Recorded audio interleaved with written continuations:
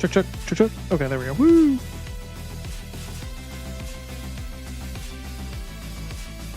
Yay, working.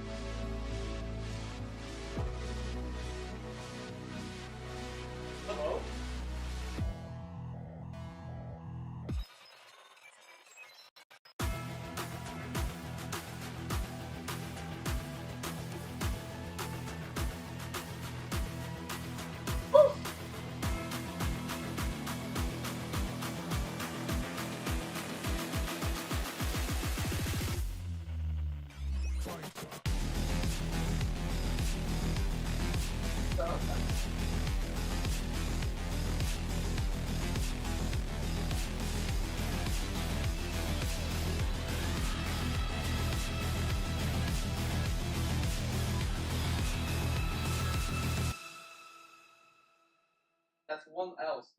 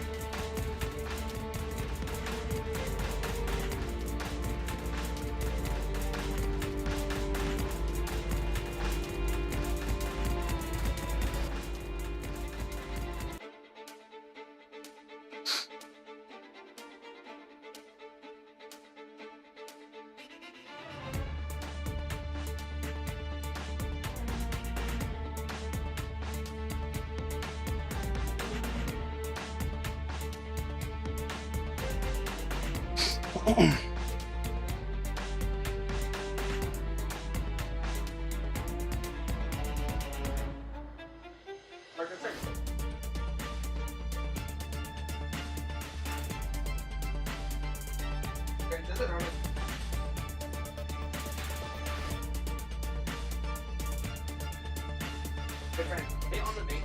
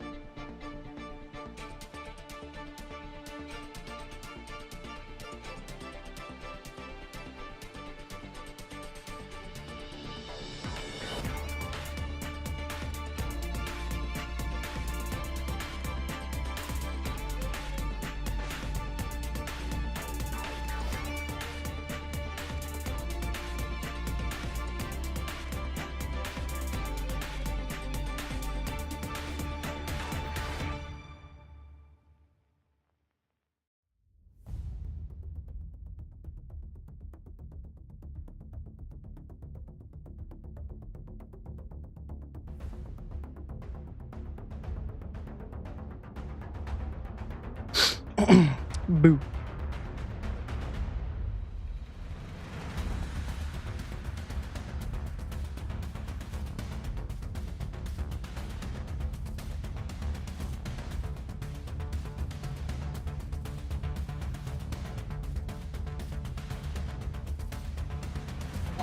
Spot on.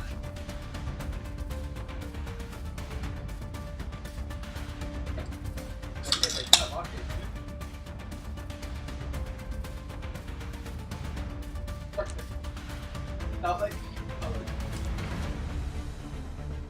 That's like color. Like, oh.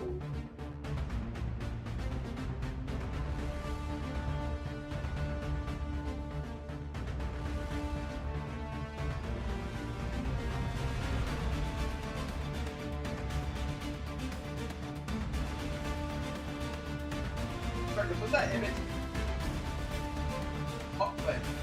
Wait.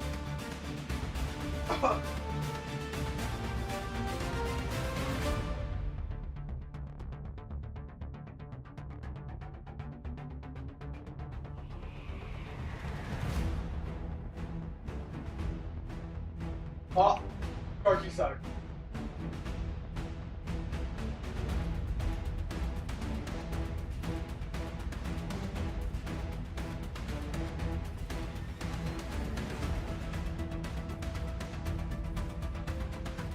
Uh-uh.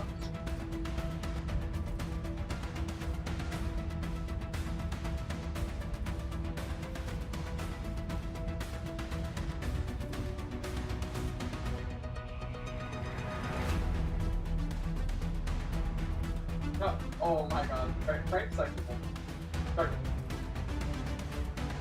Darkness one!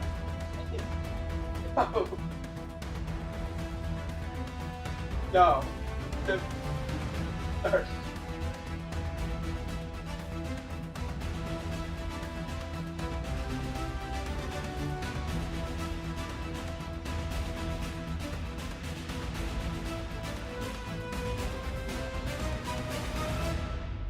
Just dark. Oh, a tie. Why'd you have to fart?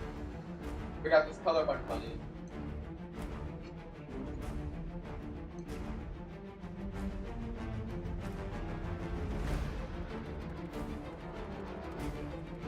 I was at 22. Is that hello? Oh, guys, my bad. Oh, he's gotta be thinking. Marcus, that has to be. Low breath. Check.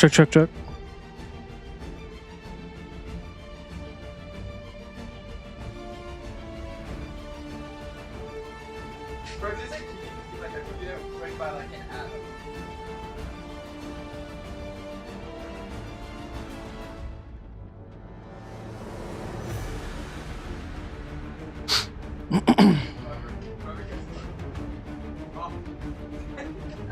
Bro. No way.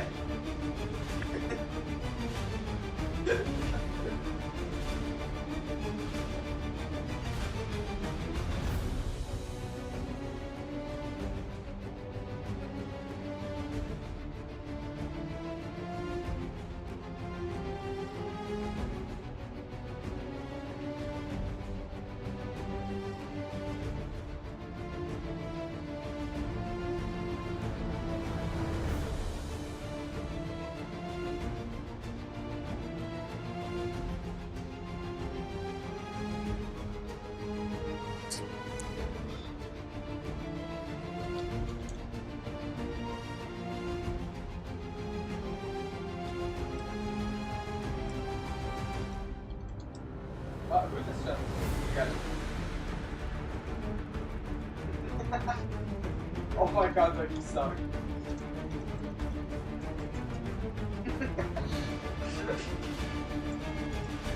Guess what? Oh shoot. Oh, sorry. That has to be fun.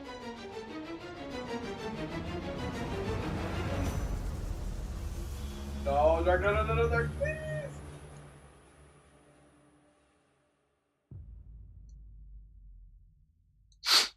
Check, check, check. Okay. Oh. No! Oh my god. Start 50 minutes.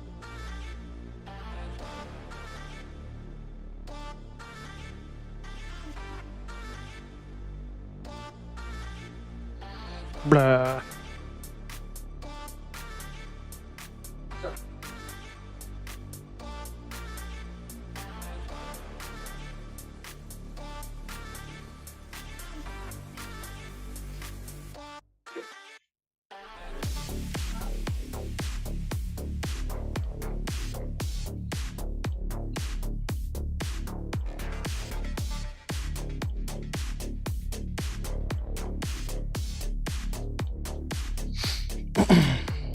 Check, check, check.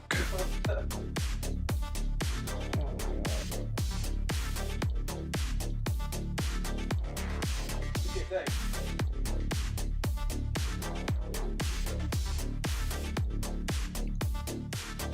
Maybe. Capture stuff up. Hey, what are you doing?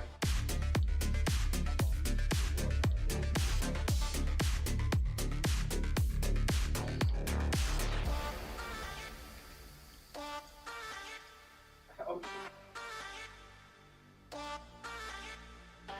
sorry. Oh, wait, okay, wait, no, I have a better game that's like actually like not super comfy and like actually fun. It's basically just a script, but okay, if I can freaking find it, give me a second.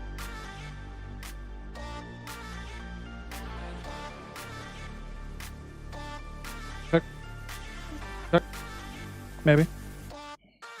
Am I here? So, get the end of the game. Oh my god.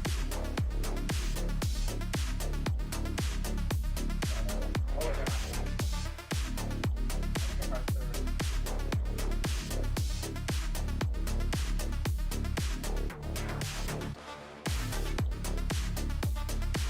Oh, wait, I got it.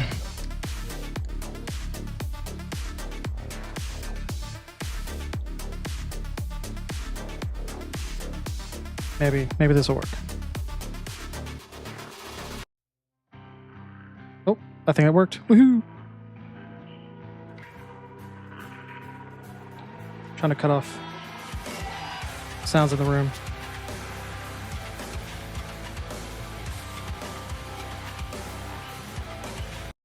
All right, well, anyway, let's get to it, shall we? That's precisely the reason why, in a time when there is an unprecedented crisis in American democracy, when you have openly illiberal forces that are behaving like tyrants, that like despots, these people have decided the forces that have actively fought back against the growth I of was gonna fascism in ask this Arthur- country are their true enemy, because true? we are disruptive. We are disruptive to the status quo. We are disruptive to the goals of these fascists. Okay? Because the reality of the matter is this fascist, corrupt, despotic leadership have actually protected the bottom line of corporations. I'll give you one example. Liberty Day. When Donald Trump rolled out his Liberty Day tariffs agenda, there was a lot of economic volatility. But for those close to the Trump administration, there was a unique and unprecedented opportunity. Many of them made very good market decisions in that crisis point. And then Liberation Day ended. Liberation Day turned into a spectacular failure. These tariffs were not created to protect the American consumers. These tariffs were not created to protect the American industry, although it was presented as such. And then the Supreme Court overturned the tariffs. The Trump administration started refunding people, but they didn't refund the consumers, because there's no way to refund the consumers for the additional cost that was carried over to the consumers. So you ended up paying more for goods as a direct consequence of the mediators that were paying these entry fees in the form of tariffs. That turned into inflation. For you, that turned into inflation. Your dollar was not as strong as it was prior to Liberation Day. But now, in the aftermath of the Supreme Court decision, the Trump administration has to pay back the tariffs that they got. And they're doing that right now. Amazon, Apple, these companies are getting billions of dollars. These companies are getting billions of dollars from the American government that you paid into the American government as a form of higher prices. You paid not the American government necessarily, but you paid the corporations higher prices because tariffs carried over to the consumers. So they made money on the front end, and now they're making money. The corporations are making money on the back end. It is a $160 billion wealth transfer directly from consumers back to corporations now. Oh, we don't need. Zero wage growth. That means negative wage growth for you. That means your money doesn't go the same distance. Donald Trump did that. For the average American, this is devastation. For these guys, however, it's another Sunday. It's another Monday where things are going great. It is not a secret. It's not an accident that post-COVID there was a K-shaped recovery. No matter what happens, corporations are protected. Executives are protected. Their bottom lines, the bottom lines of the shareholders are always protected. You, on the other hand, have less purchasing power. You, on the other hand, have a harder time achieving the results that you want to achieve, upward social mobility.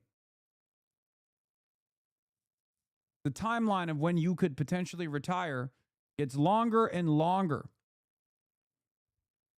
It becomes less realistic that you will ever purchase a home for yourself and generate some kind of generational wealth. That is why I stress the importance that these people are our ops. They are our ops. They are not our allies. Because their goal is to wage class warfare. They recognize their class position. They recognize that no matter what happens, the government under Democratic leadership, the government under Republican leadership will protect their interests. Meanwhile, your retirement is possibly not going to happen. Your nest egg is never going to take root. You're just not going to have a better future. And you feel that pressure and you get more and more angry. Then what do these people do? What does the Republican Party do? They take that anger and they take that populist rage that you have. I'm going to wait for a second. Drive on the end. Because there's a minor F here. So calm down. The going gets tough for you, right?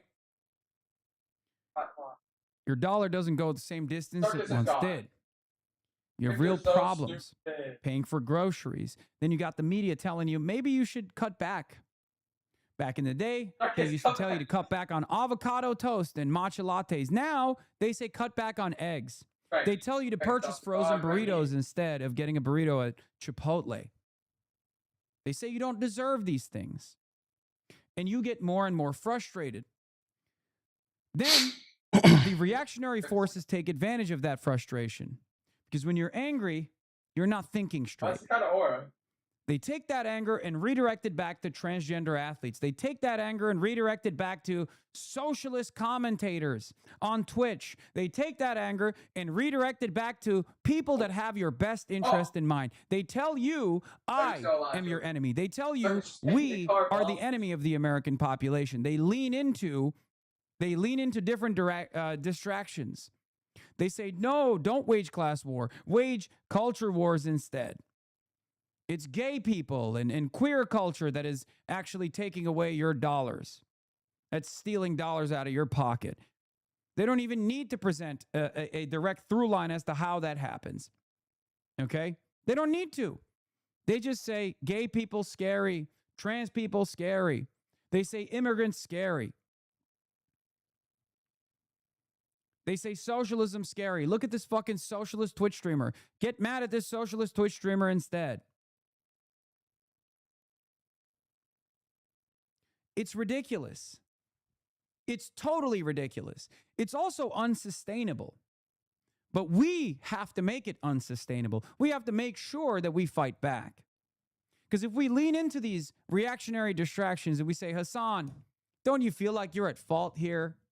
If we say things like, oh, it's your commentary. It's the way that you're talking about these issues. I agree with what you're saying, but don't you feel like you shouldn't get clipped out of context? Avoiding the form, avoiding the format, avoiding the medium that I have to deliver this message on. Do not concede on your opposition's framing. They do not have your best interest at heart. Never concede on oppositional framing. They are trying to distract you. They are trying to cut through what we have been able to organize here because they are worried. They're worried about democracy. They're worried about your voices being heard. They worry about the expression. They are worried about people organizing against these powerful entities. That's it. They're terrified. And they have decided that those who stick their head out from the masses and try to organize the masses to the best of their ability will be the first to go.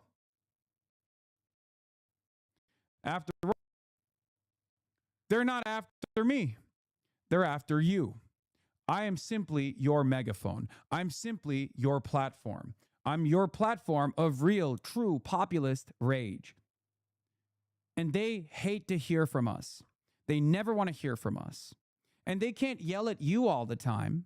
They can't say the voters are wrong. The working class is wrong for having these sorts of interests. The working class it should focus on how bad Trump is and just vote for the Democratic Party, even if the Democrats don't actually offer them an alternative, offer them real solutions to the economic struggles that they're experiencing. They want to yell at you, but they can't. So they try to frame as many negatively framed clips as they possibly can find and dump it in front of all the boomers, your relatives, your parents, your grandparents who watch TV, who actually get their notes from TV. And they try to create this terrifying outrage to get your boomer parents, your boomer neighbors who are living very different, under very different circumstances, to feel like the true threat is not Trump. The true threat is not the corporate oligopoly that has been designed, the oligarchy. The true threat is actually a left Twitch streamer, a leftist Twitch streamer, or the Democratic Socialists of America.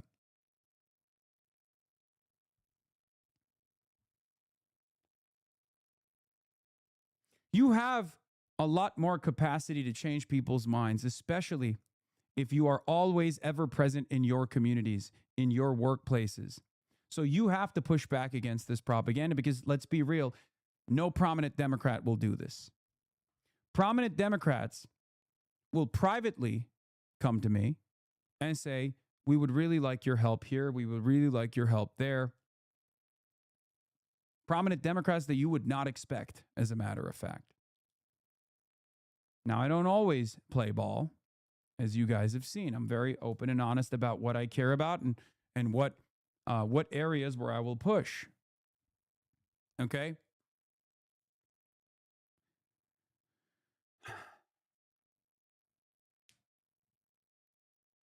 Here's the thing, though. Here's the thing. They are not going to come out. The liberals in the media, they're not going to come out and defend us. They're not going to come out and defend the DSA. They're not going to come out and defend someone like myself. As a matter of fact, the best I could expect from them is to, at the very least, not entertain the reactionary messaging.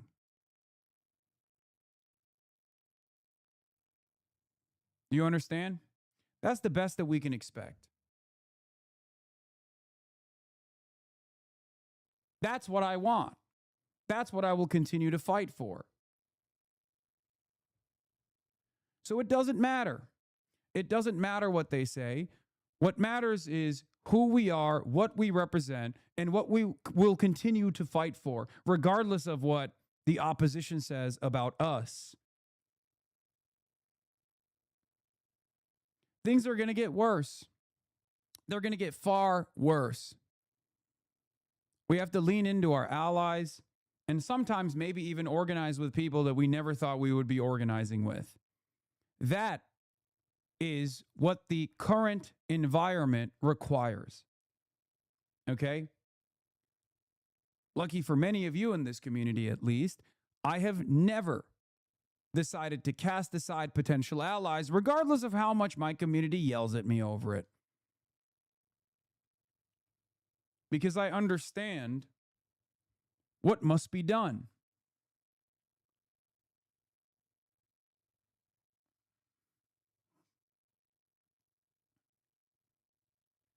I understand what this moment requires. I understand the dangers of inaction, especially in this moment.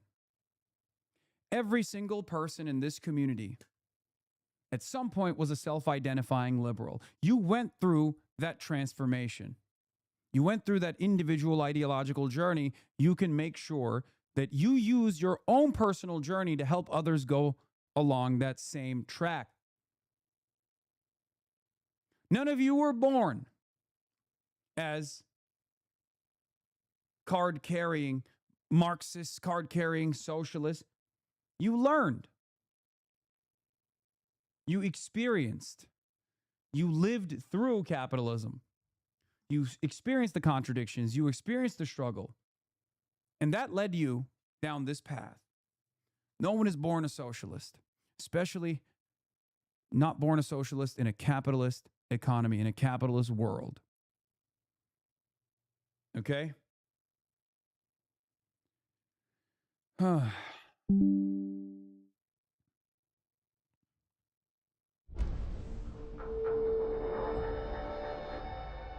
Going back to it, though. Organizers believe they will reinforce the argument that Republicans are focused on kitchen table issues while Democrats have been overtaken by left-wingers whose policies will hurt Americans. The problem is, Democrats for the longest time, the National Democratic Party for the longest time,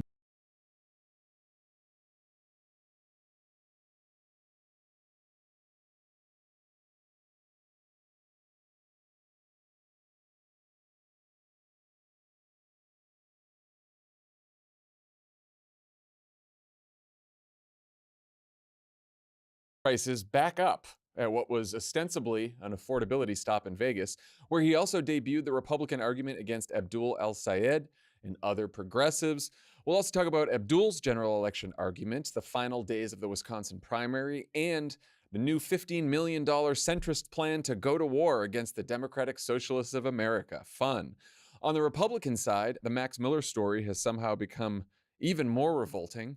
Another House Republican resigns over inappropriate conduct with staffers, and the draft Tucker Carlson for president movement has begun. Then Dan talks to David Crowley, the Milwaukee County executive who's trying to catch Francesca Hong in the Democratic primary for Wisconsin governor. Before we start, just a reminder that CrookedCon tickets are available now, and they are going fast, so you're going to want to get them. This year's event is going to be even bigger and better, starting with a Pod Save America live show on Thursday, November 5th, and Strict Scrutiny and Love It or Leave It live shows on Friday, November 6th, and then on Saturday, November 7th in DC. That's the big event. We'll have a full day of panels and interviews with the smartest and least annoying elected officials and strategists in the party. Can we promise least annoying? I mean, we're going to be there. I don't know. Who knows? I don't. It's a high bar. How about not the most annoying? Yeah, I think we can do not the most annoying. Yeah. I think we can make that promise. If you're a friend of the pod, you get a special discounted rate for these tickets. And if you're not already a subscriber, what are you waiting for? Head to crookedcon.com to get your tickets and become a Friends of the Pod subscriber. All right, let's get to the news. While the factional war within the Democratic Party continued to rage this week, the Republican president, with the record low 38% approval rating, took his traveling circus to Vegas, where he appeared with Governor Joe Lombardo at an event where the intended message was supposed to be about the Republican Party's efforts to make life easier for working Americans. Let's see how they did. We'll start with Lombardo here talking about Trump. Quite often when the press and the media runs him down, they think about, he's taking care of his billionaire friends. But those billionaire friends provide jobs. So I know Pastor Tice spoke about Officer Abdel Nabi a few moments ago. No, we're not booing him. He's the officer that passed away here recently, so. The tariffs have made us rich. Remember I used to say that tariffs are my favorite word. I love tariffs. They're my favorite word in the dictionary, tariff. When oil goes down, and it's going to go down very rapidly, and it's happening very soon, already happening. If you look, today it's $75 down to 75. It's dropping. And we may have to send it up again. We may have to, you know what happens when we send it up? I saw polls today on television that say, Donald Trump polls on the economy aren't good. The economy is the greatest economy we've ever had by far. Wow. Lots to unpack there, Dan. Before we zero in on that disciplined affordability messaging, the moment that got the most attention were all the boos you just heard when Lombardo invoked the name of Officer Abdelnabi, a Vegas police officer who was shot and killed in the line of duty on Tuesday. What do you think could have possibly led the crowd to boo the name of a heroic law enforcement officer, during your stay. former Marine? Be good in my It's hard to find a better example of the racism, jingoism, Islamophobia that has become part and parcel of Republican politics, even for years now, even before the Trump era, that just at the mere mention of a name that sounds Muslim, the crowd boos. Truly upsetting. And Lombardo's like, no, don't boo. And then Trump later says his name as well and has to like calm the crowd down. So it's shocking but not surprising that this happened. I think the thing that's very disappointing is, like you said, it got a lot of attention. We still got a lot of attention on Twitter. It got some news coverage. But you and I were talking about this earlier, but in 2012, there was a Republican primary presidential debate, and they were doing video questions submitted. I'm sure there was some like very anachronistic social media tie into this debate, like it was a Facebook debate or something.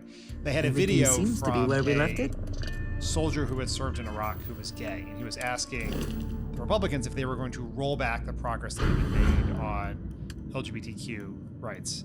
And the crowd booed. And it was like a 4-day story. And every Republican had to come back and say they wish they told the crowd not to boo. And here it just happens, and it's like, oh, obviously this is what happens to Trump's America. And we just move on. You said that it was hard to find another example, but I have one. Tuesday, I don't know if you saw that in the Republican primary in Michigan's 8th district, Trump's preferred candidate, Amir Hassan, who he campaigned with in person the other day at the GM plant, lost to a candidate named Tom Smith, who dropped out of the race a month ago. This is Amir Hassan.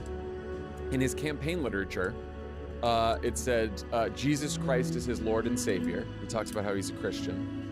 Guy's a former veteran, former Marine, former cop. The NRCC spent money on this race. Trump appeared with him. Trump endorsed him on Truth Social. Lost to a guy that spent no money and dropped out of the race a month earlier because his name was Tom Smith. Well, John, he's also a salsa magnet. He has his own salsas. Yeah, he's a former. Maybe it's the anti-salsa. Maybe it is anti-salsa. And this is not an insignificant deal, because this is a district that Trump won by 2 points that has a Democrat sitting in it, Kristen McDonald-Rivet. And so this is that would have been a potential NRCC target. She's a very strong candidate.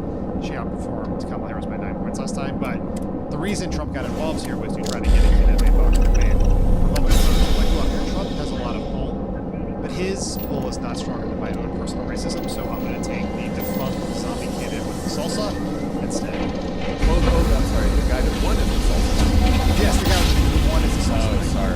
Tom Smith. Is the So then it was salsa. a pro salsa. Yeah, I'm gonna go on a limb and say that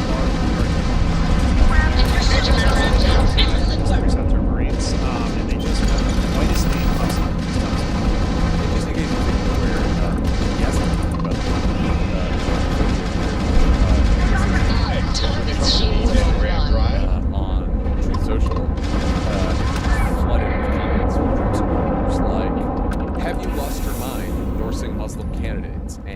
No Muslims in America, no Muslims in office. Or this one, it's a little more subtle.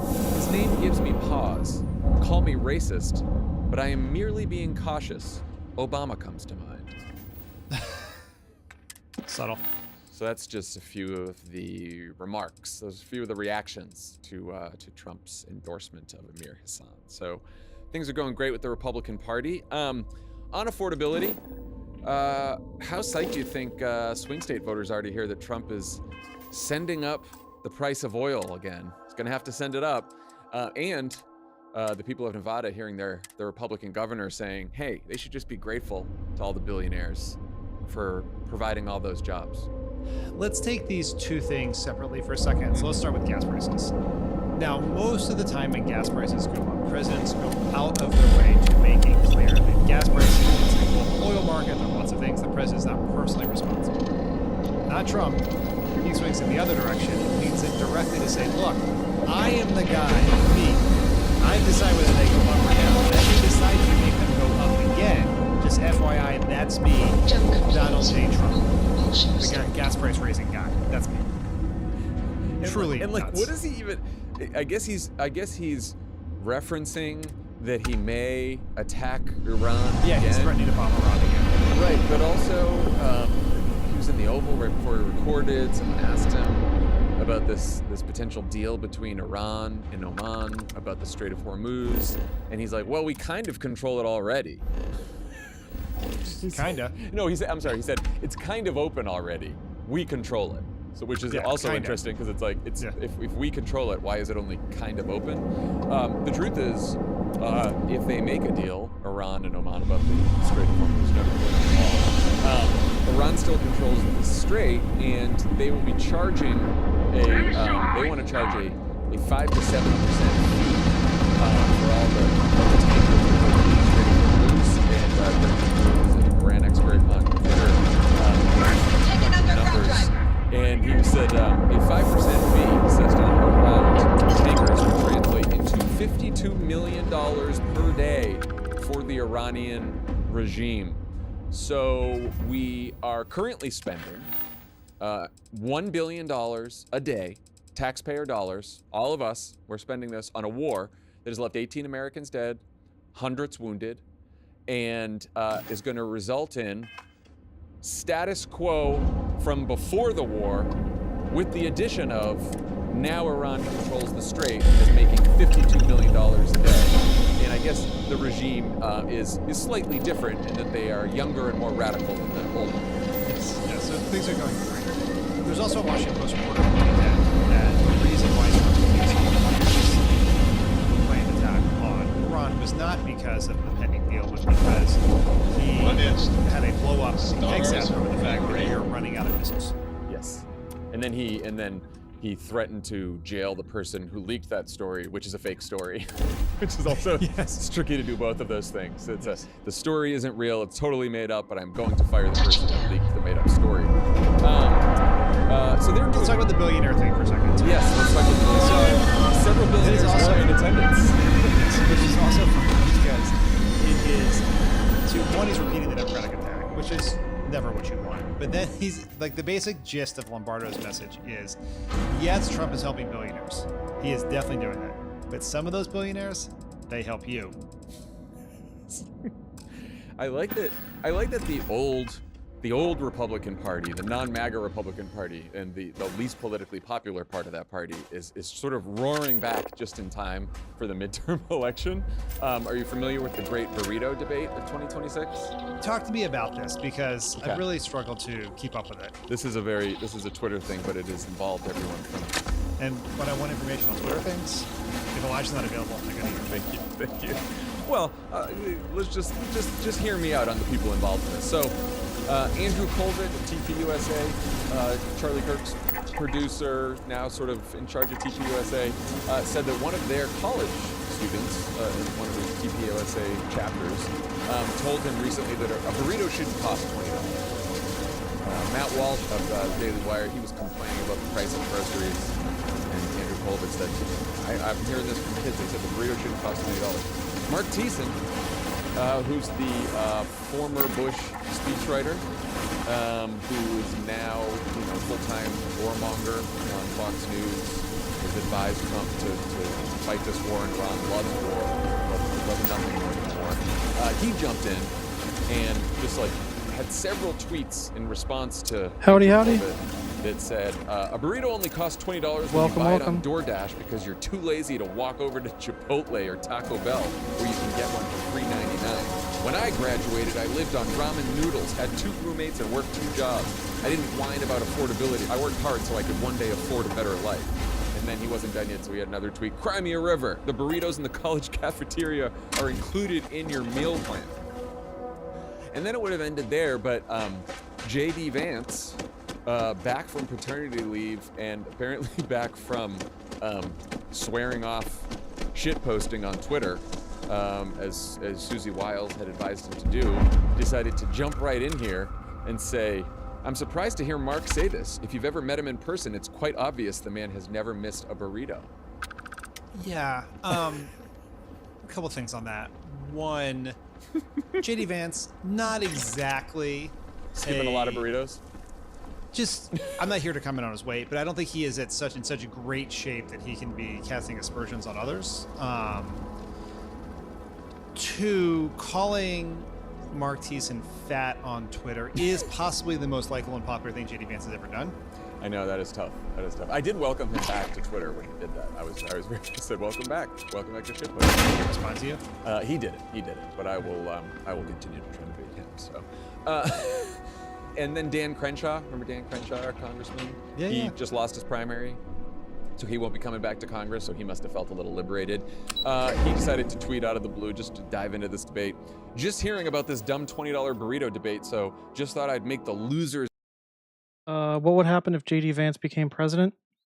We would continue along the the fascist trajectory that we have. It would just creep closer, even closer to a Christian nationalist, fascist, authoritarian form of government. That's what would happen. On social media angry before going to bed. Stop whining, get a job. Say Trump gets, I'm not going to say that word. I don't know how strict freaking Twitch is. JD Vance became same thing. He would continue along the same path. And unfortunately, it actually might be worse. Because the only ideology that Trump has is to earn his I shouldn't say earn, take as much money as possible for himself and his family. He doesn't really have a religious or governmental ideology other than that, whereas I think JD Vance would be able to better focus the direction of the government. Actually, yeah, I think it would actually be worse, to tell you the truth. That's just my opinion. I don't know. It's already bad, so it's like the difference between somebody stealing $120 versus somebody stealing $100. You know what I mean? And then smacking you in the face. I don't know. They're both kind of bad, but I think it would be worse. Just because I think JD Vance is I think he would be smarter about what he's doing instead of just being an adult old greedy sociopath. You know what I mean? Eat ramen like the rest of us did in college. A lot of ramen references. On a budget with 4 roommates, the market doesn't care what you think something should cost. Did you eat a lot of ramen in college? No, I didn't. I did. I ate a ton of ramen. Really? I'm Yeah. not a ramen person. Winner takes all is When different. we're talking about ramen, we're talking instant ramen. We're not talking. Yeah, no, I know. Why do people want to some local assassinate izakaya Trump? we went to. Also haven't had that Yeah. at the local izakaya. Because great message. I think they're firing on all cylinders. so let's be honest. There's crazy people that think that violence is the best way to resolve issues. 1, 2. They don't have any direction, whether it's in their own personal life or they don't see any direction. They don't see any way that they could make a positive change. They feel helpless, you know, and they're lashing out. and they're desperate to make a difference.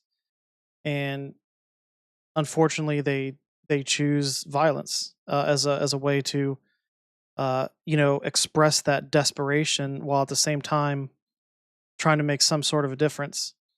Um, instead of joining like some kind of community group, uh, even something as simple as door knocking for a or phone banking for a local candidate. Even that can be enough to give somebody that sense of purpose that they're missing. But that's really it. It's just like a lack of purpose. Mental health issues. Um, any combination of things, desperation, all that stuff. Access, access to weapons. On affordability as we head into the midterms. We lose to these Look, people. I think stop Fuck whining us. is a great message to give to voters. Stop whining. We talked about this on our bonus episode when we talked about Michigan, but Mike Rogers in Michigan has a whole bunch of these comments about people should be like, oh, the price of coffee.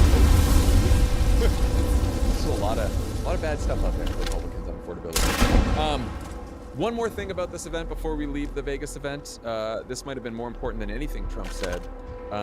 It was his new look, which is our 80-year-old president appears to have grown a new head of hair overnight. Take a look at these photos, Dan, from last week and this week. We've got a side-by-side. Again, if you're just listening, you're going to need to start watching on YouTube, especially for this. And once again, So that, we Jesus are Christ. triumphant. So on the... Can I do the description here? Yes, Dan. Please. Okay, so on the left, this is the quote-unquote before photo. Trump's hair is kind of a shade of gray, I'd say. It is stringy. It is not covering the full scalp. He looks a little bit like a ferret that just got out of the bath with alopecia. Like, it's not a good look, right? And on the right, the after photo, if you will, he has a lush head of hair that covers everything. It is flowing. It's also an entirely different color than the one from a few days ago. It looks like something that RFK Jr. would peel off the road and eat. I think it looks like he's in a 1970s shampoo commercial. Like, that is some real hair there. Like, he could be in the Partridge Family. Like, that is good hair. I hate to tell you. It is not a good color. Doesn't seem real. It's going in directions that hair should not go, but it is more hair than he had a few days before. And like I said, a very different color. Looks like is it a wig? Is it? I think he's got extensions put in there. I think he's got they added extensions. something. Yeah. And he got it colored, I guess. I mean, to match the extensions. Yeah, with a highlighter. I mean, it is. His face also looks very different too. They all look like different people. Did he get it sprayed with the same stuff they're using on all the statues in DC? Did he use some of the paint from the Oval for his hair? Yeah, there is a little bit of like gold to it, I guess. Anyway, I guess good for him. But I read a People magazine story on this because I wanted to do real research, and in it says we called the White House to get comment on the president's new hair. They did not respond. Which is it's a real tell right there. Is Caroline Levitt? She's briefing again, right? I hope someone's asking this question. Oh, definitely. Someone will ask it. We need to get these TMZ guys who are making the rounds in DC. We got to get them on this story. I gotta say, I don't usually buy into these various Trump conspiracies and but it really looks like something happened with the hair. Something changed. There's no way it's not the same head of hair. Yeah, okay. I'm buying it. I hook, line, and sinker. Call me a resist lib. Call me blue MAGA, whatever it is. I believe this one. I can see with my own eyes. Yeah. Yes. Okay. Thank you. Today's presenting sponsor is Simply Safe Home Security. When it comes to the unknown variables life can throw at you, being reactive usually just doesn't cut it. If you have a home security system that doesn't trigger until a break-in has already begun, that's too little, too late. Unlike traditional security systems, Simply Safe is designed to help stop intruders before they get inside. Smart AI-powered outdoor cameras detect suspicious activity at the perimeter and alert live US-based. Have a shower head, you're in the house, and then just like dribbling out. You don't want that. No. You want strong pressure when you're in the shower. Try Jolie risk-free for 60 days by going to jolieskinco.com/crooked. That's Jolie Skinco, JOLIESKINCO.com/crooked. Jolie is also available on Amazon. All right, on to more important stuff. Now that the Michigan primary There's nothing more important than that. Now that the Michigan primary is behind us, everyone is in spin mode and trying to project confidence about the course ahead. Here's Trump in Vegas about Abdul. Abdul El-Sayed, lovely gentleman, the man of hate. And now he's going around saying, no, I love everybody. He doesn't love everybody. Put him in office, you're going to find out what he loves. He doesn't love Israel. He doesn't love Jewish people. He hates them. He hates them with a passion that burns in his heart, and there's not a frickin' thing he can do about it. Filth, crime, death, destruction, embarrassment. You lose your home. It looks like Republicans are going to go with the Muslim guy bad strategy for the Michigan election. Awesome. He's full of shit. I don't know why I expected anything What was he else. full of shit about? Yeah, that's not. I know this is the exception to Trump's usually logical and easily understood explanations, but yeah, no, it doesn't make a lot of sense here. It is funny how, and I know this is not the first time, but they really have made the full shift from socialism to communism. They were flirting with both for a while, and now they've just gone full. They've left socialism behind. I would say the day before, the day of, and the day after the Michigan primary are all sort of a blur. But didn't Trump at some point truth something about how Haley Stevens was a socialist and Abdul was a communist? Yes. I don't even know if he said Abdul was a communist in that tweet. He said he did Abdul's full name to do some of the racism, and then he referred to Haley Stevens as a socialist. Socialist, yeah. Okay. But he had previously referred to Abdul as a communist. Correct. So he has Correct. as a true scholar of the works of Karl Marx and Lenin, he has a very well understood distinction between communists and socialists, and I'm sure it's applied correctly here. I will say on election day, our friends at MS Now, I was tuning in, and multiple times I saw up on the screen this very bland chart that was comparing communism and socialism, just to give people a rundown of the difference between the two. Which is not where you want to be on our party right now. It's like, look, he's not a communist. I had he's it a muted. socialist. Someone will have to correct. I don't know what the context was because I had it muted because I was working, but I'm like, what? Why does it keep popping up on my screen?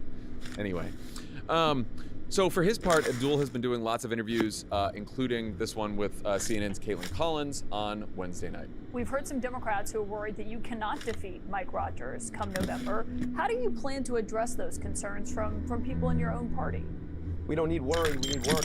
Worrying, and Democrats worrying, is not going to solve the problem. She is now supporting you, now that you have won the nomination. Are you going to invite her to campaign with you out on the trail? Look, we need everybody together to beat Mike Rogers.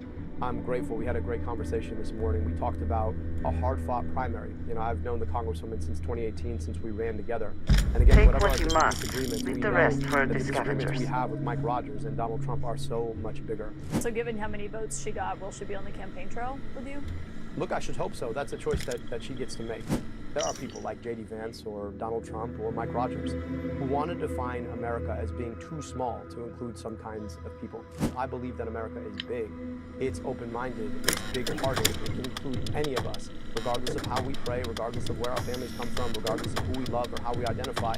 That's I the can America see we're you building. eyeing the controls. America, Michigan, Go ahead. has See an what they opportunity do. to remind us just how big we are. What do you think of Abdul's unity message there, the inevitable attention he's now getting from Trump? And one thing that was on my mind as I was watching that and just sort of seeing the last couple days play out, it seems like what Abdul has to do, one of the many tasks he has now, is so much of the coverage of this race and the discussion about this race is centered on him, and it feels like he needs to sort of turn the ship so that it focuses on Trump and Mike Rogers. And I wonder if you have thoughts on that. I do. So on the unity side, his message is great. I think you and I may have talked about this, and Bonus probably did, but it's even more true now than it was when we recorded right after the election. Abdul, Haley Stevens, Mallory McMorrow, Gretchen Whitmer, everyone involved has done an excellent job. They've done exactly what they need to. Even the people who were some of Abdul's biggest opponents on Twitter have come around and are tweeting out donation links for him. Everyone understands the urgency of the task among at least the political elites in the establishment. And I think that is, and this could have been divisive. It could have lingered on. It did not. They had the Unity breakfast, which was previously scheduled as held this morning. Abdul and Haley hugged on camera during that when she came to the stage. I think we are doing exceeding all expectations. Yeah, I think that is great. I think Trump involving himself in this race is also great for Abdul. Trump has a 38% approval rating according to some polls in Michigan. Talk about it all the time. Come campaign with Mike Rogers. Right. Come many times. Talk about it. It will only help with the voters who are skeptical of Abdul but very much disapprove of Trump. Be very, very helpful. I think that's great. I think it's going to take a little bit. You got to get through this immediate post-primary cycle where everything is going to be about Abdul, where the race goes, can you win? That has to wash out the system. And I think him doing all of these interviews just helps wash that out of the system early on instead of lingering. He's got to just make it all about Mike Rogers all the time. We got to get an ad up about Mike Rogers. Got to be talking about Mike Rogers. Got to be talking about Mike Rogers and Trump. Just don't, you have to answer the questions from the press, and I think he's done a pretty good job of this in these interviews, is just immediately pivot to Mike Rogers, This is the same thing we had in Maine, where it was all Graham Plattner for a year and nothing about Susan Collins. And then as soon as Troy Jackson got in the race, you could really make it about Susan Collins. I think Abdul has got to do that. There's probably think of some high-profile ways to do it. He could give a speech that sort of lays out the case against Mike Rogers. You could use an ad or a video to do it shortly. But it's just that is the task. And there's always a fear of overcomplicating these tasks because Abdul has very big visions for politics, very big visions for policy. But right now, we need people to focus on who Mike Rogers is, why he's bad, and how much he's in Donald Trump's pocket. And I also think as he does that, the images of Abdul and the settings where he is going to be important too. And I think he just needs to go to all the places in Michigan where maybe he didn't do as well in the primary. And there's Abdul with older people. There's Abdul with more older white men and working class folks and black folks in Detroit and all the constituencies that supported him in the primary. He's got those folks. And as he is talking about how Mike Rogers has let down Michigan and Donald Trump has let down Michigan and will continue to do that, he should be around the kind of voters that you wouldn't think Abdul would be able to attract. I think that's probably important too. I think that's the thing that I believe I did so many podcasts about this race on Wednesday. But it is, you never saw in the primary Abdul's campaign do anything that was counterintuitive in terms of who supported him. Yeah. It's a classic thing, but he says all the time that these 3-time Trump voters come to his events and say they're supporting him. Put him in an ad. Yeah. Right. Get to the rural areas. And he did a lot of, part of it's what breaks through. And yes. One of the reasons why he actually won is because he performed better than people thought he could in the Upper Peninsula of Michigan. And because he did 450 campaign events. So he was doing town halls in some of these places. But that stuff just didn't get as much attention as campaigning with AOC, campaigning with Bernie, the big rallies. And so just, kind of getting low to the ground and doing more of that stuff will be helpful. Yes. Yeah, and I would not. Lifting off now. I don't think he should campaign with Republicans, elected Republicans for him, or used to be Republicans that are now Democrats. Because I think people just don't tend to trust politicians in general, right? With the exception of yes, of course, we talked about this yesterday, that he should bring out Obama towards the end of the race and people like that. But I think it's the voters that are most important, right? We're gonna laugh saying this, but this Axelrod always told Obama, you gotta be close to the ground, right? You gotta be with the voters. That's also the place where, again, it's unexpected. And then say the thing that's gonna bring through about Mike Rogers or about Trump, so that when you get covered, you have that backdrop. So the outside groups are also starting up their messaging efforts. We played the NRSC's first ad in the bonus episode that dropped on Wednesday. Senate Majority PAC, one of the mainstream Democratic groups, is countering with, among other things, sitting down. There comes a time in life when things start to slow down. When you just don't have the same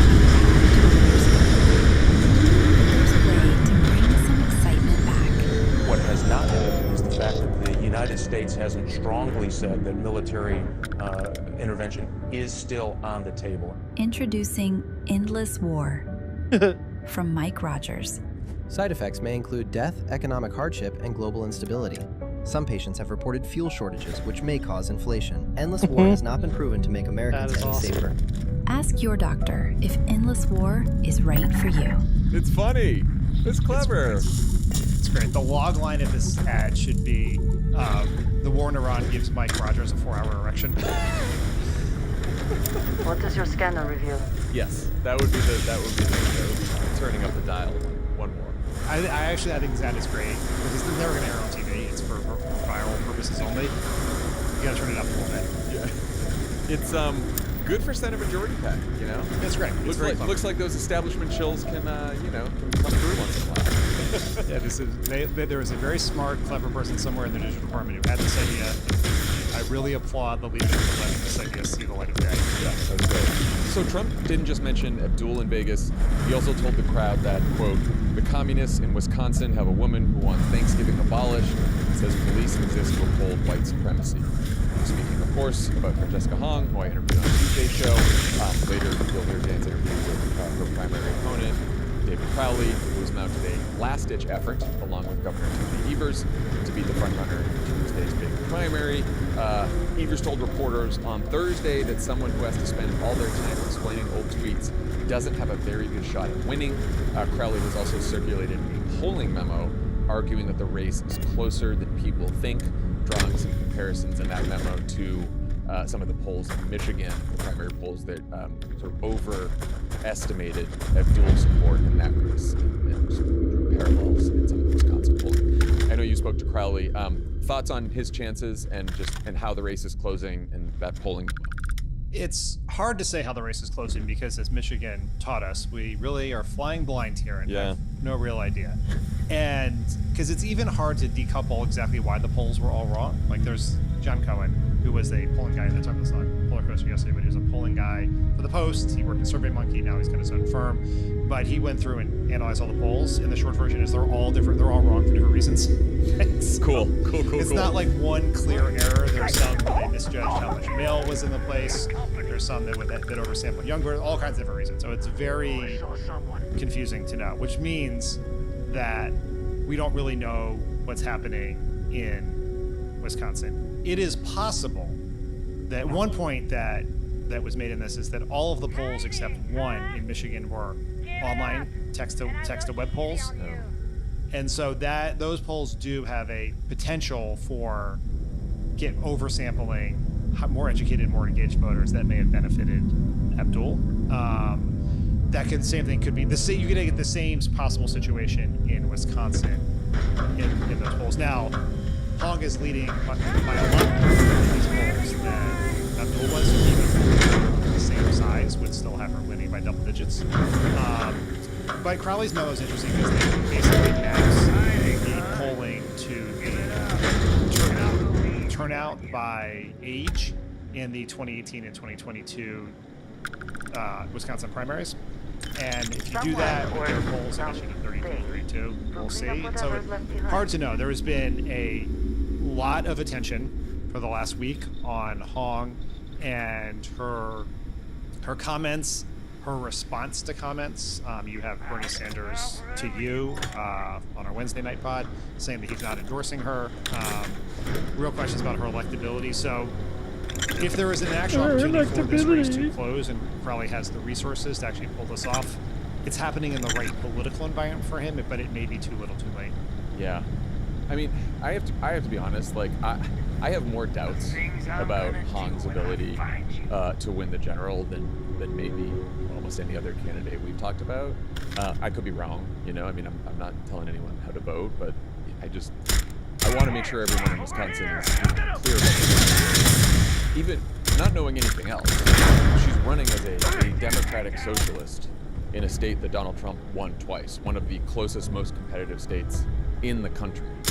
She has advocated for abolishing prisons and the police, who she said, as Trump mentioned, exists to uphold white supremacy. And then, I mean, you heard my interview with her, like when I gave her the chance to walk back her statements. She kind of did, but she also gave, like, at best, a muddled answer where she talked about, like, having met with justice-impacted individuals, which is not a phrase people use. There's the Bernie thing. There, like, it's just, you know, just today, Zoran Mamdani was at some event in New York and was asked what part of the DSA platform he disagrees with, and immediately, very clearly, he said, "Oh, I break from them on public safety because we need our police force and we need our prisons. We need public safety." Clear, like, right out of the gate.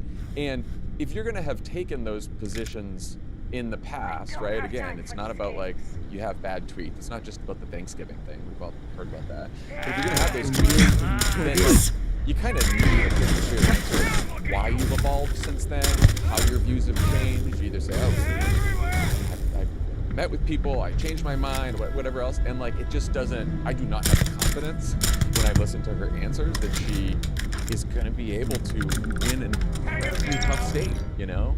Now, again, maybe she will. Maybe she'll improve as a candidate, but it makes me a little nervous.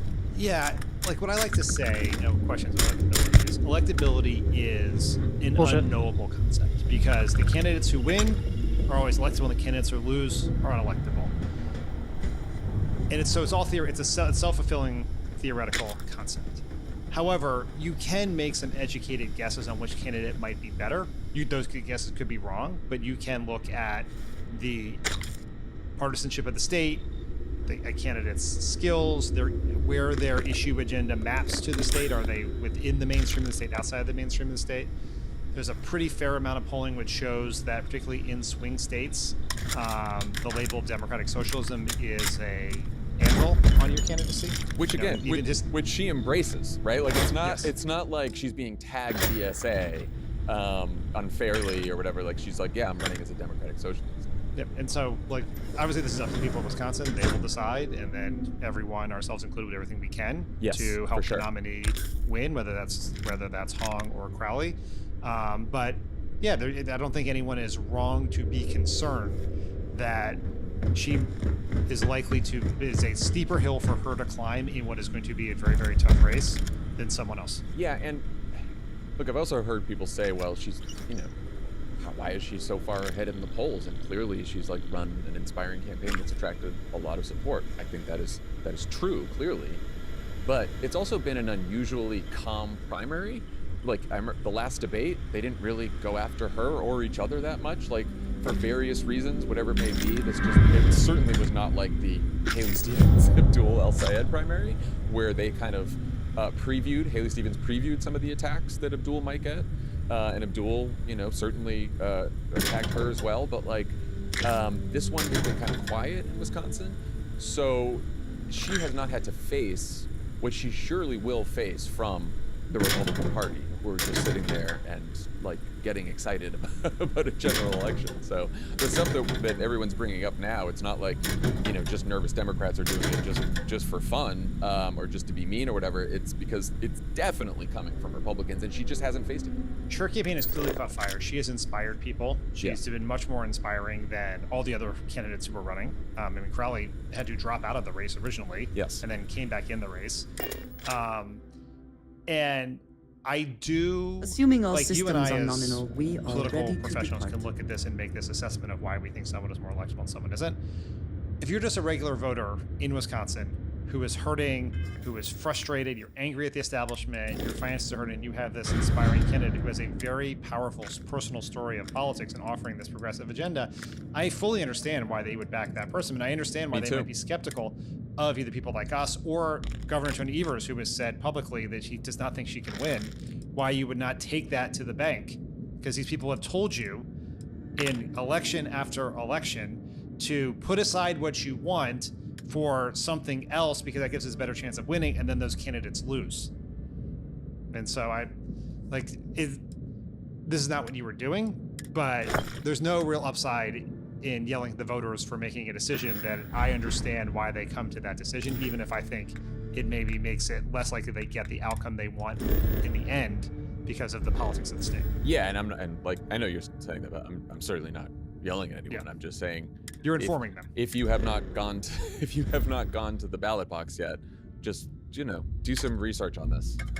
Think about this, because this is not, and I'm the same person who made an argument for Abdul in the Michigan primary, who's the left candidate, and I've done so in many other cases as well. And this is the one that really rings some bells for me, raises some alarms, whatever the bad. And just so that people understand the stakes, Tom Tiffany, the Republican, is an election denier, who would then be governor of Wisconsin when they are certifying the votes of the 2028 presidential election. And Wisconsin, as I've said before, is a state that's been decided by 1 point in 5 of the last 7 presidential elections. So it'll be right within the insurrection zone, most likely. And for the people of Wisconsin, too, you have a chance in 2026 to have a Democratic trifecta in the state of Wisconsin for the first time. So aside from just stopping the steal in 2028, there's just a chance to have a Democratic governor and Democratic legislature to get a lot of shit done for we're going to make people's lives better in Wisconsin, which is amazing. Okay, so between Abdul and Hong, there's been a lot of consternation among more moderate Democrats this week. We just heard some. Then there's the centrist group Third Way, which took that up a notch on Thursday with an announcement in the New York Times that they're planning to spend $15 million between now and 2028 to, quote, discredit democratic socialism. The group's president, John Cowan, said they are preparing for war, and that while the effort won't go after individual candidates, it will involve oppo research into the DSA. What do you think, Dan? Good use of time and money? Whew, John. There are many reasons why the DSA has gained prominence in recent years. One of those is that Democrats feel let down by the moneyed establishment in our party. And so it's hard for me to believe that the moneyed establishment announcing in the New York Times a $15 million campaign against the DSA is going to do anything other than reinforce the DSA's argument about where the Democratic Party is failing its voters. It is counterproductive. It is going to, at best case scenario, it's lighting $15 million that could be used to recruit and train candidates for grassroots organizing, lighting that on fire. That's best case scenario. Most likely case scenario to me is it just strengthens the DSA's hand. It's just, I just do not understand it. When I talked to Amanda Littman, who runs Run for Something, which is one of the most important organizations in the Democratic Party, a few weeks ago, I think she told me her yearly budget is $7 million. So think about what else that $15 million could go to. It's wild. And I know that Matt Bennett at Third Way sort of responded to you and said, and responded to me, it was we're also supporting candidates, and we have a think tank, and we have some exciting ideas. It's and that may well be true, but that's not what anyone's hearing about when there's a story pitched to the New York Times about a $15 million plan to go to war with the TSA. I just that's what you're choosing to have break through. I just think that the whole plan here from the centrists is, it feels very anachronistic, old school. If you don't like DSA and it's not just DSA, because they're talking about Democratic Socialists of America. Besides Francesca Hong, who we just talked about, a lot of what they've been going to war against is Democrats who aren't DSA, who they just believe are too far left. And particularly on Israel. Particularly on Israel, yes. And then some other issues as well. But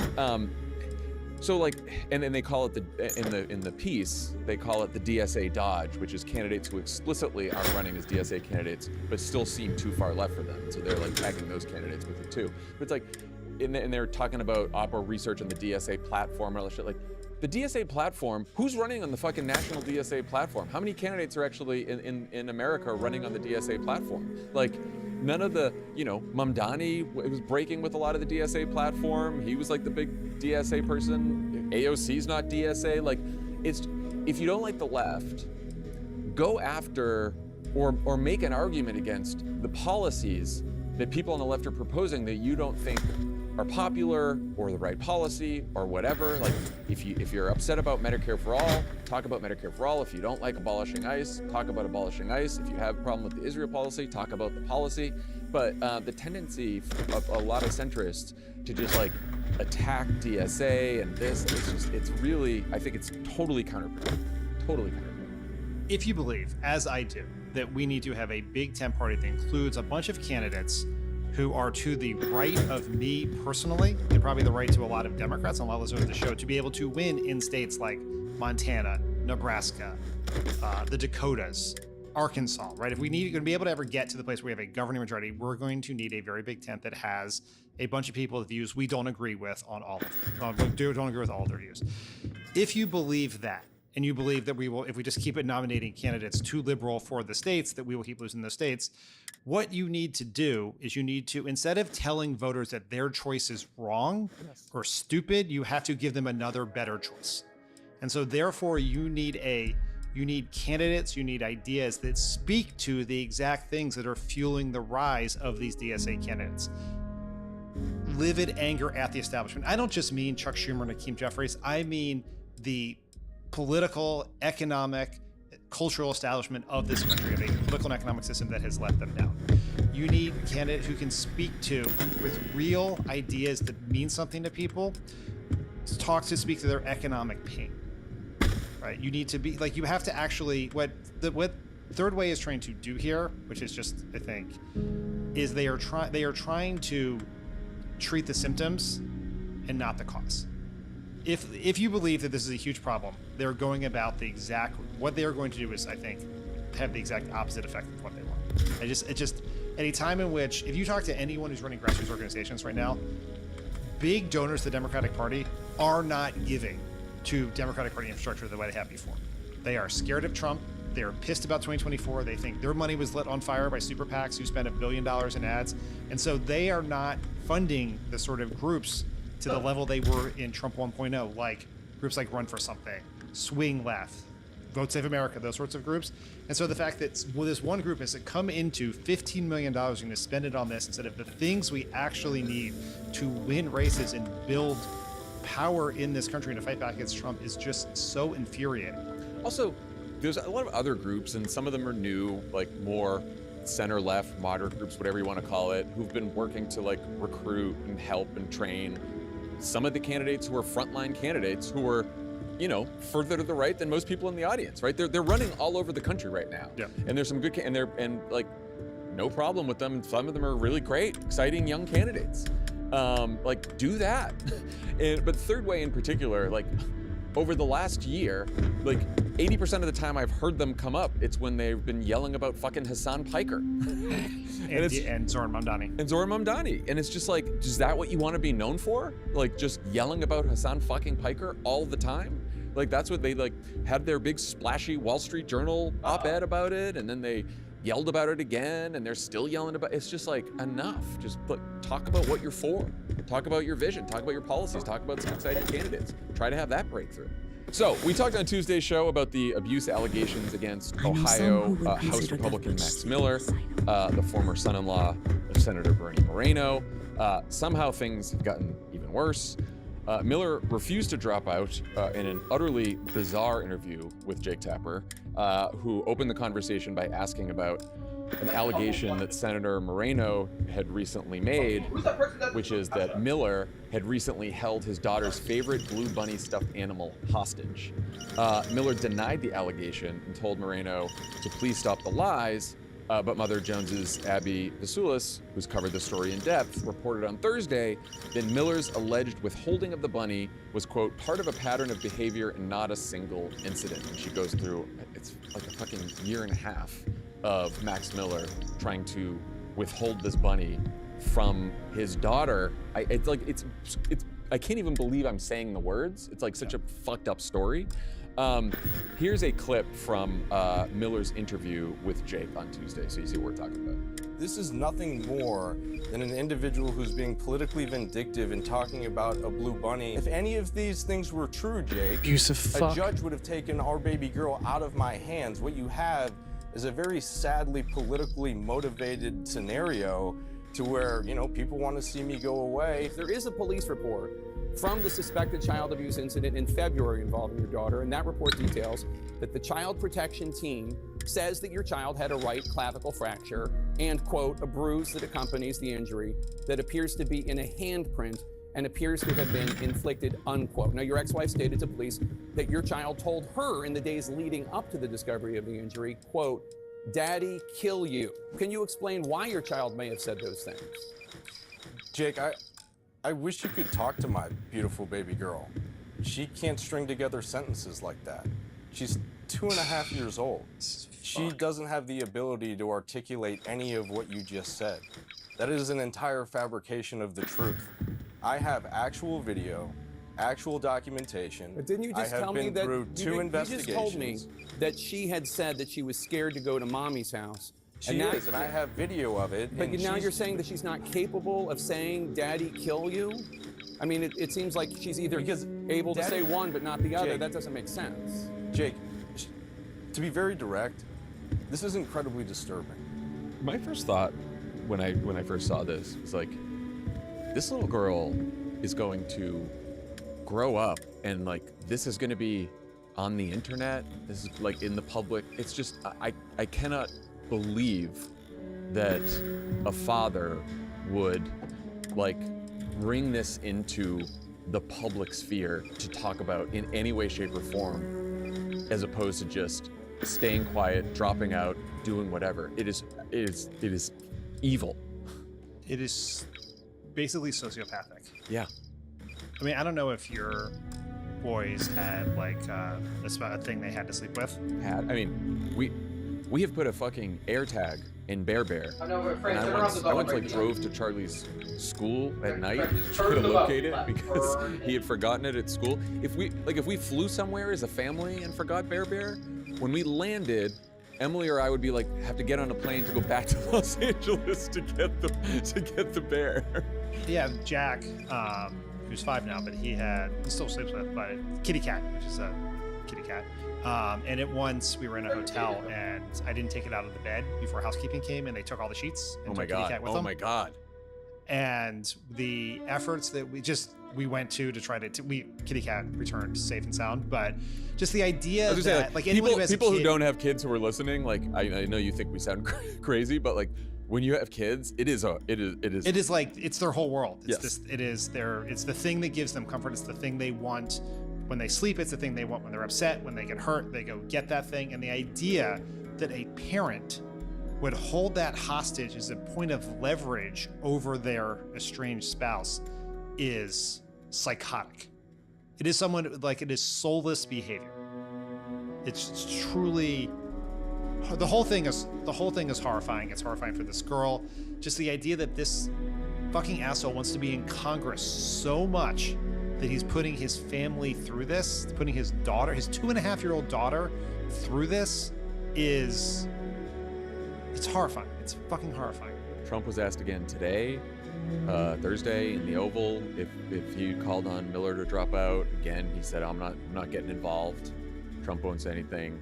Mike Johnson is like, oh, it'll go through the ethics committee. A bunch of Republican senators, to their credit, I guess because they're colleagues with Bernie Moreno, have all called on him to drop out and said that, I just saw Tim Shee from Montana be like, this is disgusting. Like, what are you doing? So you get a bunch of Republican senators calling to drop out, but like, you're not seeing it in the House, of course, or from Mike Johnson or from Donald Trump. And this guy is just gonna, do you think he drops out? Do you think Democrats have a chance of beating him now? I hope so. God. Democrats very much have a chance of beating him. So this is a district that Trump won by 11. He has until Monday to get off the ballot. And if it happens after Monday, then the county chairs cannot replace him on the ballot. And so there was a poll. This poll was put up by a Republican firm because the people who want to win want the Republicans to keep the majority really want him off the race. Right. But that poll had John Poindexter, the Democrat, winning by 14 points. Last week they had Poindexter up by 5 points. So, oh, wow. And that 87% of people in the district were aware of the allegations. Wow. So yes, I think if Miller stays in, Democrats, I think this would be most likely be a flip. And that's in a Trump 11 district. Good, fuck him. But like, honestly, losing is not enough. The guy, Tommy said this on Tuesday, but he should be in jail. Miller isn't the only House Republican in trouble this week. North Carolina's Chuck Edwards, also in the House, has ended his re-election campaign in a very competitive seat after the House Ethics Committee released a 25-page report finding that he engaged in, quote, persistent, unprofessional, and inappropriate conduct towards 2 young female staffers. That includes, quote, lavish and recurrent gifts, making comments regarding the staffers' appearance and dress, inviting them to intimate dinners and vacations, and sending notes regarding his effusive affection. Some examples, this has been reported by Axios, some great original reporting there. Giving the staffers each a personalized handgun, one pink and one blue, telling one of the staffers in a goodbye note that she'd, quote, written a complex chapter in my heart, and sending a staffer a custom jigsaw puzzle that once solved revealed an invitation to dinner and an Adam Sandler show. Edwards, who has been married since 1980, maintained that nothing inappropriate or sexual took place. What kind of message would you send in a custom puzzle, Dan? I've actually, John, you'd be surprised I've thought about this for a long time. I've wondered how I could deliver this message to you, and I now realize a puzzle is the best way to do it. And so it would be a puzzle. You'd put it together. What you would see is your phone. And on your phone would be the Twitter app. The Twitter app. And on the bottom part, it would say, discretion is the better part of valor. I didn't even know this was out there until it happened. It's been a very busy week of Republican assholes doing terrible things, and so I'm not surprised the custom puzzle didn't hit your radar. Is this gonna be a Democratic pickup now? Yes, actually, this is a swing seat, and there's a very strong Democratic candidate here. I think his name is Jamie Ager, that Jennifer Palmieri actually mentioned to me when I talked to her about long play. Oh, nice. About exciting Democratic candidates. Okay, great. Well, Chuck Edwards, good riddance. All right, one more item to discuss. Tucker 2028. It has begun. On Saturday, newlywed Marjorie Taylor Greene posted a photo with her husband and Thomas Massie, Joe Kent, the guy who had quit the Trump administration over Iran, the national security guy. They were all gathered around a table at Tucker Carlson's compound in Maine. MTG's caption said Trump betrayed his no more foreign wars promise, and that, quote, the movement has begun. Kent later told the Young Turks, as one does, that a third party was in the works and that they were trying to convince Tucker to run in 2028, but so far he has said he won't. On Tuesday, Tucker reposted MTG's photo with the caption, MAGA was betrayed, we all were, it's time for a new path forward. He then told people to tune into his Wednesday episode where he laid out his 10-point vision for America. Sounds pretty, I'm gonna run in 2028. What do you think though? Trial balloon? Total bluff? Something real? I do like to get the most out of my weapons. Early next year, I'll be taking a leave of absence to work on ballot access for this group, because I think this is exactly what we want. Yeah, I mean, they talk about a unity ticket. They want like someone on the left. They want a left populist and a right populist. Who do you think the left populist would be? Well, here's the thing. Like when you look at, I don't know if you looked at Tucker's 10-point vision. I did not. No. Yeah. So there's some of the stuff that we have, played him saying and maybe even agreed with on, anti-war in Iran, especially Epstein file stuff. But then there's the then there's the sort of, there's the Maha stuff in there. There's like low birth rate, and then there's like no more immigrants while we wait and figure out what's going on. So I just think that a lot of more moderate types, establishment types, believe in horseshoe theory, and I think in some areas horseshoe theory is correct. But I think that some of the far right's views, particularly on immigration, are just going to be anathema to even the most left-wing folks. I made a joke about ballot access. Let me explain why I would be doing that. Just to be clear, there's been a lot of talk of Tucker Carlson being a formidable presidential candidate because of his media skills, because of his media skills.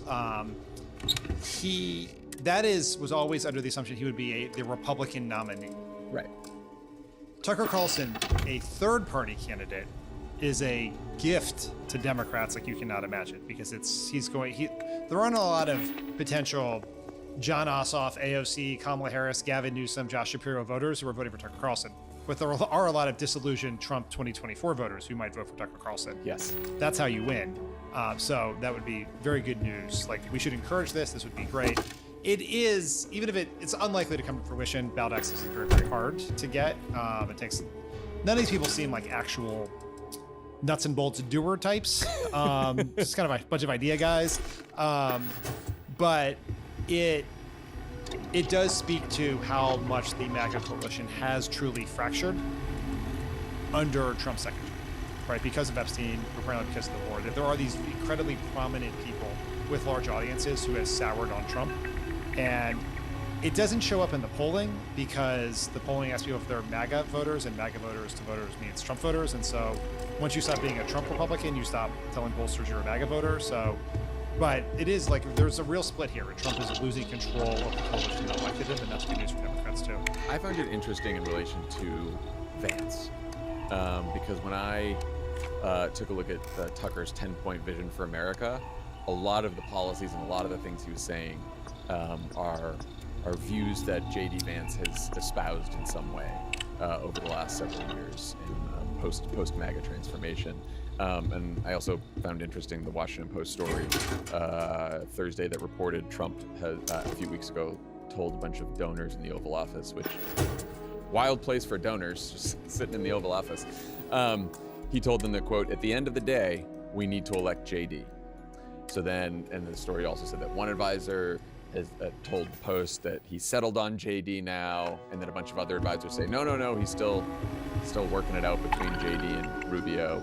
And then he was just asked Thursday in the Oval about this story. He said, "Did you say that? Is that true about JD?" And he said, "No." So he denied it. But I do think that JD Vance is eyeing the Tucker movement here and is probably trying to mend fences, or at some point will try to mend fences with Tucker to try to head this off. And, you know, J.D. Vance is going to try to pull the, like, what Trump administration? It seemed like a real failure to me, and I was just being a good soldier, and I was the vice president, so of course I wasn't going to speak up at the time, but everyone knew how I felt about the war in Iran. Everyone knew how I felt about the Epstein files. That was very clear in all the stories, but what was I supposed to do? But here I am, standing shoulder to shoulder with Tucker and MTG and all the rest of the game. Well, here's the problem with that idea, which is he still has to go to work in the same building as Donald Trump every day. During the campaign, yeah. Yes, and maybe Trump, unless he's locked out of the White House at that point. And Trump will still have access to his Truth Social account, and will still talk to reporters every day. So, think about how hard it was in her own mind for Kamala Harris to break with Joe Biden, and all she was going to have to do with was an awkward conversation in the Oval Office. Trump will just trash him on Truth Social, and so. Yeah. Like in his mind, he thinks he could run away from Trump, but I think that is much harder practically with the practical reality of a campaign as the sitting vice president. Yeah. More likely is that Tucker moves to him and embraces him again, and then he heads it off that way. But we'll see. All right. When we come back, Dan's conversation with David Crowley. Pod Save America is brought to you by Quince. Remember the excitement of shopping for back-to-school clothes? I still feel... See, I don't feel a rush every August. I feel sad every August because it reminds me of going back to school, and I hated school. With Helix Guarantee offers a risk-free, customer-first experience designed to ensure you're completely satisfied with your new mattress, so you can rest easy with seamless returns and exchanges. Plus, Helix offers a 120-night sleep trial and limited lifetime warranty. Go to helixsleep.com/crooked for 20% off site-wide. That's helixsleep.com/crooked for 20% off site-wide. helixsleep.com/crooked. Joining me now is Milwaukee County Executive and Democratic candidate for Wisconsin Governor David Crowley. David, welcome to the pod. Thank you for having me. Glad to be here. My co-host John Favreau talked to your opponent Francesca Hong earlier this week. And with early voting underway and the primary election only a few days away, it's great to get an opportunity to talk to you both about where the election stands and the issues that matter to Wisconsin voters. This race, for a lot of folks out there in the country, and I think even for myself, is kind of flying under the radar until a couple of weeks ago when we had candidates dropping out, candidates getting back in.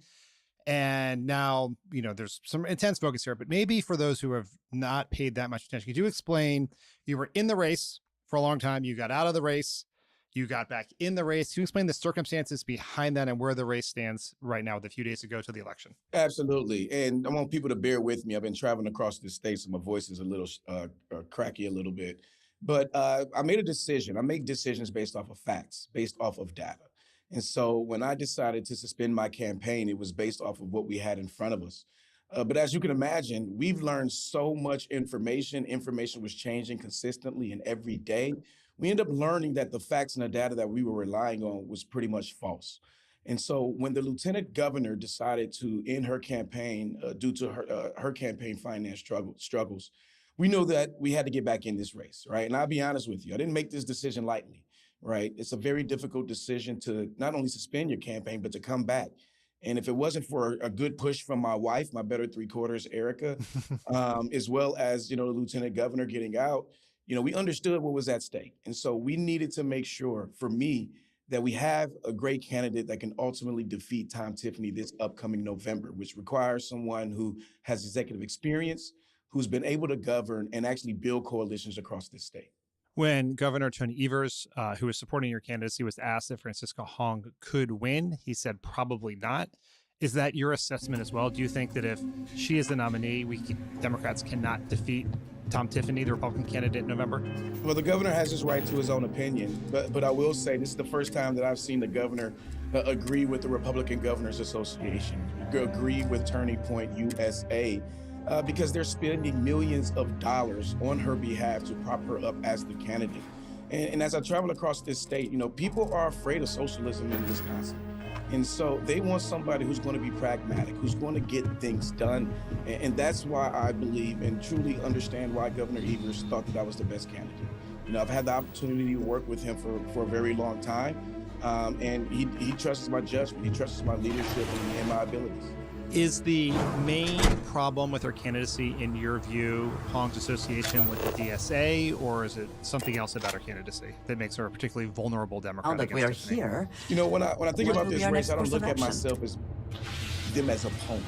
I'm not running against anybody, right? I'm running for the votes of Wisconsinites across this state. And so I'm focused on what I've been able to deliver. I'm the only candidate that not only served, in the state legislature as a state representative, as a legislative staffer, so I know exactly how our state council works. I've been leading the largest county in the state, 19 different cities and villages, close to 1 million people. And I know that folks want somebody who's not just going to talk about a vision as far as what we need to do in the future, but they want to know who's going to deliver. I think at the end of the day, the foundation of this campaign is who's going to be able to get things done, and I'm the only candidate in this race to do so. Let's talk about some of the issues where there are differences between you and Hong. I want to start with data centers. You do not support a moratorium on data centers, although you have proposed some guardrails that you think should be put in place. A recent Marquette University poll showed that 88% of Democrats had concerns about data centers, 3/4 of all Wisconsin voters. Talk to me about why you oppose what seems to be a very popular idea in a data center moratorium. Well, I think that people hear moratorium, they think we're going to stop what's already being built, and we can't do that, right? And so for me, a moratorium is short-term thinking, but doesn't address the long-term concerns that Wisconsinites have about these data centers, right? I do believe that data centers should have to pay their way, pay for their utility usage, pay for energy and grid upgrades. And I actually call it the Beyonce approach. Now, you may be wondering, what does Beyonce have to do? I do. You got me there. But it's an acronym. Bring your own new clean energy, right? And so they need to be building, solar. They need to be building wind. They need to be building data stores so it's not being, passed on to the cost of the consumers here in this state. Our clean air and water doesn't stop at Wisconsin. So we need to make sure that we have the guardrails, particularly for what's already in place, especially with the fact that, not only she served in the state assembly and she's currently there, they left session without actually protecting our community. And I think that's what we should be focusing on versus allowing it to be a political football that still is being kicked down the road when the next governor is sworn in January of 2027. Well, there is obviously tremendous popular support for a moratorium or stopping data centers or however you want to think about it. There are elements of the Democratic coalition who think there are some benefits there, particularly building trade unions. Do you think there are potential economic benefits for communities for data centers to be built if the guardrails that you put in place, your Beyonce approach, if you will, is put in place? I do think that we should be looking at how we can extract as much from these data centers versus data centers extracting from our natural resources and our people. And so when I think about the construction of data centers, we need to make sure, one, they're utilizing union labor. We need prevailing wages. We need community benefit agreements, and not just in the communities that data centers are in, but for the entire state of Wisconsin, because we're all going to be affected in some type of capacity. And so if we could leverage these data centers for our local municipalities, government, our farmers, our legacy industries, our small businesses, our public schools, we should be looking at those opportunities moving forward because they're already here. Another issue is school vouchers. Hong has called for the elimination of Wisconsin's school voucher program that's been in place for decades now. My understanding is that you are not for eliminating it, but you're also not for expanding it. Talk a little about your position on school vouchers. Well, when it comes down to our public schools, I'm a public school graduate. I want to be very clear about that. I have 3 daughters, and all of them go to Milwaukee Public Schools. One just graduated from public schools and will be attending one of our university system, public university system schools this year. And so when it comes down to vouchers, when people say we're just going to get rid of them, I don't think they're being honest about the situation or really realistic. I mean, one, this is going to upend not just, these children's learning, but also families. But what will this do actually to the public school system? In the city of Milwaukee, we have about 60 to 70,000 students total. Half of those kids are actually in the voucher program. And so if you were to eliminate the voucher program, and we just did a $250 million referendum to make sure that we have enough resources for those students, how are we going to send 30,000 of those students to the public schools? They don't have the buildings. They don't have the teachers. They don't have the support systems. So we have to focus on how do we rebuild our schools to where they become the school of choice, but we have to hold vouchers accountable. They have to be transparent, and they need to be held to the same standards of our public schools. And so just to say that we're going to end this is not really being realistic or honest with the public, to be honest with you. Okay, another issue, and this seems like a high-class problem for the people of Wisconsin, is there's a big debate about what to do with the $2.5 billion surplus. Yeah. And there was a deal that was struck between the Republicans and Governor Evers that ultimately died in the Senate, but involved using that money in tax rebate checks to Wisconsinites and some money for special education. I think you were the one candidate in the gubernatorial race who said they would have signed that deal. Can you talk to me about why you think that would have been a good deal? Well, I would have signed that deal because that means, Dan, it would have been bipartisan. That means that Republicans and Democrats would have actually voted for it to actually get to my desk for me to sign. The reason why the governor didn't sign it is because it didn't pass.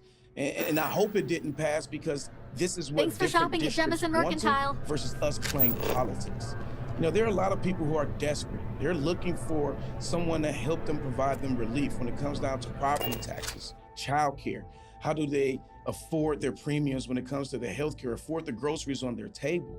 And so we know that our community is desperate and we need to provide some type of relief. And so, yes, I would have signed that if it would have passed because that means that we would have gotten a bipartisan deal. And when you think about divided government, I know what it's like to have to lead and make sure that we're taking care of everybody in this state. There's nothing. You're here I didn't agree with everything in that bill. fun- There are things in that bill that I absolutely like, but it's about how do we make the biggest positive impact in people's lives at this moment, especially when they're being under attack by this federal government. Recognizing that was the deal that was on the table, that was the bipartisan deal, that compromise is necessary in divided government. In an ideal world, what would you do with that surplus? If you could just wave a wand and make a decision as potentially future Governor David Crowley. Oh man, if I could wave a wand, I'll be the governor, right? But yeah, we don't have any wands on the show, unfortunately. I mean, for me, one, you want to provide relief, and we want to make sure that we're taking care of our young people. So I think about, our property taxes. By making sure that we're investing in public education, that will help naturally ease the property tax pressures that property taxpayers are facing each and every single day, because we've had to go to referendum to make up the support from the state that we have lost over the few decades. It's about making sure that we can invest in childcare, right? There are a lot of people who are making decisions whether or not they're going to go to work or if they're going to stay at home because it's not affordable, nor is it accessible. And we know that the next governor has to be ready on day one because there's going to be a lot of holes to fill due to the federal government making a decision to have cuts across the board for each community across this country. And so when it comes down to healthcare, we have to make sure that we're taking care of our most vulnerable populations, and especially in our rural communities as well, because we've seen clinics as well as hospitals closing. But this is about, when I think about this surplus, I always want to bring more people to the table. I was told that if you don't have a seat at the table, you're on the menu. And you think about our young people, they feel like they've been on the menu. Our older adults, our farmers, our teachers, they've all been on the menu because nobody's actually listening to them and allowing them to lend their voices to the solutions. And that's how we're going to move forward in order to create the sustainability that we need across Wisconsin.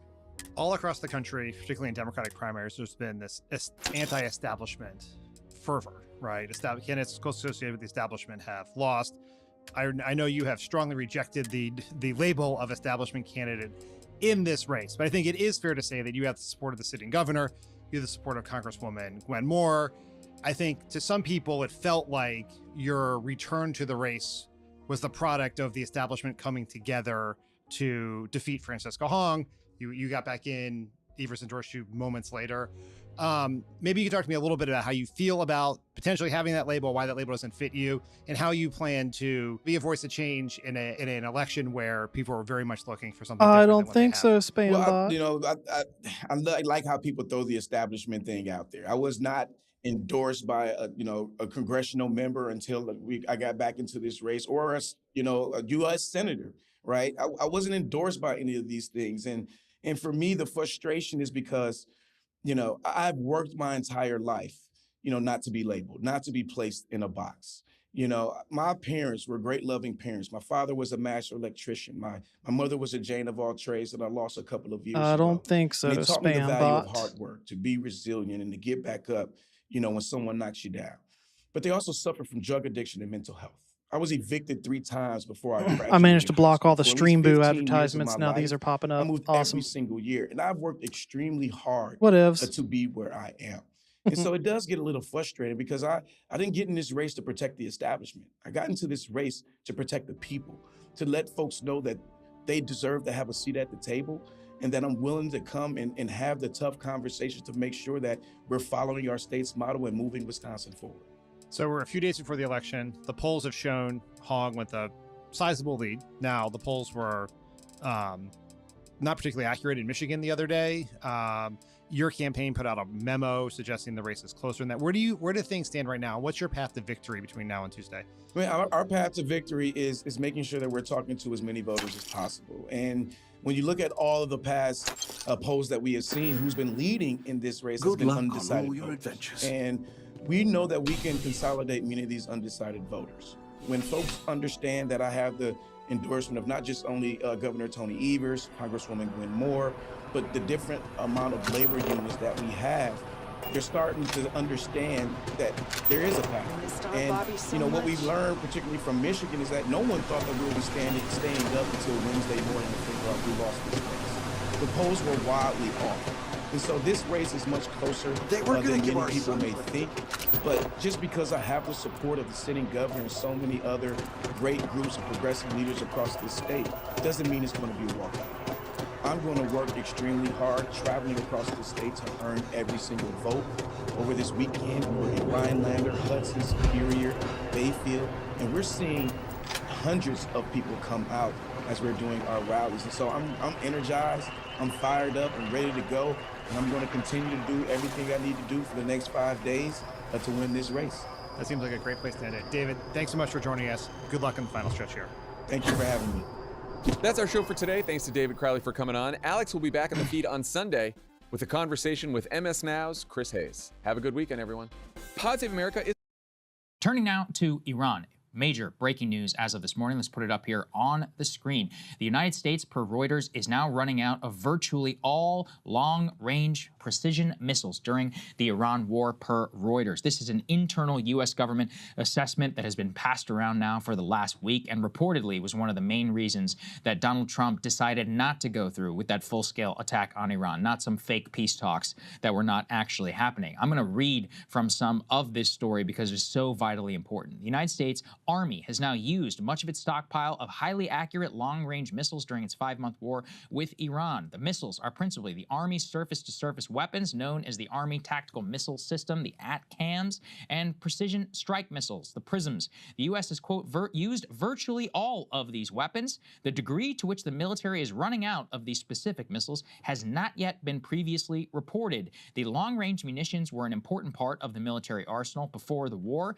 allowing accurate strikes from a safe distance. The U.S.-supplied weapons have now played a key role also in the war in Ukraine, where they currently are asking the United States for more of them. However, as we now know, virtually all of them have been used. According to this reporting, Crystal, Reuters says that CENTCOM actually used all of the missiles that they had in their domain and have had to draw down, as we saw previously with the THAADs and others, from virtually all the other theaters around the world. The next time that the PRISM missile, which is replacing the ATACMS missile, will come online to the United States in production is 2027. So we will have to wait a full year before new ones will begin to enter the arsenal. This is honestly, I mean, look, we knew it was bad. Didn't know it was this bad. They also actually, all according to plan. It's not just these land missiles that are vitally important for the United States. It's the Tomahawk supplies as well, something that has not been covered nearly as much because we do have more of them. But approximately 50% have now been used in the war with Iran. Again, it takes years in order to just make even a few dozen or so of these things from a single factory here in Arizona, just to demonstrate the billions of dollars that have now been expended in terms of the munitions and the war and the trade-offs that will be needed. Last thing that I do think is so vitally important and also shows the strategic problems that we face is that they note inside of this U.S. government assessment that the reason why that we're running so low on these weapons and we've been so heavily reliant on them is we did not want to risk manned pilots dropping many of those other types of munitions over Iran out of fear that they would get shot down, which means that the United States does not have the total air supremacy over Iran, and that they remain afraid that we would have more shoot-downs, as we saw in the final days of the war before the full-scale war before the ceasefire broke out. So overall, a vitally dire position for the United States to be in. Can't emphasize enough how important these missiles obviously were in the course of the war and in terms of the war plans for all of the other different theaters, including Russia and China. So the number one determining factor, it appears, as to whether the United States even can resume a full-scale all-out war against Iran, even if it wanted to, just 5 months is all it took to basically expend most of it. Absolutely insane. And as people have been covering this for years at this point, it is shocking just how bad the situation is. I mean, what can you even say about this? Where does all the money go? What have you people spent all of our tax dollars on? I mean, we fund the Pentagon more and more and more every single year, whether it's a Democratic or Republican administration. The last time we had any sort of cuts was actually under Obama with that sequestration deal with the Republicans. Outside of that, the line just continues to go up. Pete Hegseth is demanding $1.5 trillion. What is the money going to? Complete insanity. So to your point, look, what we did in the initial round of the wars, we used a lot of these precision long-range weapons. Why? Because our planes kept mysteriously falling out of the sky. Remember those claims in the early days that there were like 3 fighter jets that were down by friendly fire? Yeah, I'm sure we all believe that one. In any case, we're having all kinds of problems being able to establish that air superiority. So we're using these long-range missiles in order to hit targets. That is no longer an option. So next time Trump goes out there and says, oh, we're going to bomb their bridges, we're going to commit all these war crimes, we're going to bomb their water infrastructure, etc. With what? What are you going to use for that? So it just underscores once again, there is no military solution to the problem of Iran. The only solution is a negotiated diplomatic solution. The only solution is to surrender, is to admit defeat. That's where we're at. I mean, it's completely insane that the U.S. military, which had all this projection of strength and all of this money, spent way more than any other country in the entire world, cannot even sustain this long of a conflict and is thoroughly defeated. So, you know, as things go on, we were lucky to get the terms of the original MOU. That MOU is no longer on the table. The Iranians are going to drive a hard bargain because they're reading this reporting. They know the situation. They know that we have no real options to turn this thing around. So it just underscores what a dire situation Donald Trump has gotten us into. I really just can't even, like, look, we knew the situation was bad. CSIS has a good handle. Again, you can go and look at all their methodology. Ben Shapiro looking at you. Apparently he thinks he knows better than the people who are literally connected to the war industrial base, funded by them in many respects. But okay, so where we are right now is that CSIS had previously pegged it at around 45% of all of them expended. We now know that that's not even the case. It's even more. And it appears that because of their ability to estimate methodology, they can actually undercount the number of missiles used. The internal assessment really matters in terms of what they're pointing out, especially because with those prisms, for example, I believe the number was fewer than 100 that we even had before going into the war. Another 120 will take about a year or so to come online. The Tomahawks as well, I've talked about this, you know, to many ends, especially about the factories and the initial process and the way that it's all there. You could spend all the money in the world and it still wouldn't work, but it does still show you we have been spending all the money in the world. We had years to plan for exactly a crisis moment like this from 2022 onward. Biden squandered all of that. He basically gave, you know, the entire barn over to Ukraine, and now we've got nothing left, especially with Ukraine with their hands out today for all of these even more critical missile systems. And the bottom line remains, the United States is afraid of being able to take casualties in the air over Iran, so they're heavily reliant on this. And now we're going to be in a situation where if the war does have to escalate, or not have to, but if they want to escalate it again, a lot of people's lives are going to be seriously at risk, both from the interceptor stockpiles being so low that they're ration, and a lot of pilots, you know, may be at risk up in the air. And we already saw the F-35, the so-called friendly fire shutdowns. There's two tankers that allegedly, you know, ran into each other. So there are all kinds of sketchy, you know, situations that are all happening here. But it does explain all of Trump's BSing behavior, because he remains totally committed to this idea that we are going to have, you know, some sort of talks. And in fact, we have here saying that talks are underway by Donald Trump. This is his claim yesterday in the Oval Office. B2, let's take a listen. Captain, if that's the deal,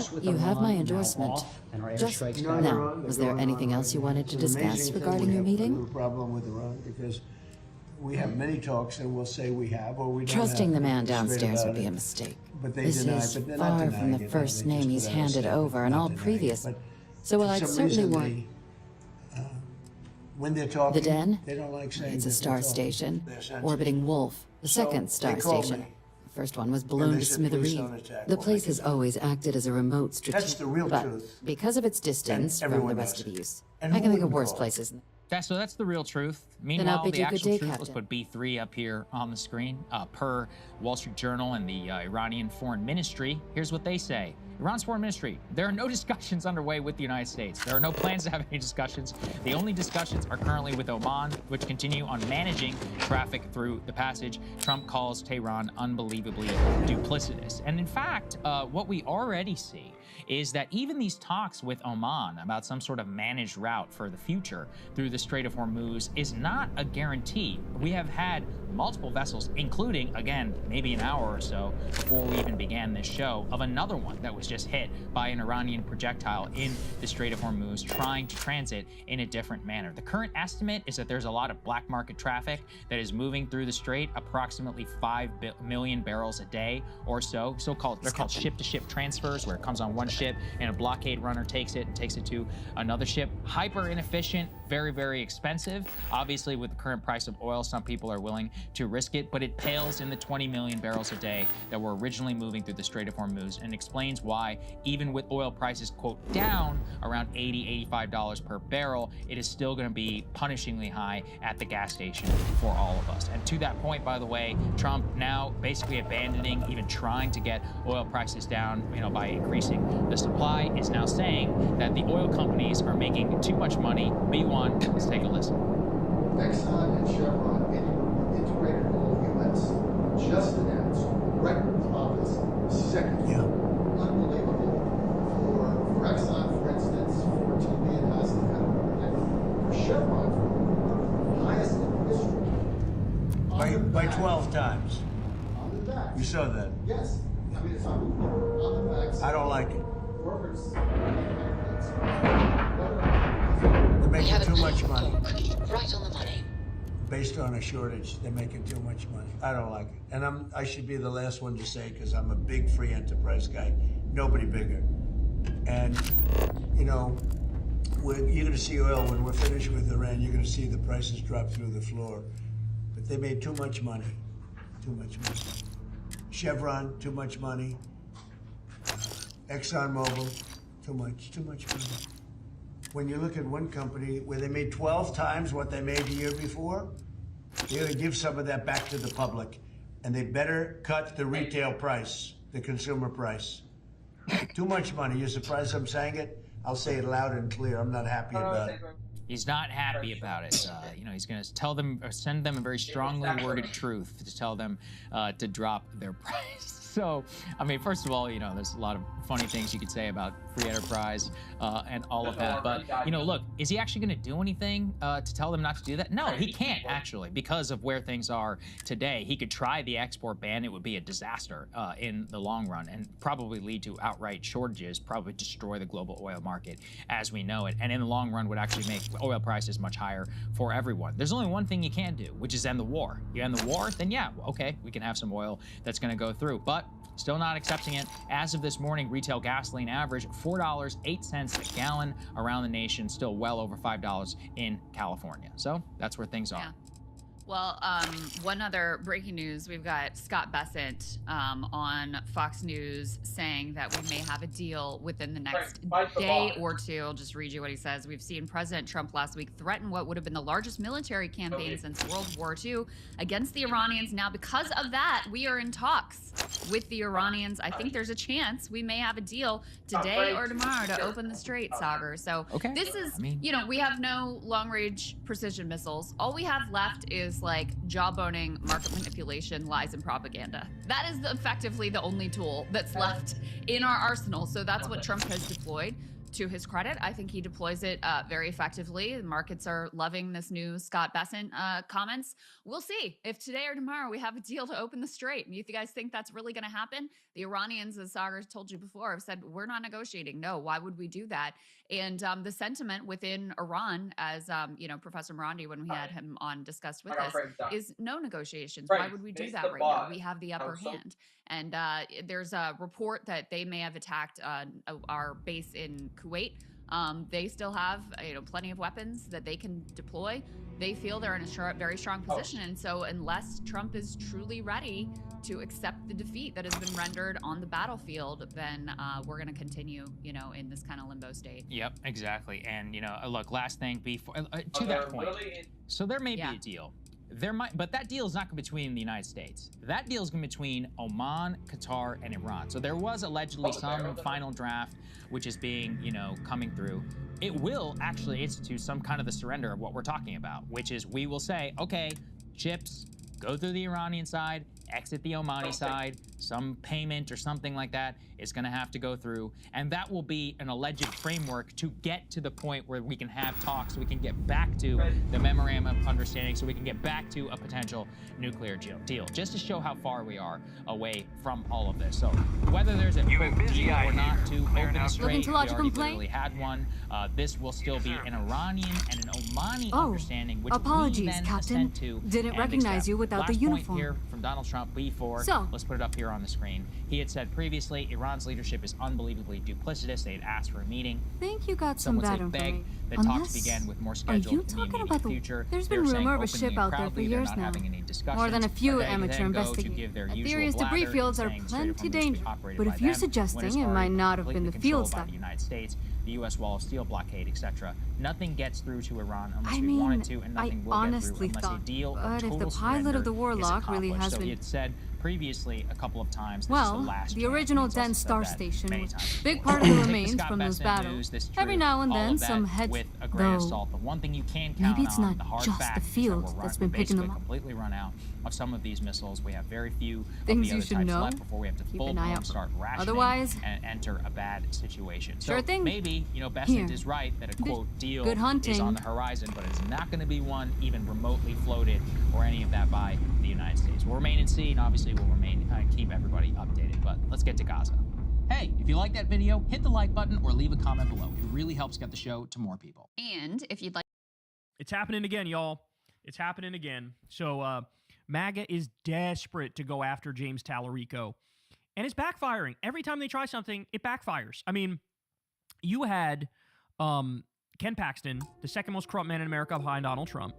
He was out there running the Talafrico campaign, right? Like, they just thought if we call him Talafrico enough, if we say he loves trans people, if we say he's weird and he's vegan, then, you know, he's going to be emasculated, and people will be like, huh, not Texas, son. You got to be like a big swinging dick macho man prick in order to be liked here in Texas, son. But here's the thing, it backfired. Turns out all of your fear-mongering around trans issues comes to naught when people can't afford fucking gas and always a can't afford satisfying groceries. moment. Like, to yeah, return to that's your what's going ship. to happen, you dipshits. And so now they're pivoting, and now, you know, the reporting is that Paxton is going to focus on economic type stuff. Air pressure Okay, stable. interesting. Now, I still don't think that's Thrusters going to are work. a go. What's the Republican message Ready. on economics? It's let's give more money to the Epstein class, and everybody shut the fuck up and deal with it. Like that's their proposal, right?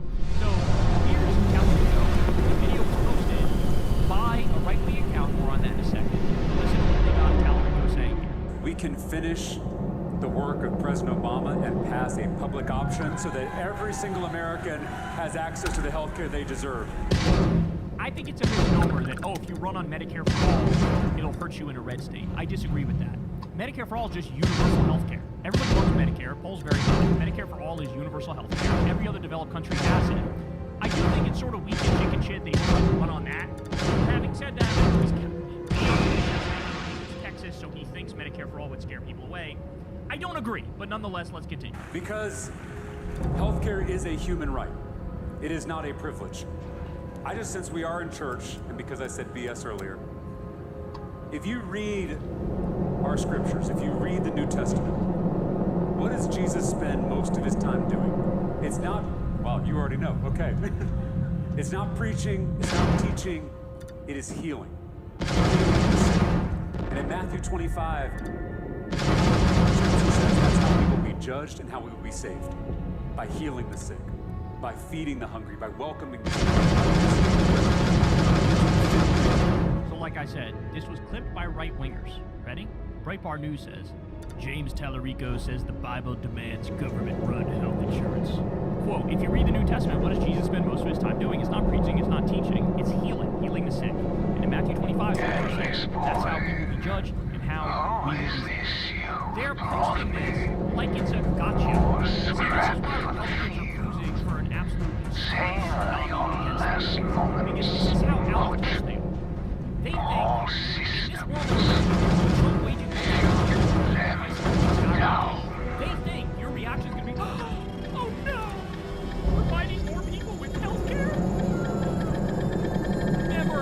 Like, who's going to react like this, bro? React like this. Oh my god, you guys are so stupid. Even I, at this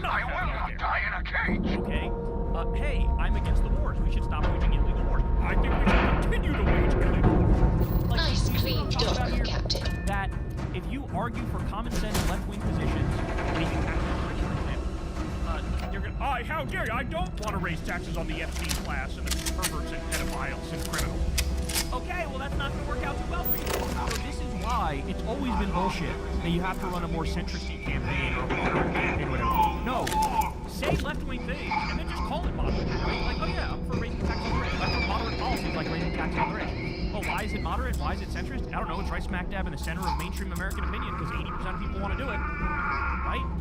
So, backfired. Okay, not done yet though because we got more. So here, another right-wing account posts the following. Trickle-down economics is not a theory.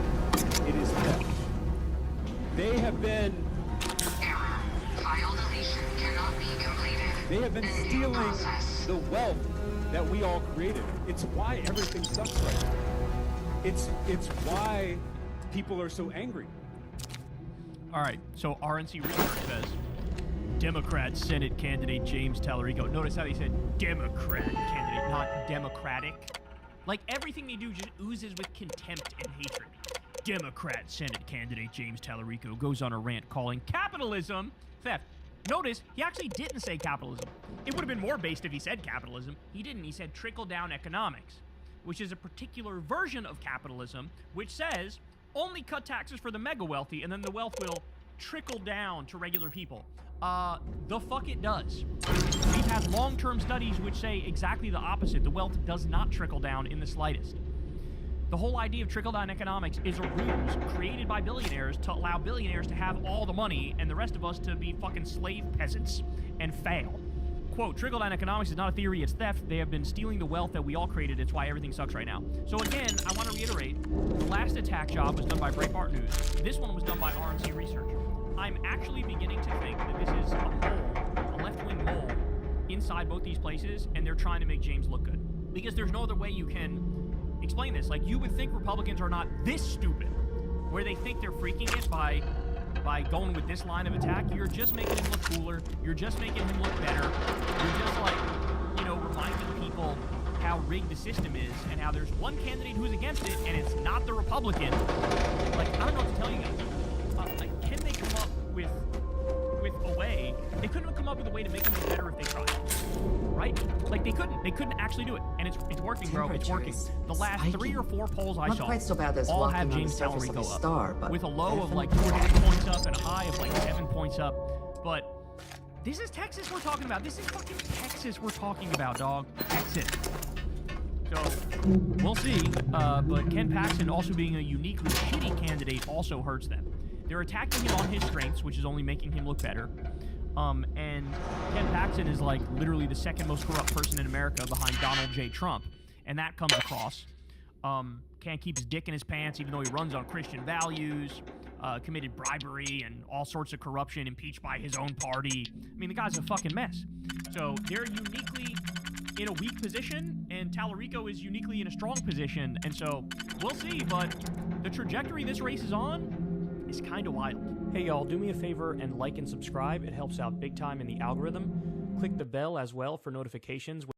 We have infinite power to inflict violence at virtually anywhere at any point.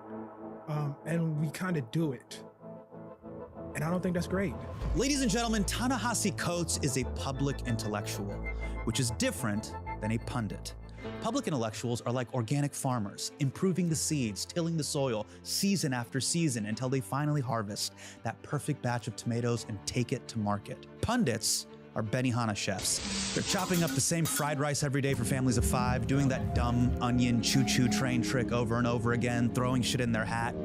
It's a volume business. That's why when Ta-Nehisi releases a new book or new article, I pay attention, because it means he has something new to say. This is someone who took big, heady concepts like structural racism and race as a political construct and made it accessible to a broad audience. He moved the culture. And whenever I read his work, I learn something new.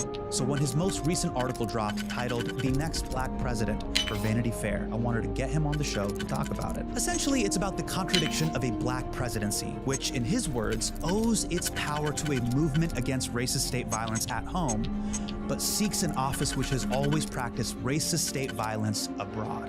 And he uses the 2024 DNC as a perfect distillation of this. Kamala Harris and the party supporting her were invoking the names of female civil rights icons like Fannie Lou Hamer and Coretta Scott King, while preventing even a single Palestinian American from having their voice heard at the convention. But ironically, 60 years earlier, both of those women were being ostracized by Democrats for speaking out against another case of American-sponsored violence overseas. I'm talking about the Vietnam War. Now, at that time, on the eve of the passage of the Civil Rights Act of 1964 and the Voting Rights Act, speaking out on Vietnam was not popular in the movement. It made Fannie Lou Hamer an enemy of Lyndon B. Johnson, and it got Coretta Scott King in trouble with her husband's own organization, the Southern Christian Leadership Conference. But they did it and spoke out anyway because they saw justice as a single connected struggle and rejected a survivalist democracy that asks you to protect one group at home while destroying another abroad. So I sat down with Ta-Nehisi Coates to talk about the thesis of his latest piece. If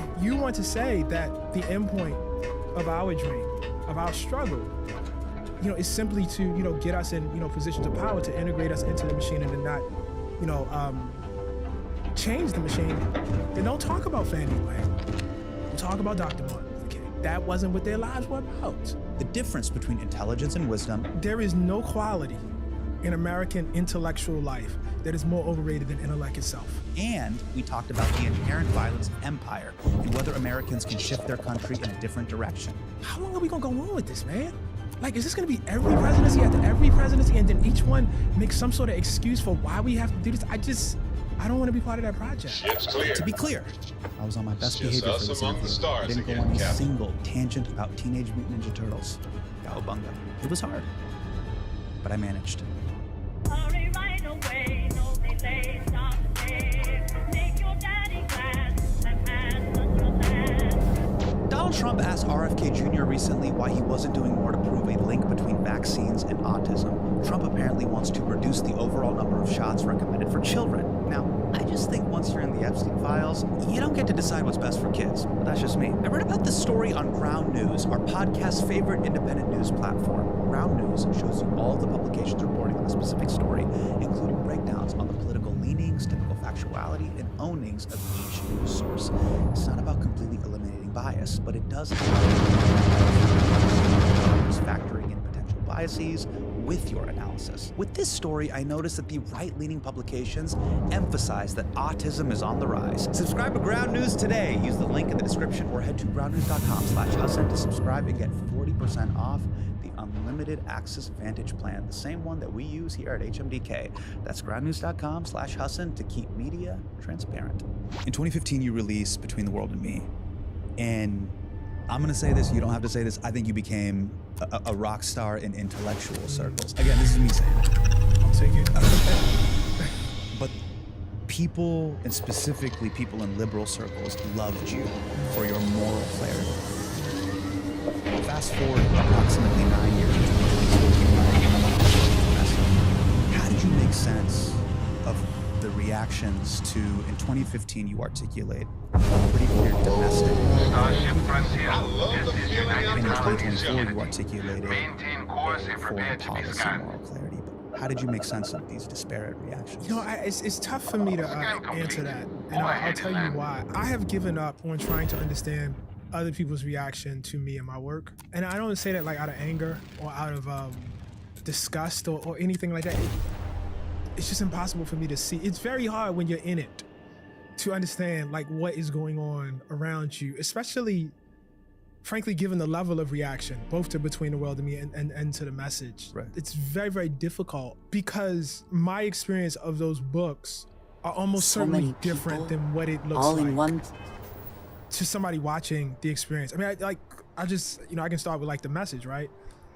Most people's experience of that book probably begins with like, my interview on CBS, right? I imagine if I took your name out I of still it, cannot took away feel the entirely awards, comfortable. the acclaim, cover off the book, the publishing house goes away. The content of that section Anything you need to would offload? not be out of place in the backpack of an extremist. Yeah, that was, a contentious interview, but I expected it to be contentious. There's no way in the world I was gonna say what I was gonna say and then not, be, contentious. Yeah. But what I remember about that is not so much the media. I remember that in every city we went to, almost, we tried to, we would have these very, very private meetings with the Palestinian American community in those cities. And that is what I remember. And my experience of that is people cooking. You know what I mean? Like the food, I'm trying to be that person. Yeah, no, hospitality. Like the incredible food. Yes. Yeah. God, there is this upside down chicken dish that Palestinians do with the rice, and I know the name of it, but I don't want to mispronounce it, so I'm not gonna say incredible. it. It's You incredible. know, but like that's my memory. Like Yeah. people and like having these deep conversations because Gaza is happening. Mm-hmm. You know, and being in these intimate spaces that people welcome me into. Yes. And so like when I think about the message and I think about like the reception to the message, like I have this incredible warmth. Like I actually don't have a contentious memory of it, which is weird. What you're describing is the warmth that you feel from people. Yes. Outside of this kind of like, oh my God, media kind of whirlwind that's happening. Yeah, like you have to understand, like there's a thing that happens at distance that people see, right? Yes. But then there's like your everyday experience. Right. And my everyday experience was one of tremendous, overwhelming gratitude for that book. Like that's what I think about. I know the fights happened, right? And I know the reviews happened. Yeah. But like me, in terms of what I saw and what I felt, was a lot of, oh my God, thank you. Can I tell you what many people in the Muslim community specifically felt? Yeah, please. We were talking off camera about this. My father was born in 1950, but he very much is a byproduct of what happened in the world post 1948. Right. One of the things my dad has told me repeatedly, and when he read your book, is he just couldn't believe, number one, that you cared, and number two, that someone as prominent as you, the Ta-Nehisi Coates, is basically taking this, what was normally almost like a fringe issue that is talked about inside of mosques across America and the world, and you made it a top 40 mainstream record. Do you understand what I'm saying? That you centered this conversation that was, for the longest time, basically relegated to the fringes and the corners of masjids across the country, essentially. And that outpouring of love was an articulation of, so you saw this. You're seeing this and you're validating. Yeah, and from my perspective, if you believe that I was sincere in what I wrote in Between the World and Me, if you believe that the output of my work was sincere, to speak with you. it necessarily had to lead to this. Mm-hmm. You know, now I get it. People write things all the time and may or may not be, sincere. But for me, this was like pretty obvious. Like it was like where I was supposed to go, where I had to go. And after I saw what I had to write was pretty clear. I get that, and that's the reaction I've gotten. And again, like, because I wake up with myself and I go to bed with myself every night. And my wife too, but you know what I mean? I live with myself. What I'm saying is my experience, my day-to-day experience is like my own conscience, my community, my wife, my kids, my friends. And like, there are certain morals and certain ethics that exist in this private world. And anybody who could see that would say, of course he did that. Of course, any of us would. Like that would, like, this is what is demanded of you. Right. This is what has to happen. And so, again, I mean, I think where you started off is actually, quite correct. Because from the perspective of, if you take the metaphor of the rock star, any adventure you can obscures that person's private life. It obscures that person's private existence. They become a symbol of something. But there's a person inside of it. Right. Yeah, outside of that avatar. Yes. That avatar. Exactly. And so that person is me. And so, I mean, the message is just what had to happen. I enjoyed the reception to the message much more than I enjoyed the reception to Between the World and Me. Because Between the World and Me was a surprise. I had people reaching out to me and trying to get in touch with me, and people upset about the book in ways that I just did not predict. But with the message, I kind of was like, okay, I know what this is in American life. The reaction is going to be crazy. And I kind of don't care. Like, I really, really didn't. What I cared about was those small, intimate, personal human moments. Yeah. Yes. I mean, so much happened, man. It's like, and I guess I can say this now. I had at my house, November 23, I'm still working on the book. And, we had a group of Palestinian Americans and Black journalists that came together, you know what I mean? In a very, very private space. It's my house, and just had this conversation about what was happening, what was coming, what was gonna be. That's what mattered. Like those moments that they necessarily have to be away from camera.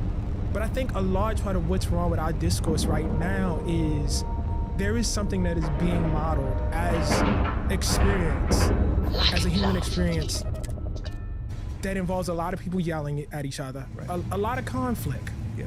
But there are things that happen beneath the surface that if you're living a certain way, like that becomes your experience.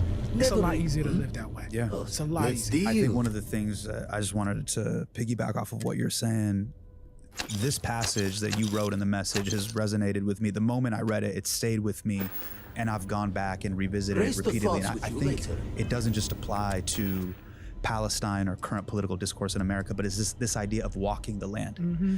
You're bridging two ideas here. You obviously talk about going to Dakar, but also going to the occupied territories. But if you don't mind, I'd like to read this passage to you and we can unpack this. Yes, please. You talk about walking the land. You say you have to walk the land. You have to see the elevation for yourself, the color of the soil. You have to discover that the ravine is really a valley and that the stream is in fact a river winding south from a glacier in the mountains. You can't know any of this beforehand. You can't logic your way through it or retreat to your innate genius. A belief in genius is a large part of what plagues us.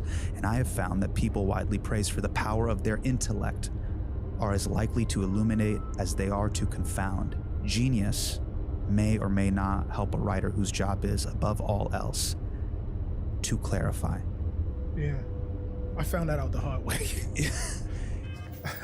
Have you seen this up close with your quote unquote intelligent friends trying to logic their way through arguments? Because I feel like what you wrote here is kind of, for lack of a better term, a low-key diss at 99.9% of American discourse. I mean, really. Yeah, really. no, it is. I have a number of, frankly, I don't have any friends like that, which is fortunate. That's great. I certainly have had colleagues like that.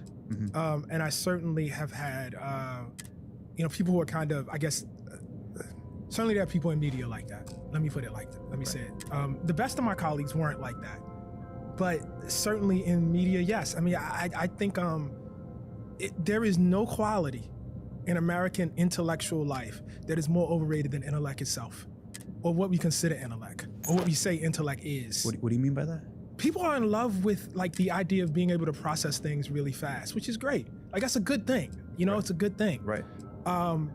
But being able to sit back with things, being able to consider things, being able to take some time to reach some conclusions, I think we overrate intellect and we underrate wisdom. Why do people confuse intellect with wisdom? I don't know.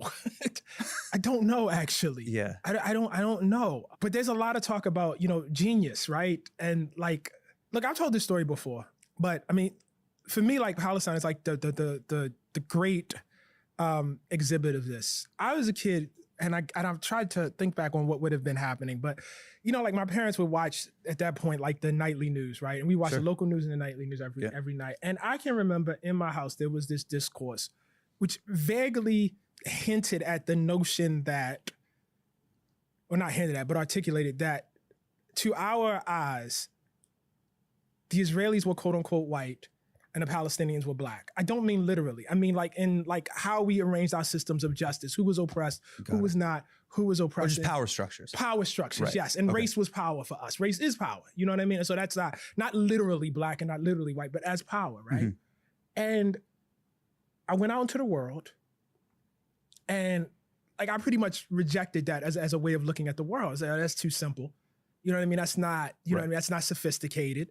The world is a complex place. The world's a complex place. It's a complicated Yes. issue. And I grew up around people who, like myself, were not particularly well-traveled. Yeah. You know what I mean? Had not, seen, much of the world. And what I found was that, in fact, they were well-traveled, actually.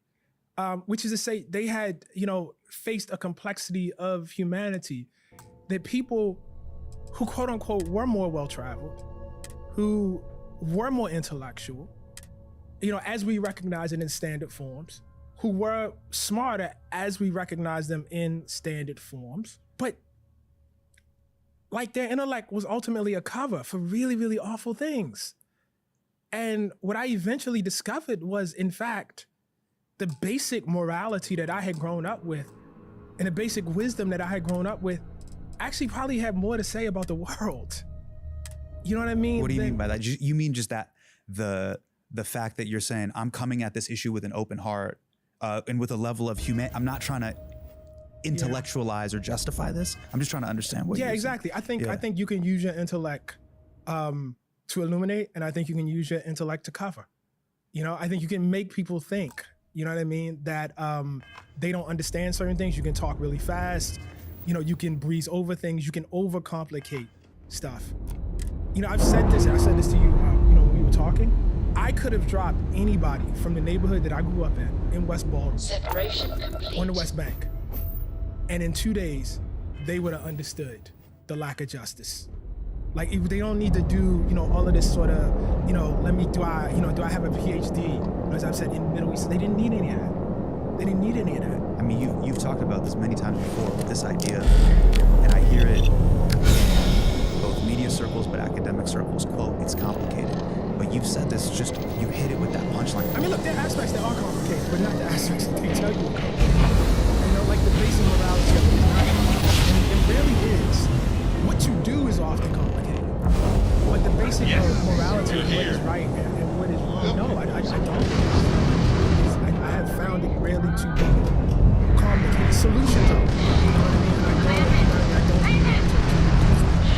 but is it right to do X, Target's grab drive is down. So sorry, folks. You hear this argument oftentimes where, sure, America does bad things in the world, but fundamentally, America has good intentions. How do you make sense of that? I used to kind of think that. Really? Yeah, kind of. I mean, I think I had a vague belief that when bad things happen, it's usually by accident or whatever. In the world, when America does bad things, it's usually by accident. It's just bad enough. How did you felt that way even growing up as just as a black dude in Baltimore? I kind of had a vague sense of that. Yeah, because even as you're brought up with your politics, you don't really know the world, and the projection of American power is so strong. And again, I think part of it was as I was becoming a writer. Again, I'm well, you know what I mean? There's an innate skepticism I think all black people have of how America acts in the world. But what the hell you know? You've never been to Iraq. What do you know? You know what I mean? And that's how you kind of feel about it. And then you get out in the world and you see the innate skepticism was correct. No, we do, with great intention, very bad things around, and have historically. And I probably could not have told you that with that kind of confidence until the last, 2 or 3 years. Not with the level of confidence and force that we feel. So the reason why I love your work so much, and I think the reason why it's created at times these deep discussions between people, is there's a level of sincerity, honesty that I think, which is really good. There's this clip that I revisit all the time that is from one of America's great liars telling the truth. Will I get along with him? I have no idea. It's very possible. Putin's a killer. A lot of killers. There are a lot of killers. Why you think our country's so innocent? How do you make sense of this clip? You know, Trump he's vulgar, right? And I mean that in the completest sense of the word. Yes. I mean that in the most complete sense of the word. He But the media made a hullabaloo about how dare he say this? How dare he make this false equivalency? Well, I think it goes back to the question you were just asking, right? That notion that is the narrative that we generally have told ourselves. I mean, about domestic history and our history of lives. And I think that's what the story has been. It's just dismissed. His actions are not necessarily so different. Necessarily would have been. This is not the first dumb war.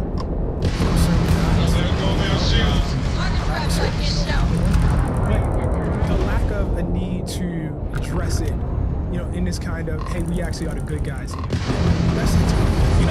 Occasionally he'll do it, but he has no commitment to it at all.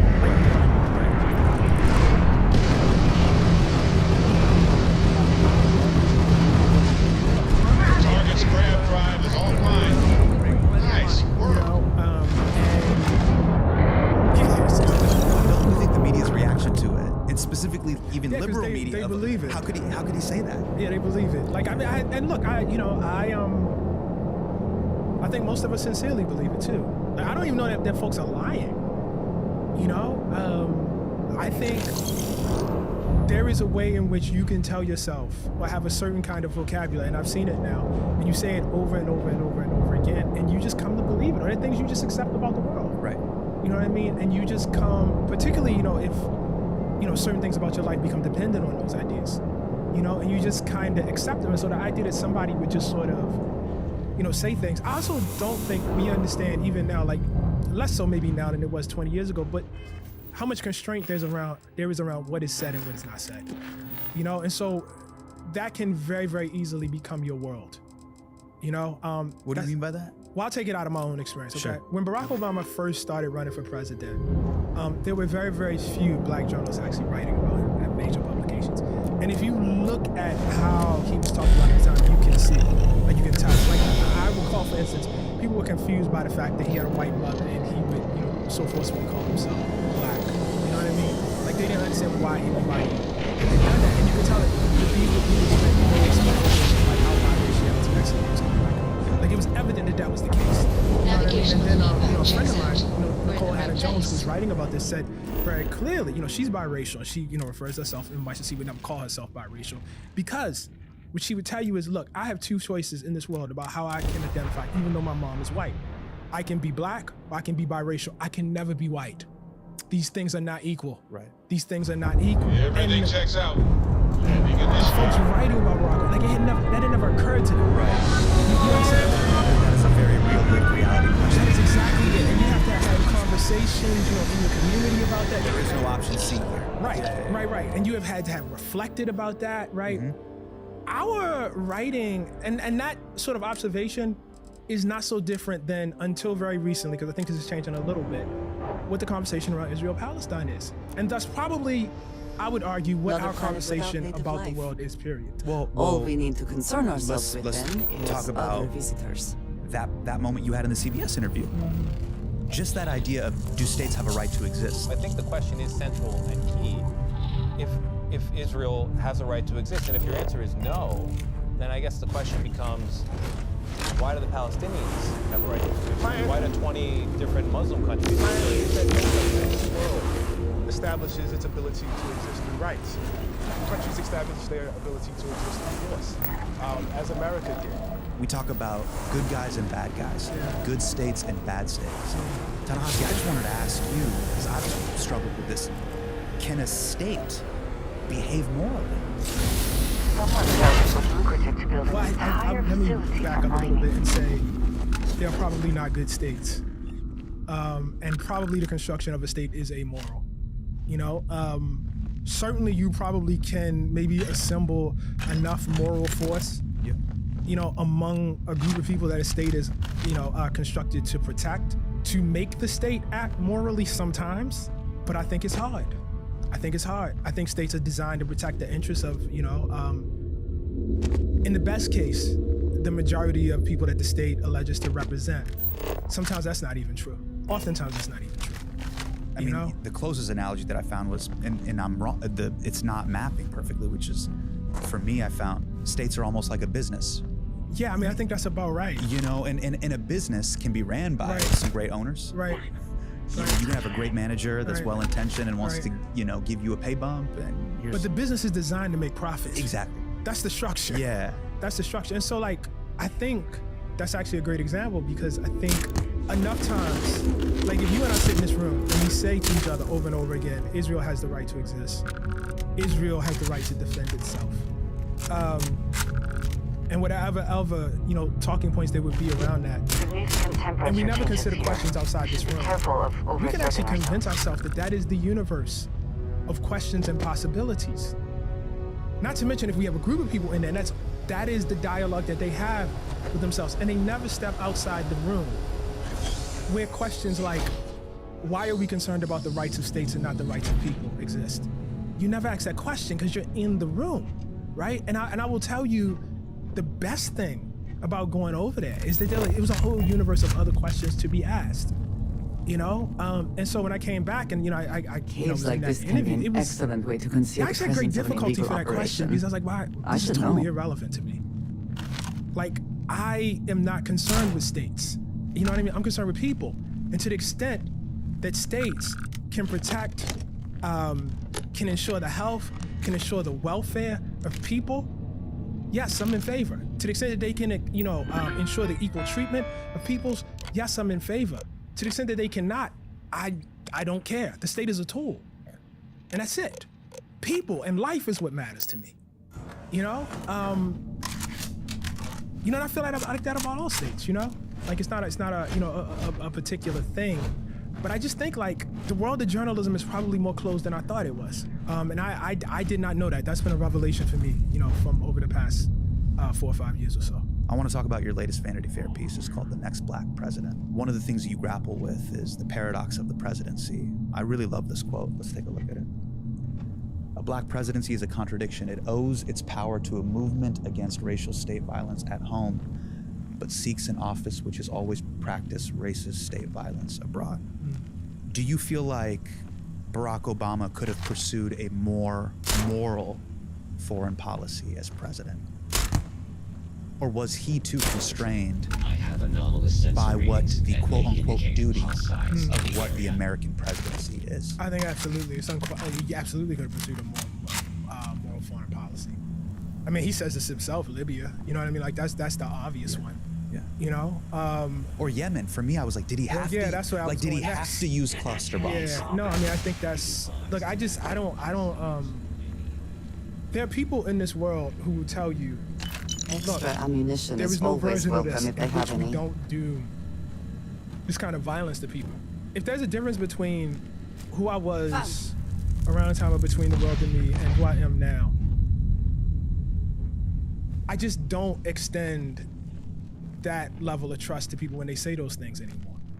It's not that I can sit here and tell you why that's not true, but I guess I just feel like they aren't necessarily to be believed. Is it because you feel the paradox of power and institutions? Of like, I know you're saying that, but... It's because I've just talked to too many people that live under the weight of it. I have much more contact now than I did before with people who live under the weight of it, and I cannot accept that there's no other way. I can't accept that there's no other way except, you know, every now and then somebody's wedding party gets blown. Like, I don't accept that. I don't accept that. I don't want to live in that world. I don't want to be part of... I don't want to be a writer who accepts that. I don't want to be a writer who goes around justifying that. You mean a writer that accepts America's collateral damage? You're like, I don't want to... I won't accept that. I won't accept that. It's not my job as a writer to accept that. Now, it may be true that on some level, if you aspire to be president of the United States, you have to, you know, accept some of that. That might theoretically be true, but my job is not to make your job easier. Like, my job is not to, you know what I mean, endorse, you know, your moral failings. Even if I understand how they happened or why they happened, like, what good am I? Then I'm just kind of an operative, you know, for the state. Right. Like, I'm not writing anymore at that point. There are enough people who are gonna do that. That's not my job. Are you basically saying, and correct me if I'm wrong, you're almost saying, look, there is a group of people within that power structure that will always co-sign, hey, it has to be this way. Yeah. Or hey, our hands are gonna get dirty every once in a while. Let me make it easier too. Let me make sure I'm being as rigorous as I possibly can on this. There are people who in 1830, very intelligent people, would have said, we cannot abolish slavery. If we abolish slavery, this country will collapse. There will be chaos. God knows what'll happen. Logically, like, there's an argument for what they're saying. I would never argue that. I would never argue that, because what I would argue is slavery is so immoral that you just can't sit here. Like, there's just no option to pursue this path. You know, it's that wrong. And I guess, like, when you highlight Yemen, as you just did, what I think about is not just Barack Obama. I think about that for, 75 years? Like, how long are we gonna make war in the Middle East? How long are we gonna do this?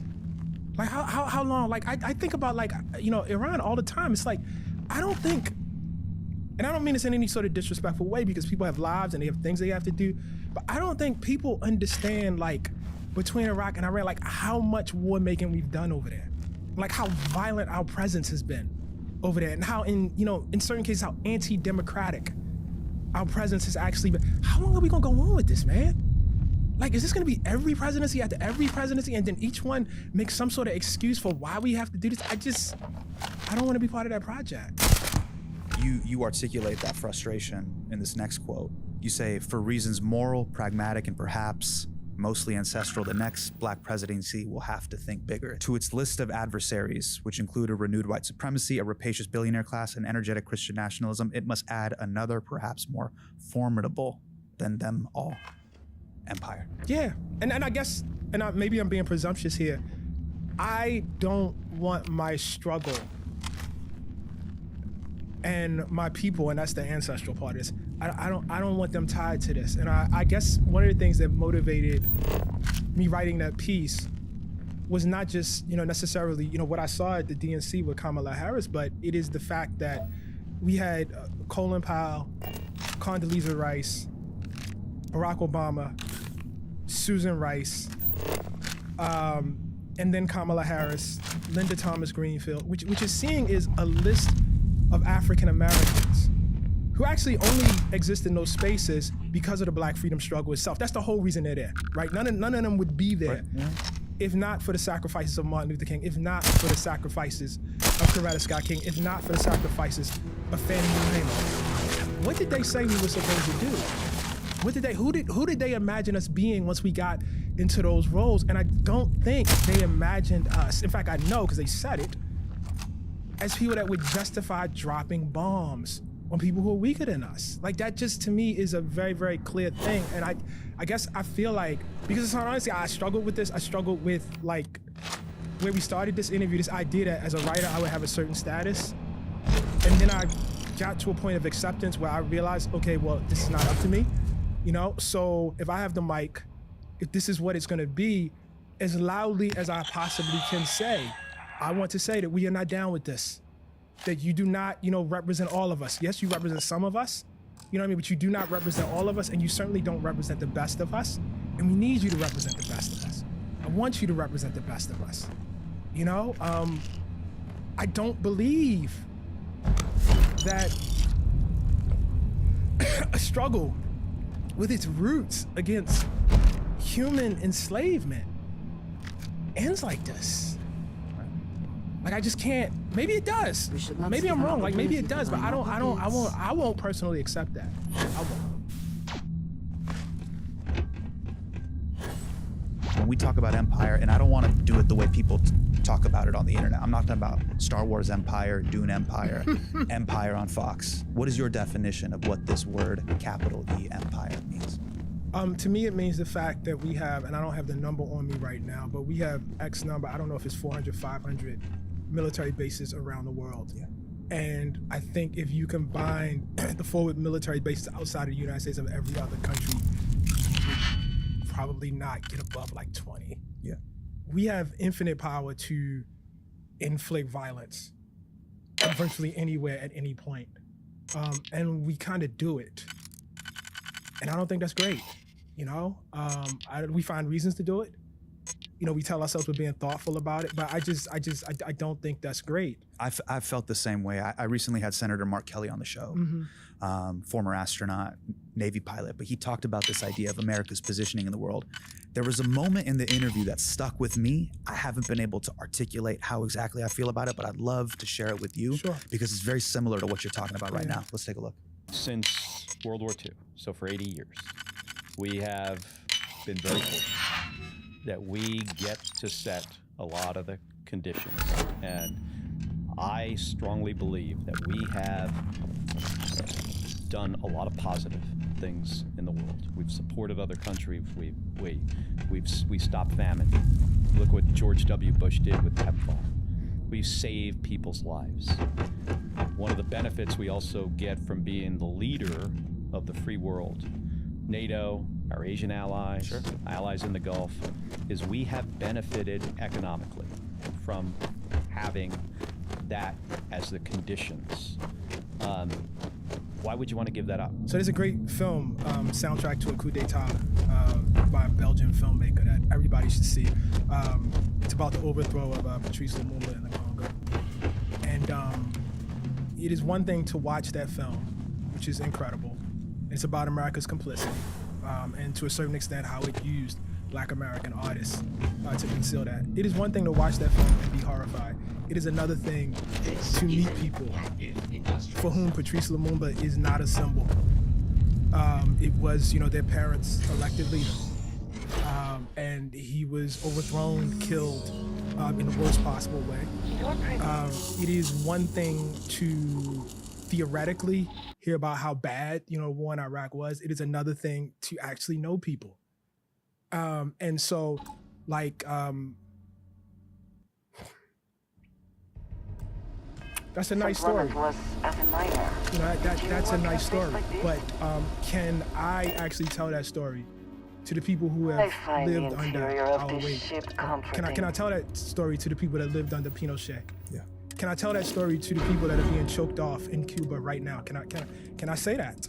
The part that stuck with me that was a bit chilling was we've been very fortunate that we get to set a lot of those conditions. But I think a key part of that sentence that was missing was as a byproduct of violence or the threat of violence. That's right. There's no nonviolent way that happens. There's no nonviolent way to die. A lot of people die. A lot of people get killed. And we don't even. It's so much so that like it escapes us. And I don't want to stand up here and feel like I'm preaching to people. It does escape me. I have not always been cognizant of just the extent to which just going, like, the hard thing about writing that article on Kamala Harris, like, there's a section in there where, I go through, like, all of the 20th century violence that we've done. Yeah. And, like, boiling it down was actually hard. It's actually extremely, extremely difficult. Just to meet the word count. Like, you're like, man, we it was got, so much. Right. I mean, just in the 20th century. I mean, you just start from Eisenhower to, it is so much from Eisenhower just to Obama. It is so much. Well, how did you feel when Kamala Harris was on stage at the DNC and she said, we have the most lethal fighting force in the world? As Commander-in-Chief, I will ensure America always has the strongest, most lethal fighting force in the world. Not great.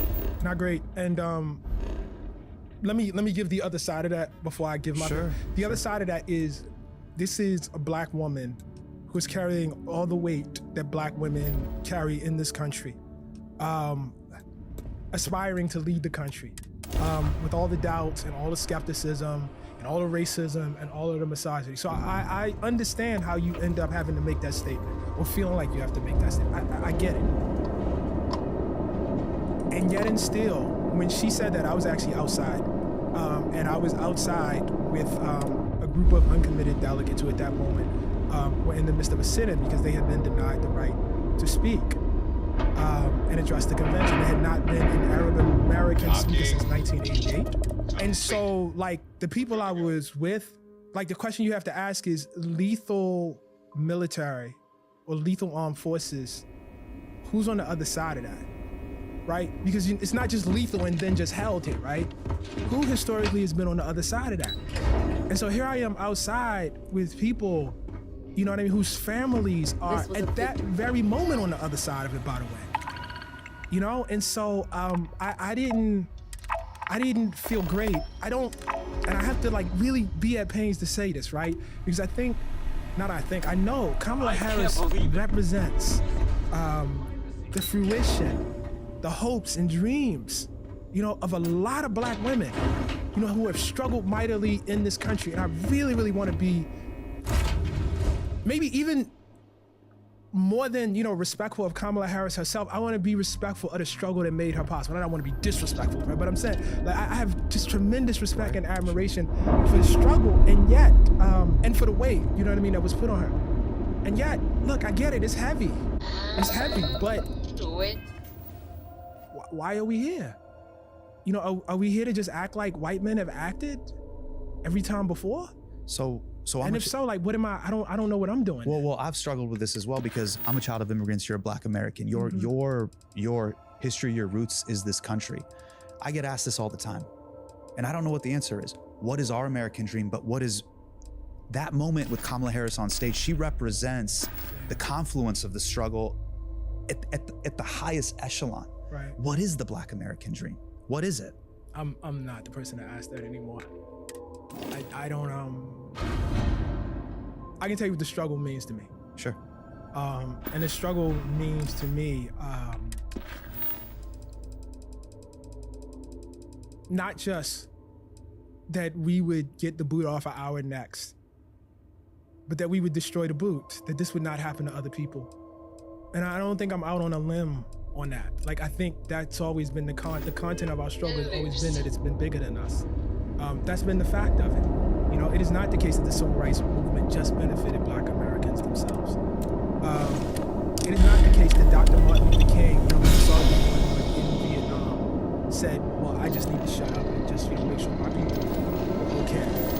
It is not the case that Fannie Lou Hamer was only concerned about Mississippi. It's not the case that W.E.B. was not concerned about the world. It is not the case that James Baldwin, wailed at Israel and was like, well, I can't talk about this because I'm not concerned about my people. What I'm trying to say is, the best of us have always been concerned, beyond ourselves, and so I don't really know how to be any different. And to the extent that, I say that is the weight that she has to carry. If you want to say that the endpoint of our dream, of our struggle, is simply to, get us in, positions of power, to integrate us into the machine and to not, change the machine, then don't talk about Fannie Lou Hamer. Don't talk about Dr. Martin Luther King. Because that wasn't what their lives were about. You know what I mean? If this is just mere, pragmatic interest group struggle, and that's it. If it's a narrow kind of nationalism, if that's all we're concerned about, then you know what I mean? Those are the struggles and the peoples that we should model ourselves after. But that's not my I've always had deep empathy for people, specifically in immigrant communities, because you spend your whole life, you see your parents, family members, aunties, uncles, just playing survival. One less thing Not to worry jump about, metaphors, I suppose. make it about sports, but you know how when you're just on defense, it's just survival. We're just trying to get to the end of the game. So the very idea of thinking about systems, changing systems, and changing systems abroad is a fantasy. It's inconceivable. That's the only way I've been able to make sense of all of the talk about Kamala Harris's shortcomings in regards to this issue. I think that's true. I think that's true. I mean, for a lot of Black voters, the people that I knew, friends of mine, that are disregarding the Gaza issue. That's right. They see so much of. Do you understand? For decades we were playing survival ball, and now you want her to completely change the game. Right. Yes, I do. Yes, and yes, I do. I do. And I'll say two things. One thing, there is one issue, which is your vote, right? Like, that's one issue, okay? But whether you vote for her and whether you supported her to become president, that is not therefore a license, to just join the cheering section and to never, have to engage with, like, the politics of the world and the politics of what the presidency does itself. In other words, you can be a voter, but you don't have to be a fan. You know what I mean? And even as a fan, you know what I mean? You don't have to, cheerlead everything that happens after that. I feel that one of the unfortunate things that happens, because of maybe the nature of elections and the way media coverage works, is we think that politics is strictly a matter of who you cast your vote for, and I just reject that. You know what I mean? So you can have a political strategy, and I guess this was my argument myself, is that look, the world's a worse place with Trump as president, and I felt that, and I believed that at the time. You know what I mean? But I don't accept that because I believe that and think that, and that my vote will reflect that. That means that I have to co-sign everything, that the person I'm voting for does. Like I don't, that I can't like loudly say this is wrong. How did you make sense, and what do you make of the people that blame those undecided voters or those voters who decided to not vote for Harris? You hear they get blamed for the outcome of the election. Again, like I think like I'm just going back to something that we have said in this interview. Like, if you are someone who can go before a family who has to take calls to hear about their aunts, their cousins, their grandmothers bombed and buried under rubble and killed, and tell them you now have to vote for a member of the administration that is making that possible, literally killing your family. And that's you. That's not me. And that's not who I want to be. And what I would submit to you is that at the moment that you are asking people who are actively enduring a genocide, to support a member of the administration that is making that genocide possible, you're telling them that it all depends on them, and you can't promise them that when that person comes in, that person is going to stop killing their family. If that's what your struggle hinged on, then I question the nature and I question the justice of your entire project. Because the moment we are addressing people like that, I like, you've lost something. Like, I feel like you kind of have lost the plot. I mean, you know, and I get it. Like, you get so deep into things that you can't, you know, see. But like, one of the things we forget, and I'm sorry I get animated about this, but you see, people have done that to us before, and we didn't like it. This is not new to us. Franklin Delano Roosevelt comes in, wants to have, you know, a new deal that's going to build the American, you know, middle class. You know, is going to have all of these great programs. But what is the cost? The cost is that those of us who live in the cities, our brothers and sisters who are in the South are going to be excluded. They're going to be excluded from Social Security. They're going to be excluded from unemployment. Us ourselves, we will not be able to take advantage of those housing programs. Were we down with that? Were we like, oh, well, I guess we'll just have to pay the price? No, we weren't. And I know, because I wrote about it, and I know when people said it down. We were not with that. Right. We were not, oh, well, I guess, you know, it's for the greater good and we'll get ours. No, we loudly opposed that. And so that we would then turn around and tell a group of people that that are being wiped out, whose families are being wiped out, that they have to support it when we ourselves didn't do it. You know what I'm saying? Like, Frederick Douglass loudly opposed Abraham Lincoln. Sight is clear. You know what I mean? Like, he loudly pushed the whole time. And so, like, there's an element. I don't want to say hypocrisy because I understand how it happens.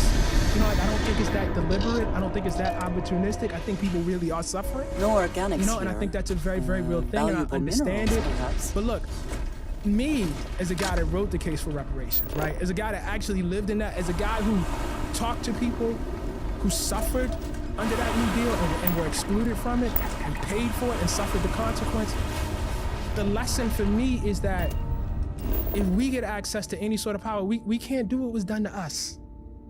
We need to know this. We need to know this. I don't know why that's such a revolutionary idea. The idea that one person's collateral damage can be someone else's red line. Yeah. This is my red line. This is affecting people that I know. This is affecting family members. I think it's because the stakes were so high. And you know, like, my sympathetic part of it is, yeah, I get it. Like, when Kamala Harris and all of them are saying, look, you are countenancing the end of democracy. So I mean, it's not like I thought they were actually. You know what I mean? Like, I don't like the stakes really were the stakes. It is bad. It's very, very bad. And so I get how that disrupts your ability to think about it. But the thing that I can't shake is that within 3 very short years, the Overton window on this issue has changed. So this idea, Ta-Nehisi, that you're talking about, I see it in your writing, and it's what I love about your writing.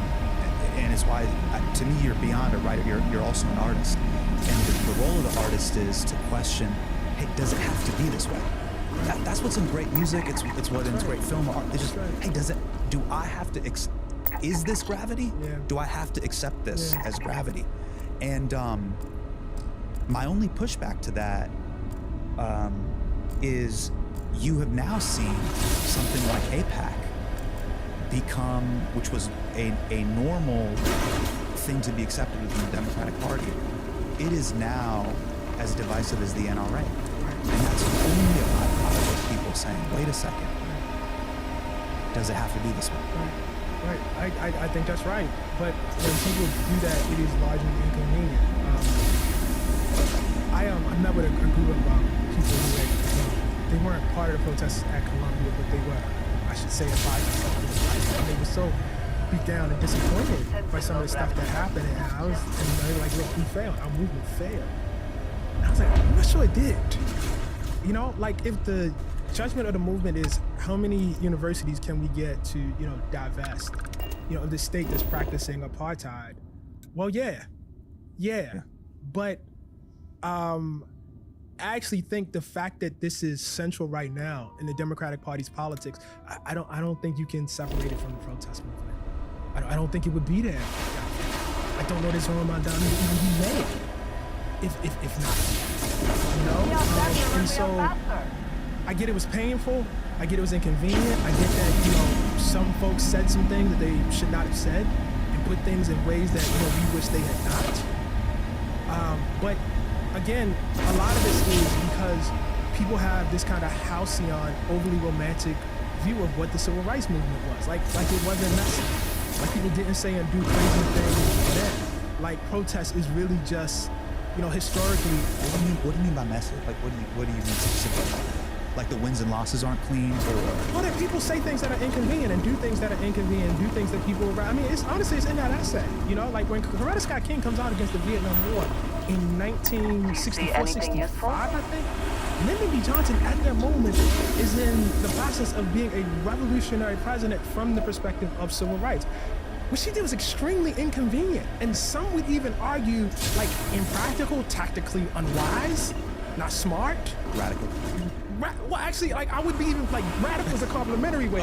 You like, I'm saying, like, look, from a pragmatist perspective, what the fuck are you doing? Like, you're hurting us. Like, you are actually injuring our struggle right now. Do you know how long we have been fighting to get equal rights among the, under the law for all of us? We can deal with this afterwards.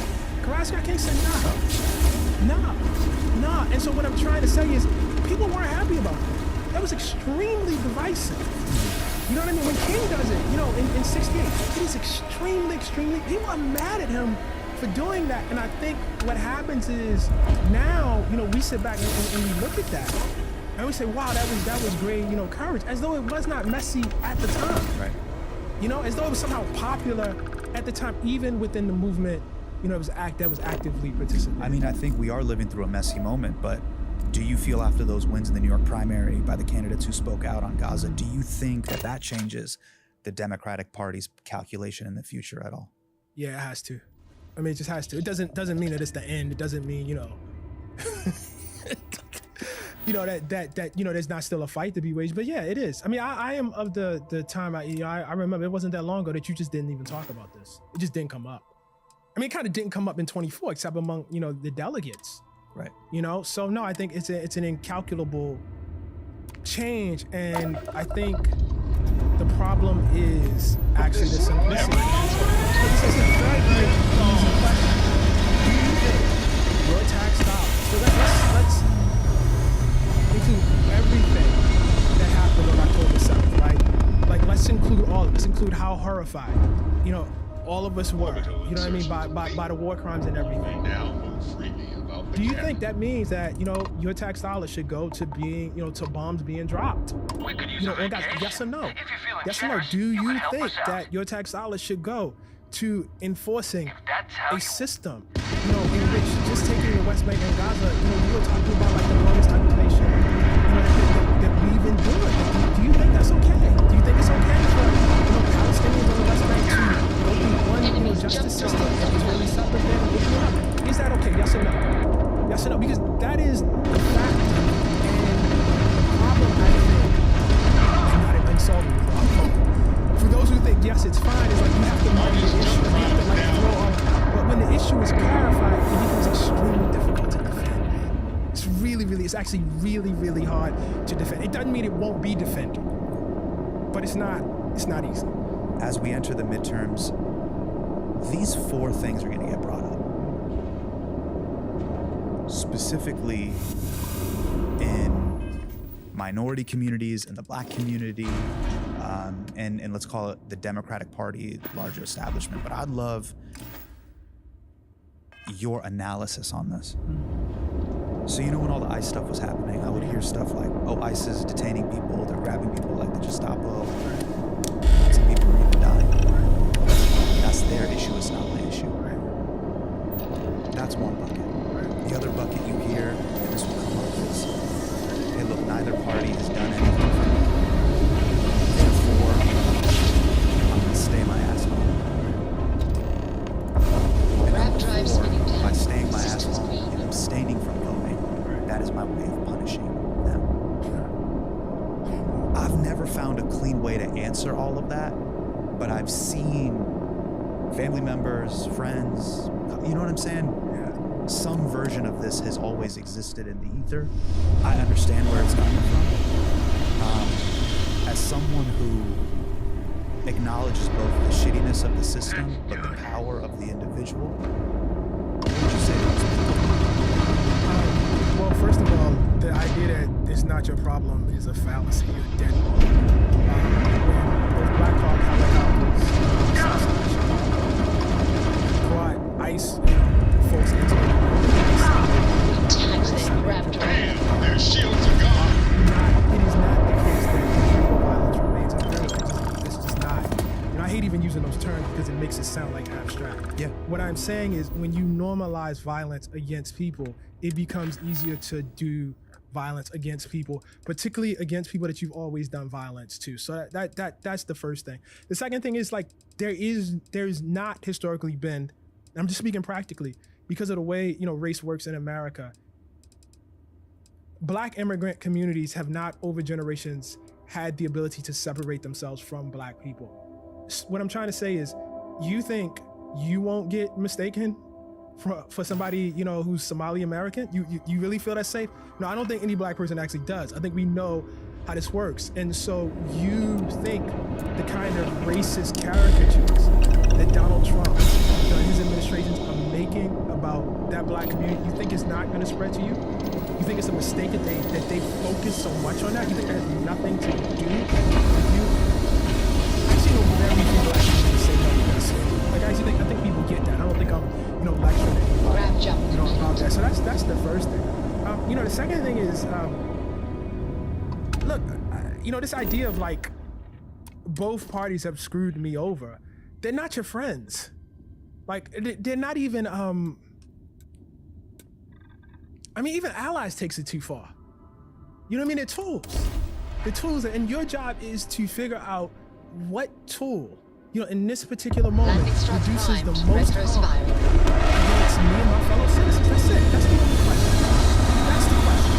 You know what I mean? And I think that's a much easier question to answer when you accept that your politics is not just your vote. Your vote is a tool. You know what I mean? Voting is it's civic hygiene. It's brushing your teeth. You know what I mean? It's not enough. You know what I mean? You don't just brush your teeth. I'm done for the day. Yeah, sure. I brushed my teeth. I'm good. I don't have to do anything else. I took out the trash. I don't have to do anything else. Well, yeah, you got to brush your teeth. You got to take out the trash. It's not sufficient. It's the baseline. It's a baseline, man. It's the baseline. Yeah. It's the baseline. But we I don't know, man. We think of like these elections like it's the Super Bowl or something. It's not. It's not. It's a singular tool.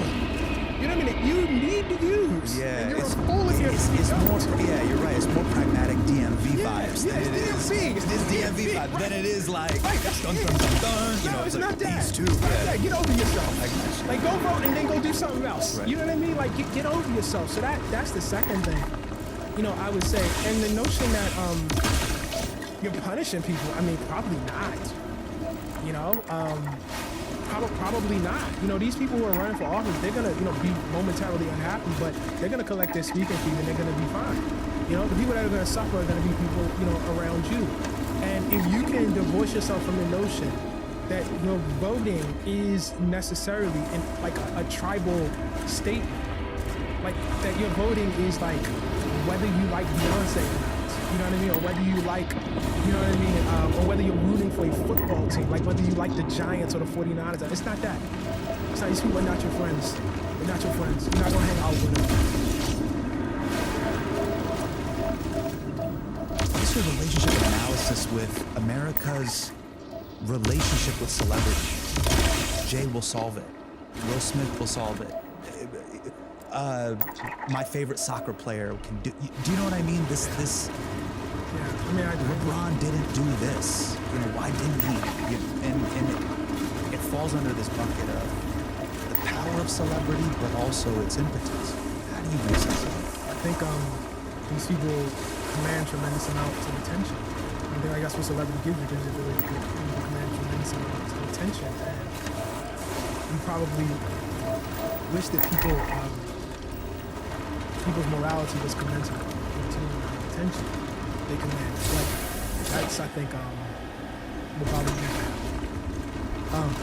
It's deeply unnatural. As a friend of mine once said, that many people looking at analyzing me that way. Like I don't know how any of those folks feel. But I'll tell you, I am 0.00001% as famous as any of the people you name. And I don't love it. I don't love it at all. It is a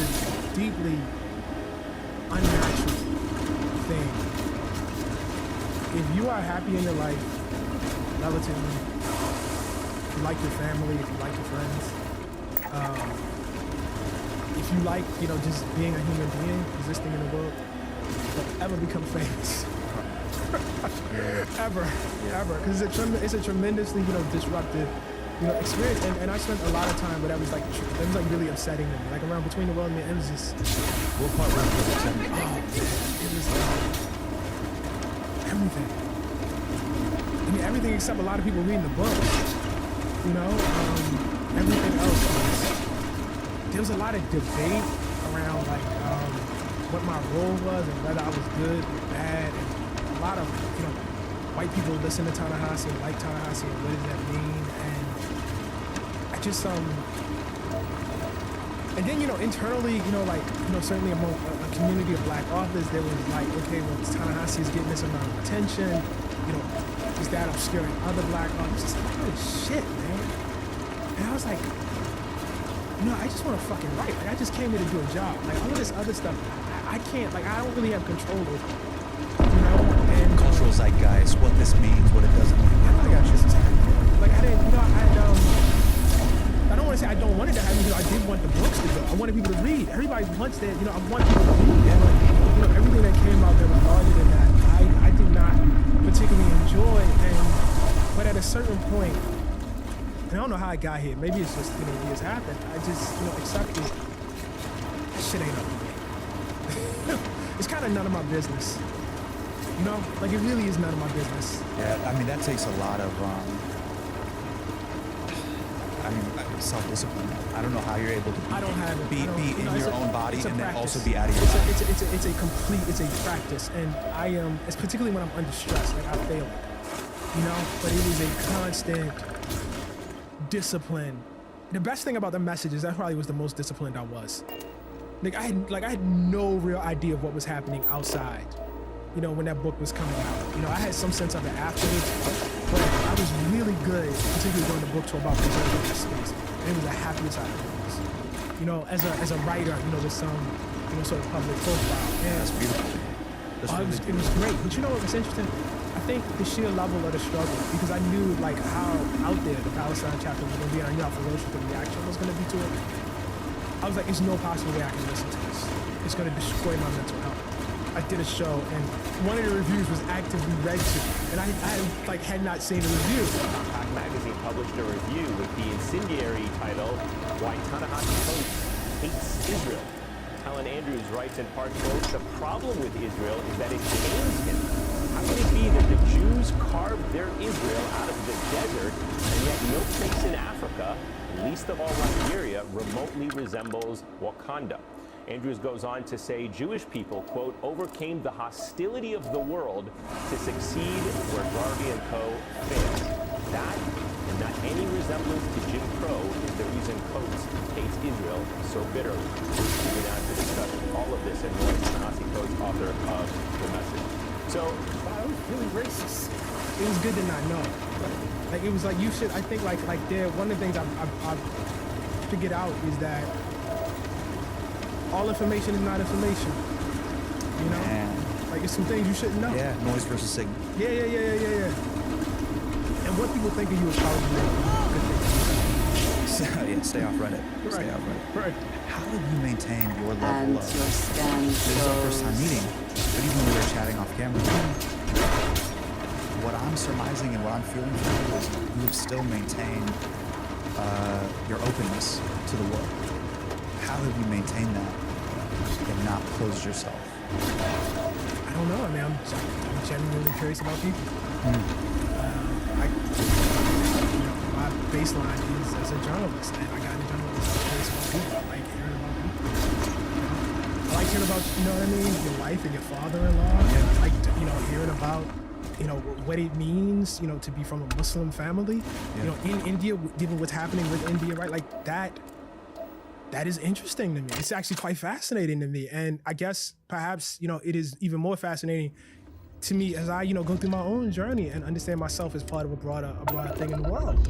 Like, I'm literally interested. Man, I bet. Like, it's not fair.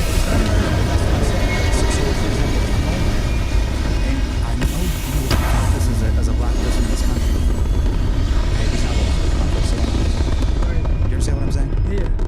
with the shit. Like, dude, you go to, of like, I do. he's not ready for the combo, so I don't have the combo. Or Orbital. your teacher doesn't want that. It's cool.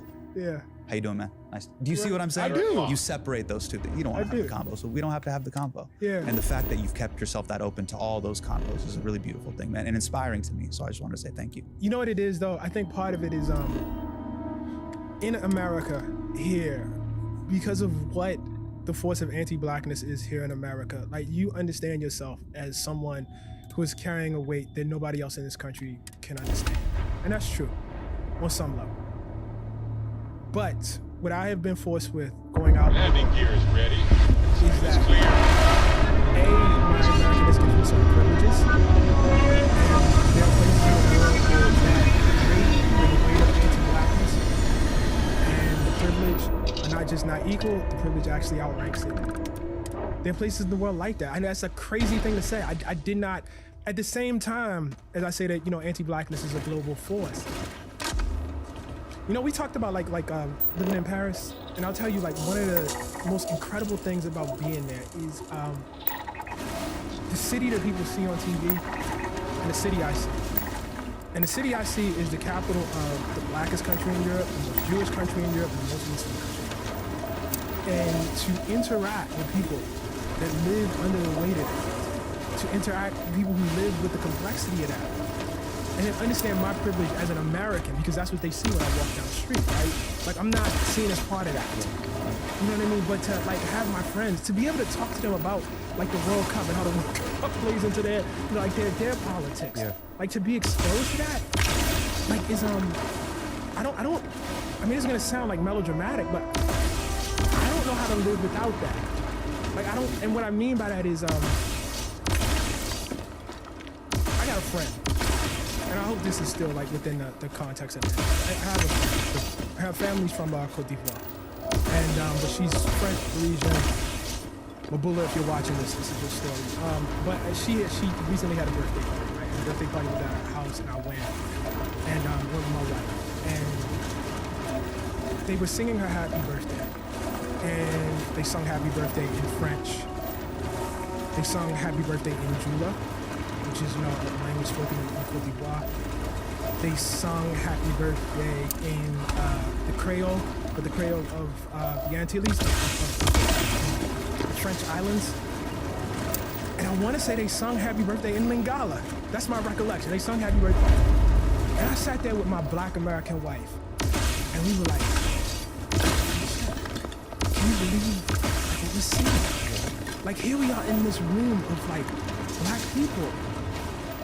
You know, and they're doing something that, like, I mean, it's hard to put in words what that moment was like when you're from West Baltimore, when you're from Chicago, and you go and you see something like that. And so, like, to have those experiences, like, that is what my life is. You understand what I'm saying? Like, that is like a huge, huge part of my life. And so, like, when you ask me, like, how do I not become closed, I don't want to be separate from it. I don't want to not have those experiences. As much horrible things as I saw when I was on the West Bank, as bad as it was, you know, walking through Jerusalem, man, you go into heaven and then afterwards they serve you that, I don't want to mispronounce it, but you know, they flip the thing with the chicken and the rice. Yes. You know what I mean? Like, you're like, oh my God. And it's the hosting of it, right? And so now you're interacting with who they are as human beings, because they are not just people who, you know, the IDF is putting, you know, a foot on it. They got traditions, they have history, they have culture, and you're with them. Like, that is like a beautiful part of my job. It's a beautiful part of my life, you know? I'm sorry, I know that kind of went everywhere. No, that was beautiful. And listen, thank you for coming on the show. Thank you for seeing everybody's humanity. Thank you for your work. Thank you so much. Thank you so much. Appreciate it. Thanks, guys. The clap comes from behind. Sorry, that story at the end kind of went all over the place. Yeah. It kind of went everywhere. Wanted to turn now to Israel, the West Bank, Gaza, some wild things that are unfolding there. In particular, let's start with this clip. A BBC journalist asked an Israeli settler about the lives of Palestinians versus Jewish life, and the answer is actually not shocking, but it should be. Let's take a listen. I think now, after they kill one Israeli people, we need to kill all the people in Tel and Sarah, even Jit and Farata. Why? Because we don't want it to happen again. It sounds like you're saying one Jewish life is worth hundreds or thousands of Palestinian lives. Not million. One Jewish life, it's 10 million, okay? That just sounds racist. Yes, I know. I know, but this is the truth. Because God chose us. Because of this, you are jealous. These inflammatory views, rejected by many Israelis, are crucial to understanding the growing violence in the West Bank, which many extremist Israeli settlers see as land given to them by God. Wow. The Bible is the authorizing that this land belongs to us. Okay? Israel occupied it militarily. Yes, and under international law, that means that no civilian settlements can be built on.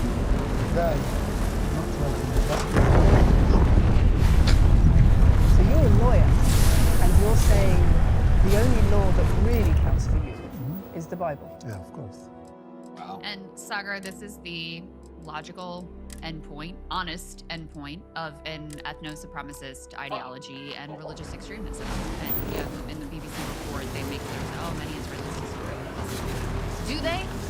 I'm sure many Israelis wouldn't say it quite this overtly, but we've seen the polling on how comfortable they were with mass slaughter in Gaza. We've seen the polling on how many expelled Palestinians who are currently citizens within Israel who are in support of mass ethnic cleansing. So, this is the unvarnished face, the true face of the ethno-supremacist ideology that undergirds the state of Israel currently. Yeah, and what we actually see inside of the settlements is the normalization, quasi-legalism. I mean, this used to be a fringe part of Israeli society. Most secular Israelis looked down on this type of, not even just this type of, most or major fractures in their own society over settlements, etc. However, what has effectively been normalized now, I would say over the last 10 to 15 years, especially, is not just over just totally elevation of a lot of the stuff you see right in front of you. And you could say this is just one person, but it is quasi-representative itself now of government policy because their own minister of whatever national security and defense, he's saying this every day. He wanted to put crocodiles in a prison for Palestinians, and the only reason that the plan was struck down was the animal welfare organization in Israel was like, this would be bad for the crocodiles. Look, I know this sounds great. That actually happened. That literally just happened this week. And it's like if PETA was looking up for the crocodiles and not for the actual prisoners. So not some bleeding heart liberal who's on turned prisoners, but I'm like, okay. Well, we know this is like medieval. It's not even fair to call them prisoners. I mean, these are truly hostages. They get picked up for the smallest, even theoretical infraction. Oftentimes, you're talking about children. Documented, systematic torture, abuse, sexual abuse, etc.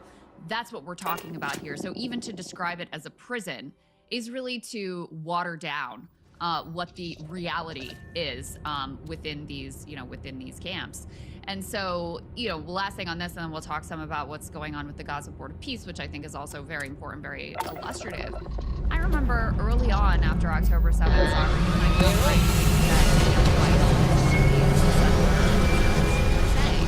and this is treated as a point of view, but she was talking about greater Israel and how Israel had a right to not just, historic Palestine, not just Gaza and, what they call Judea and Samaria, the West Bank, but other countries' land as well.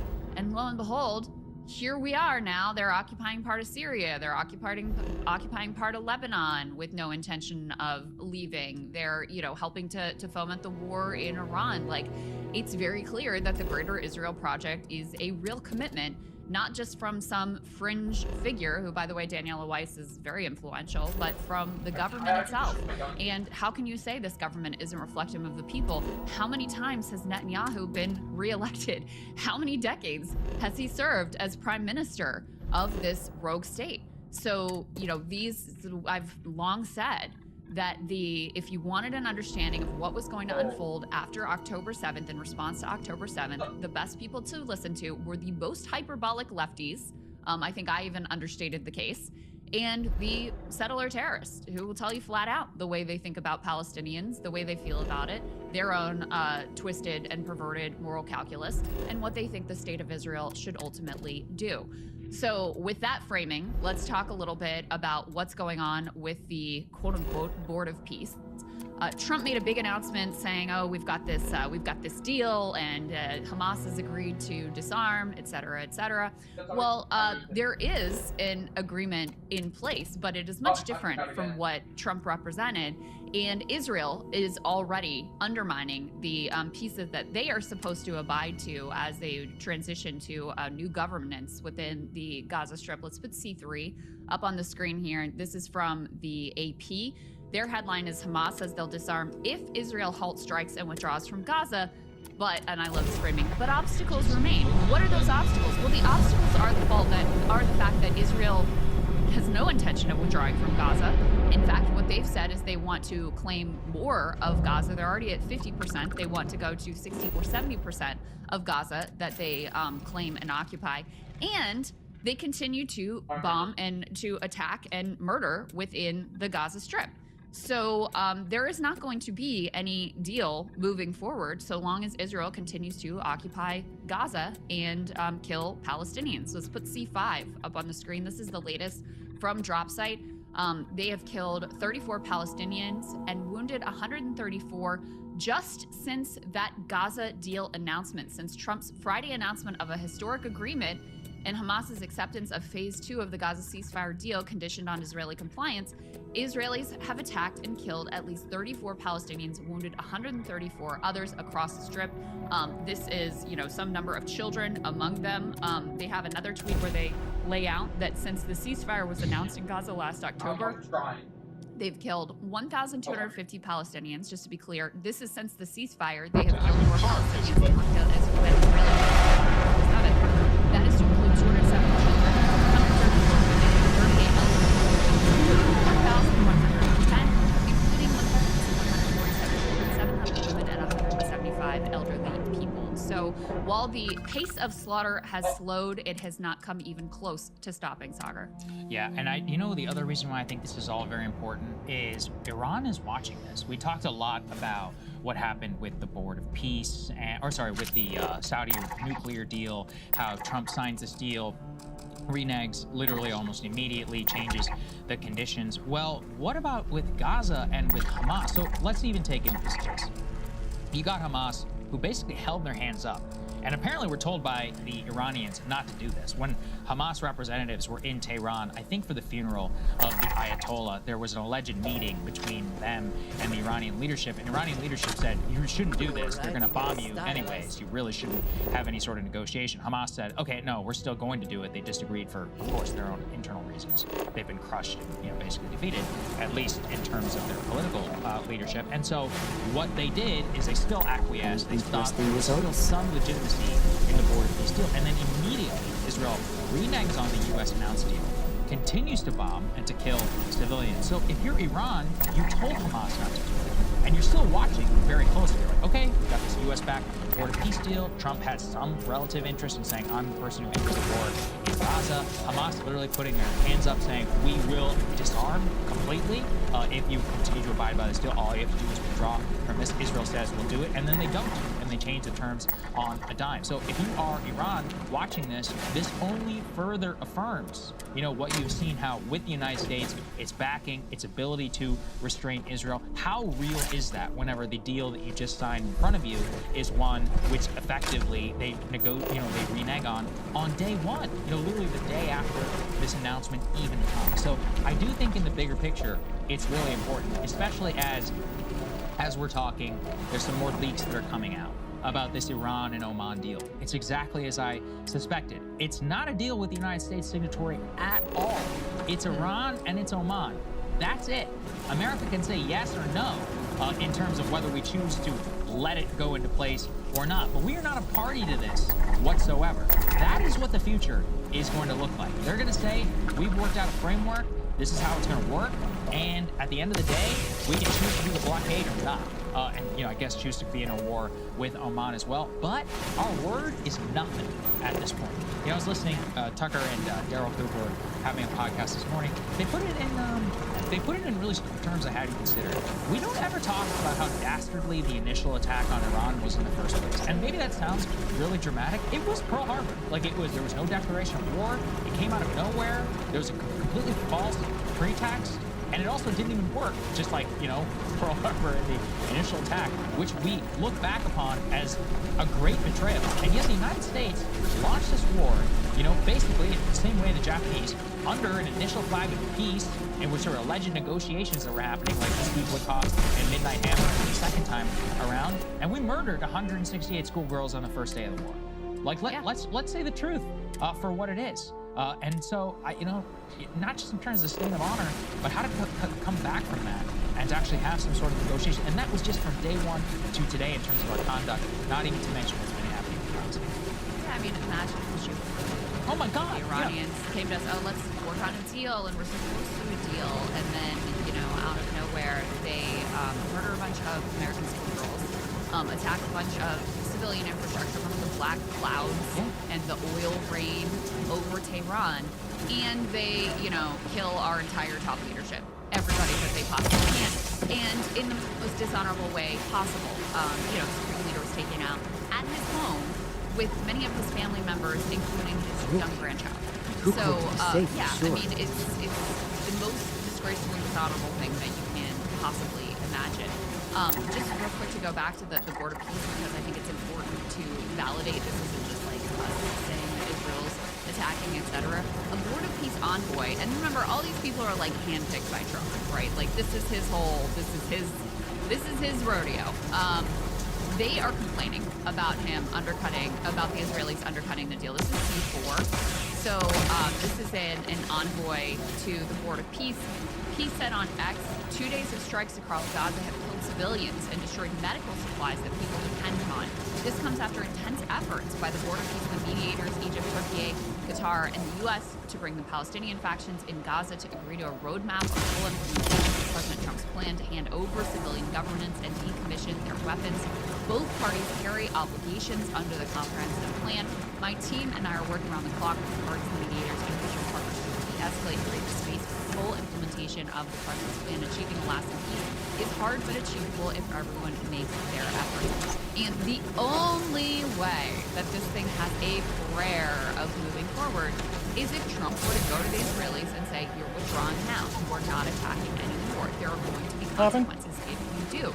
There is zero indication that he has the willingness to take that hard of a line, even though this is his own, this is his own deal, this is his own sort of legacy, credibility, blah, blah, blah on the line.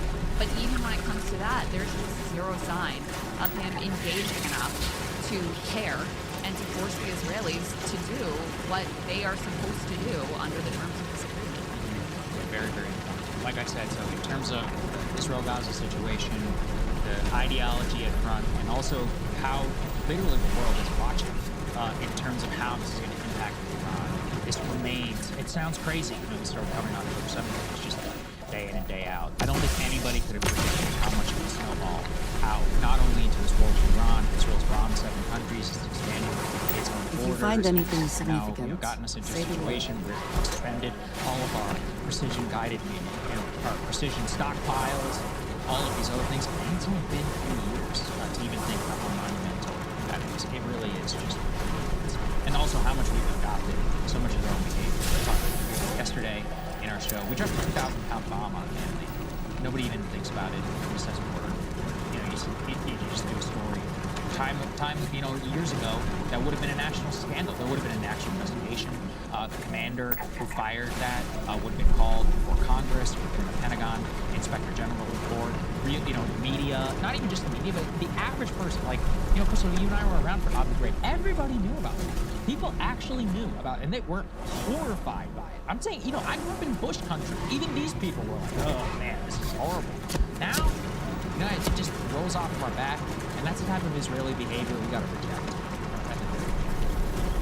No doubt about it. And even if you know, don't consider Iranian lives as precious as American lives, which you should, think of the backlash from Abu Ghraib. Think about how radicalizing that was. You don't think that the genocide in Gaza is going to be radicalizing for plenty of people against not just Israel, but against the U.S.? You don't think bombing the schools for girls, triple tap strike, by the way, you don't think that's going to be radicalizing? Dropping 2,000-pound bombs on parents and a 2-year-old, you don't think that's going to be radicalizing? We're just sowing more danger and fear and chaos in the world than it is. All right, let's go to Vlog. Hey, if you like that video, hit the like button or leave a comment below. It really helps get the show to more people. And if you'd like to get the full show ad-free and in your inbox every morning. All right, y'all. So RFK Jr., who of course is Health and Human Services Secretary, he went on CNN and he basically had a pretty aggressive fight here with Dana Bash. Now, look, I'm no fan of Dana Bash. She's a horrible Zionist and she's a centrist claptrap purveyor. Like this, I have many issues with her. Having said that, RFK Jr. is mentally damaged. like this guy's got problems. They get into it on a number of different issues. But this one here, he's asked in a very simple way, hey, how do you prepare for the next pandemic? And RFK shits the bed obnoxiously. Like, I don't even know. He has, like, the wettest, most diarrhea-ish, disgusting, putrid-smelling feces attack of all time. Let's listen. Here we go. How do you prepare for the next pandemic? I mean, that's literally part of your job now because experts think it's going to happen within the next 10 years again. Yeah, I mean, I think we did virtually everything wrong the last time. So what about now? It literally was not the question. The question is, what do we do now? How do we prepare for the next pandemic? This is really not a difficult question. Oh, we're staffing up the specific agency that, you know, tries to prevent the next one from coming, and we're making sure that we have a stockpile of masks if need be, and we're making sure that we have all of our therapeutics on hand. We have all of our researchers who are, you know, trying to get ahead of the next one, monitoring everywhere. Like, this is not a difficult question for anybody who's in HHS. I think last time we did a really horrible job, and I think that Dr. Fauci belongs in prison, and excuse me, I gotta go suck a couple raccoon dicks and behead a whale or two and then eat it. You do know that if you're the guy who was caught chopping off raccoon dicks and the guy who was driving on the road with the beheaded whale dumping intestines all over the highway, you do know that you sort of like forfeit your ability to be a science guy, right? Like, if you think nicotine is good for you and you take a peptide that makes your skin darker, you know, maybe sit it out when it comes to science, when it comes to medical research, when it comes to, you know, just level that it's your job. Even fucking Tim Dillon, who's a fan of RFK, was going, what are you even doing these days? He's posting videos on Instagram of himself fighting the yak. I mean, that's what he's doing. That is grandstanding on fucking CNN.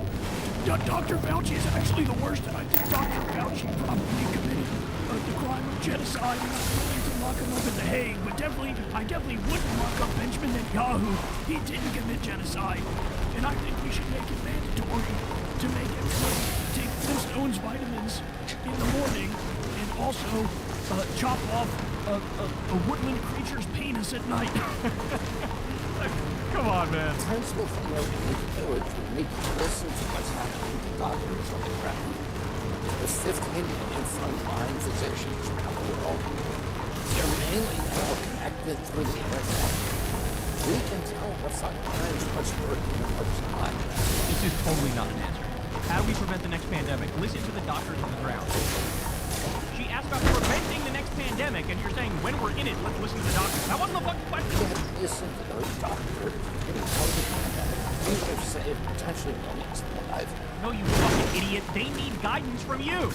People don't show up with some new virus and every doctor just magically knows how to treat it. That's not how it fucking works. There were therapeutics out there that were working. There were doctors who were having no deaths from COVID and treating thousands of patients. We weren't listening to them inside of Oh my god, he's literally doing like the hydroxychloroquine and ivermectin shit. Like he's literally doing that. Oh my days, what are we doing? We were shutting them down. And the other thing that I would say, I rarely have the patience for that thing. You're asking about how to prevent the next pandemic. You're for constitutional rights. If you gave a shit about our fucking constitutional rights, you'd be calling out Trump. You would have resigned in protest. You would have resigned in protest and said, I can't be with this regime anymore. Look at what Stephen Miller is doing. He's destroyed the Constitution. He's made it so we have no more due process. That's now gone. He's made it so you don't need a warrant anymore to search shit, which is completely illegal, completely unconstitutional. But he's ripping it to shreds. They're abducting people and kidnapping people. He's destroyed the First Amendment. He's locked up people for their free speech. He's sued the media for telling the truth.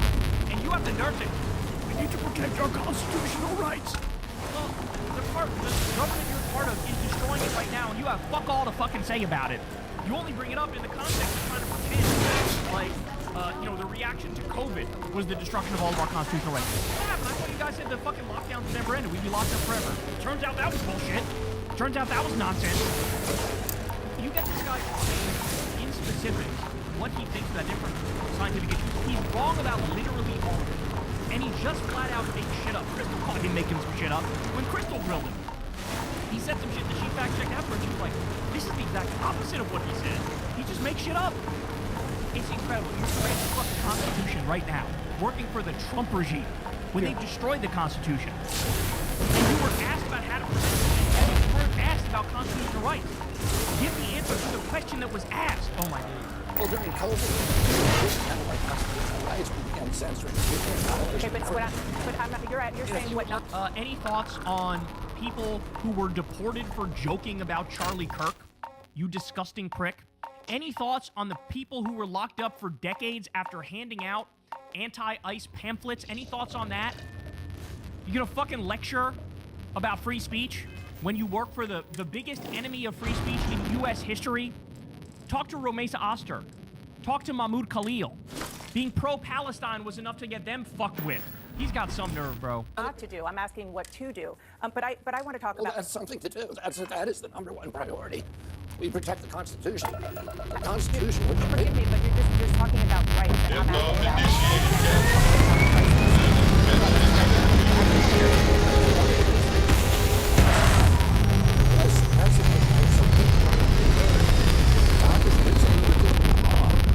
We're being marginalized and vilified. because again, I really want to move on. But you were saying yes, I do. Part of the problem. No, I wasn't part of it. No, bitch, you were part of the motherfucking problem. I got issues with CNN. I got issues with virtually everything that went down during the pandemic. But don't act like you weren't the biggest motherfucking problem, spreading all sorts of misinformation that you didn't know dick about dick. But you didn't care. You were spreading and pretending like you're some sort of experts and convincing idiots like Joe Rogan that you had all the motherfucking answers. Meanwhile, you're the biggest anti-Frank in the country, maybe in the world. Now we have a massive people outbreak.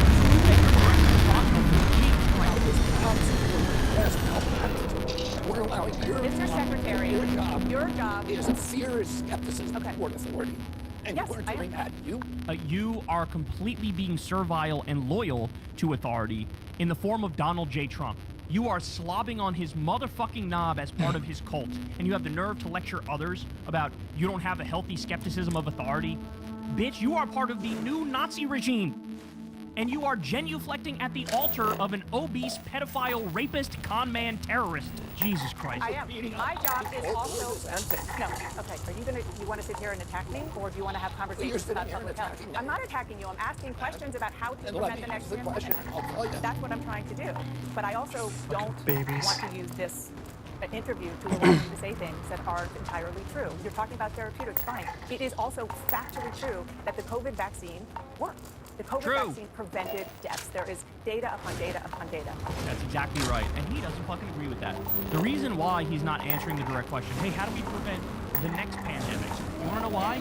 Because he fired 1,260 people at the Epidemic Intelligence Service whose job is to prevent the next motherfucking pandemic. That's why. That's why he's dodging and bobbing and weaving and bringing up everything but the answer to the direct question, because he has gotten rid of the infrastructure which was there to prevent the next pandemic. In the same way, he limited access to the COVID vaccine, he put vaccine skeptics on the advisory panel, he fired the CDC director after a month because the CDC director actually understands science and medicine and said, I'm not going along with your bullshit. He ended our support for the global vaccine program. He helped kick millions of people off Medicaid. He canceled the flu vaccine campaign. Like, the reason why he can't answer this is because he's worked day in and day out to destroy our ability to address the next pandemic. He's a fucking anti-science crank. He's a jackass who chose methylene blue because he read about it on some shitty vlog from somebody who doesn't know what the fuck they're talking about. He takes testosterone and human growth hormone, even though he's like 70, okay? He's fucking belching with Olivia Nuzzi, drinking his own cum out of some woman's ass as he lectures us about the fucking, like, red dye in your Kool-Aid. Like, how about shut the fuck up? How about you're in no position to judge any of us, Mr. I chop off raccoon dicks? How about, you know, you can go to shut the fuck up Bill forever, Mr. I behead whales and bathe in literal sewage with my fucking, like, who was it, with his, like, grandkids or his niece and nephew? He was bathing in sewage water that had a warning sign against going in it with, like, kids in his family. Okay? I've had enough of a guy who eats roadkill telling me what's correct when it comes to science. Enough. Give it a fucking breath. Hey y'all, do me a favor and like and subscribe. It helps out big time in the algorithm. Click the bell as well for notifications when videos drop. Watch that video on screen right now. You know you want to. Welcome back to Pod Save the World. I'm Tommy Vitor. I'm Ben Rhodes. Ben, you're in New York City. Are there Mamdani-sponsored gangs roving the streets, or how is it these days? Is it livable? Is Bill Ackman still even there? I think there's, a noticeable absence on the Upper East Side of people in Florida for their sake of their second homes. But no, it's a fairly friendly place. There's Knicks gear everywhere. It's like still feels like it's basketball season. It's nice. People are happy. People are being kind to each other. The Mamdani ethos is. I'm not as mad at the Knicks as I am at the Sixers right now because you stole Jaylen Brown from my Celtics. Gave us Paul George with a terrible contract and he sucks. But no one wants to hear us talk about this, so we'll move on before we have to explore my pain. We got a great show for you today, though. We're going to talk about the migration crisis that both Spain and Morocco have been dealing with over the past week or so, and how it has exploded in Europe and is being weaponized by conservative politicians and conservative media. We'll update you on all the latest with Iran, where there's threats of war crimes, cyber attacks, much more. The more things change, the more they stay the same, Ben. We're going to talk about some announcements about a deal in Gaza. Consider us skeptical that those are going to come to be. It's very easy to put something out on Truth Social. It's harder to execute. We're going to explain why the U.S. bought billions of dollars worth of Japanese yen, and why that's pretty worrisome, actually. We'll talk about the massive scandal engulfing FIFA, yet another scandal engulfing FIFA, the good people on the World Cup soccer tournament. And then you're going to hear my interview with Casey Michel about his new book, United States of Oligarchy, How America's Wealthiest Ally with Dictators Weaken the U.S. and Destroy Democracy. I think the title probably gives you a good sense of what the book is about, Ben. I was going to say, like, I thought I had a subtitle. Like that one, it's good. People need to know what the book's about. That's right. That's right. We talk about some real close friends of the show, your Kushners, Jared, your Witkoff, Steve. We get into the way autocrats and dictators are bribing their way to policy success. It's a very important subject, I think. I know you do too, Ben. It's not just corruption is bad because it's illegal. It's like corruption is actually weakening the foundation of our democracy in some fundamental ways that Casey studies deeply. And I think it's a great book and worth reading because there's actually a roadmap in there for how Democrats should respond if we win back the House and, inshallah, the Senate. Yeah, I mean, I think corruption is now like the system under which America and the world operates. It's not like a, corruption of the system. It is actually how things are working. Case in point, Jared and Witkoff are, negotiating the Iran thing that we'll talk about. FIFA we'll talk about. Like, you can't understand what's happening in the world right now if you don't understand corruption and oligarchy. So, well worth it. So. Absolutely. Stay tuned. Ready. All right. Last week, we've almost certainly seen pictures of migrants flooding into Spanish. I'm also willing to bet that the coverage you watched on conservative media did not mention that Ceuta is not on the European continent. It's actually Northern Africa, but I digress. So, like I said, Ceuta's a small city. It's about 84,000 people in Northern Africa. Spain has governed it since 1580. It's one of the two remaining small Spanish cities on the African continent, which means that the European Union actually has two land borders with Morocco. But the thing to know is that, to actually get to Europe proper, migrants have to go through passport controls. You have to cross the Mediterranean. So it's not like crossing our southern border where you're just sort of like in the Schengen zone and able to move around. Like you're still on the continent of Africa. Starting on July 30th, an estimated 60 to I think 72,000 migrants crossed from Morocco into Ceuta. They either cut holes in the border fence or many of them swam around the border fence in the ocean from the Moroccan beach to the Spanish beach. The majority of migrants were Moroccan men, and there were some families and children. Spain says that nearly all of those crossing have returned. There's been some debate as to what happened. Why was there we're going to explain some likely causes, then we'll get down to the kind of like more likely to be disinformation causes that you're seeing on the internet. The first is economic conditions generally. So the youth unemployment in Morocco is at 37%. Per capita income in Morocco is $4,600 compared to Spain's $38,000. People are pissed at the government. The government's spending all this money on the next World Cup tournament stadiums while their lives aren't improving. But if you protest, like the Gen Z protesters did in Morocco, you get the shit kicked out of you. Then there's another bucket of Spain's immigration policy under Prime Minister Pedro Sanchez, who's from the left.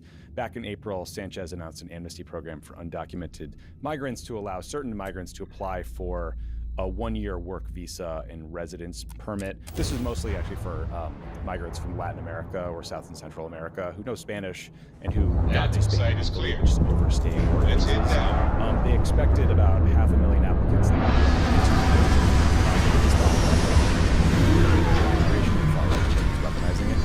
And then there was a ruling by the Spanish Supreme Court that was misinterpreted to mean that migrants arriving in Spain by sea could not be deported, right? And then finally, there's the role of the Moroccan government.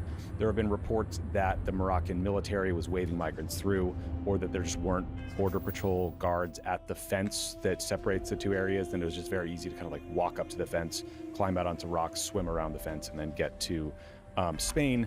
There's been a history of Morocco using immigration as a tool to punish Spain. In 2021, Moroccans were pissed that Spain allowed leaders of a rebel group into the country for medical treatment, and then were accused of letting 10,000 migrants into Ceuta in retaliation. So that all brings us to the kind of fringy Israel did it theory. Now, there's some like context here that makes this relevant. Well, first of all, Morocco and Algeria, they don't get along. Morocco claims sovereignty over the Western Sahara, while Algeria supports a rebel group called the Polisario. As part of the Abraham Accords, the Israel deal with Morocco, the U.S. recognized Moroccan sovereignty over the Western Sahara. Algeria did not like that. Also, Spain's been a pretty vocal critic of Israel's conduct in Gaza and of the war in Iran. I've seen Israeli media and commentators have suggested that one way Israel could punish Spain is via Ceuta and migration, but this theory exploded on social media, but frankly it's probably that has more to do with just a lot of commentators disliking the Israeli government than anything Israel actually did here. Regardless, Ben, right-wing politicians leapt to politicize this issue. Here's a clip of President Trump and far-right Reform UK leader Nigel Farage both talking about it. I saw Spain yesterday, and I watched the catastrophe that took place. It looks like an invasion of a country by hundreds of thousands of people. And that same thing's going to happen to us if the Republicans don't get elected. If we're not in office, our country will be invaded at levels that made Spain look small time. That's going to be a talking point for the midterms. Believe me, unless we get a reform government, those scenes you're seeing in Spain today, many of those young men, lots of them dangerous, will be heading towards Calais and coming to our country too. Why is Farage always in the woods for no reason? Ben, sorry for the... Where's he in the Shire? Or like, what's going on? Yeah. Sorry for the long wind up there. I want to get your sense of how potent the political issue is. I mean, it's hard not to think back to 2015 in Germany and the Syrian migrant crisis. And then the reaction you've seen by leading countries and how they're handling. I don't know about this kind of, remind me, Tommy, it reminded me of like the Caravan, playing the hits from the first Trump presidency before the 2018 midterms. We saw all this Fox coverage of some massive caravan who was making its way. I think that, look, there's a potency to anti-immigrant politics. There's a potency on the far right to images of migrants trying to make it into Europe. I don't doubt, and we should talk about the way we've already seen far-right parties beyond just Trump and Farage try to take advantage of it. That said, there's a big difference from 2015, which is whatever you think about what happened in 2015, there actually were a huge influx of migrants and refugees into Europe. These people did not make it to mainland Spain. And so there's not like a real shift in the demographics of Europe or any country. Right? So to me, this feels much more like a caravan, where it's like, this is scary, these people are coming, we have to stop them, if you don't vote for us, like, they'll make it here and it'll be terrible. But it's not like there actually are these people now in mainland Spain or in the Schengen zone of Europe where they can move around. So I kind of feel like it's more in the political stunt category of things.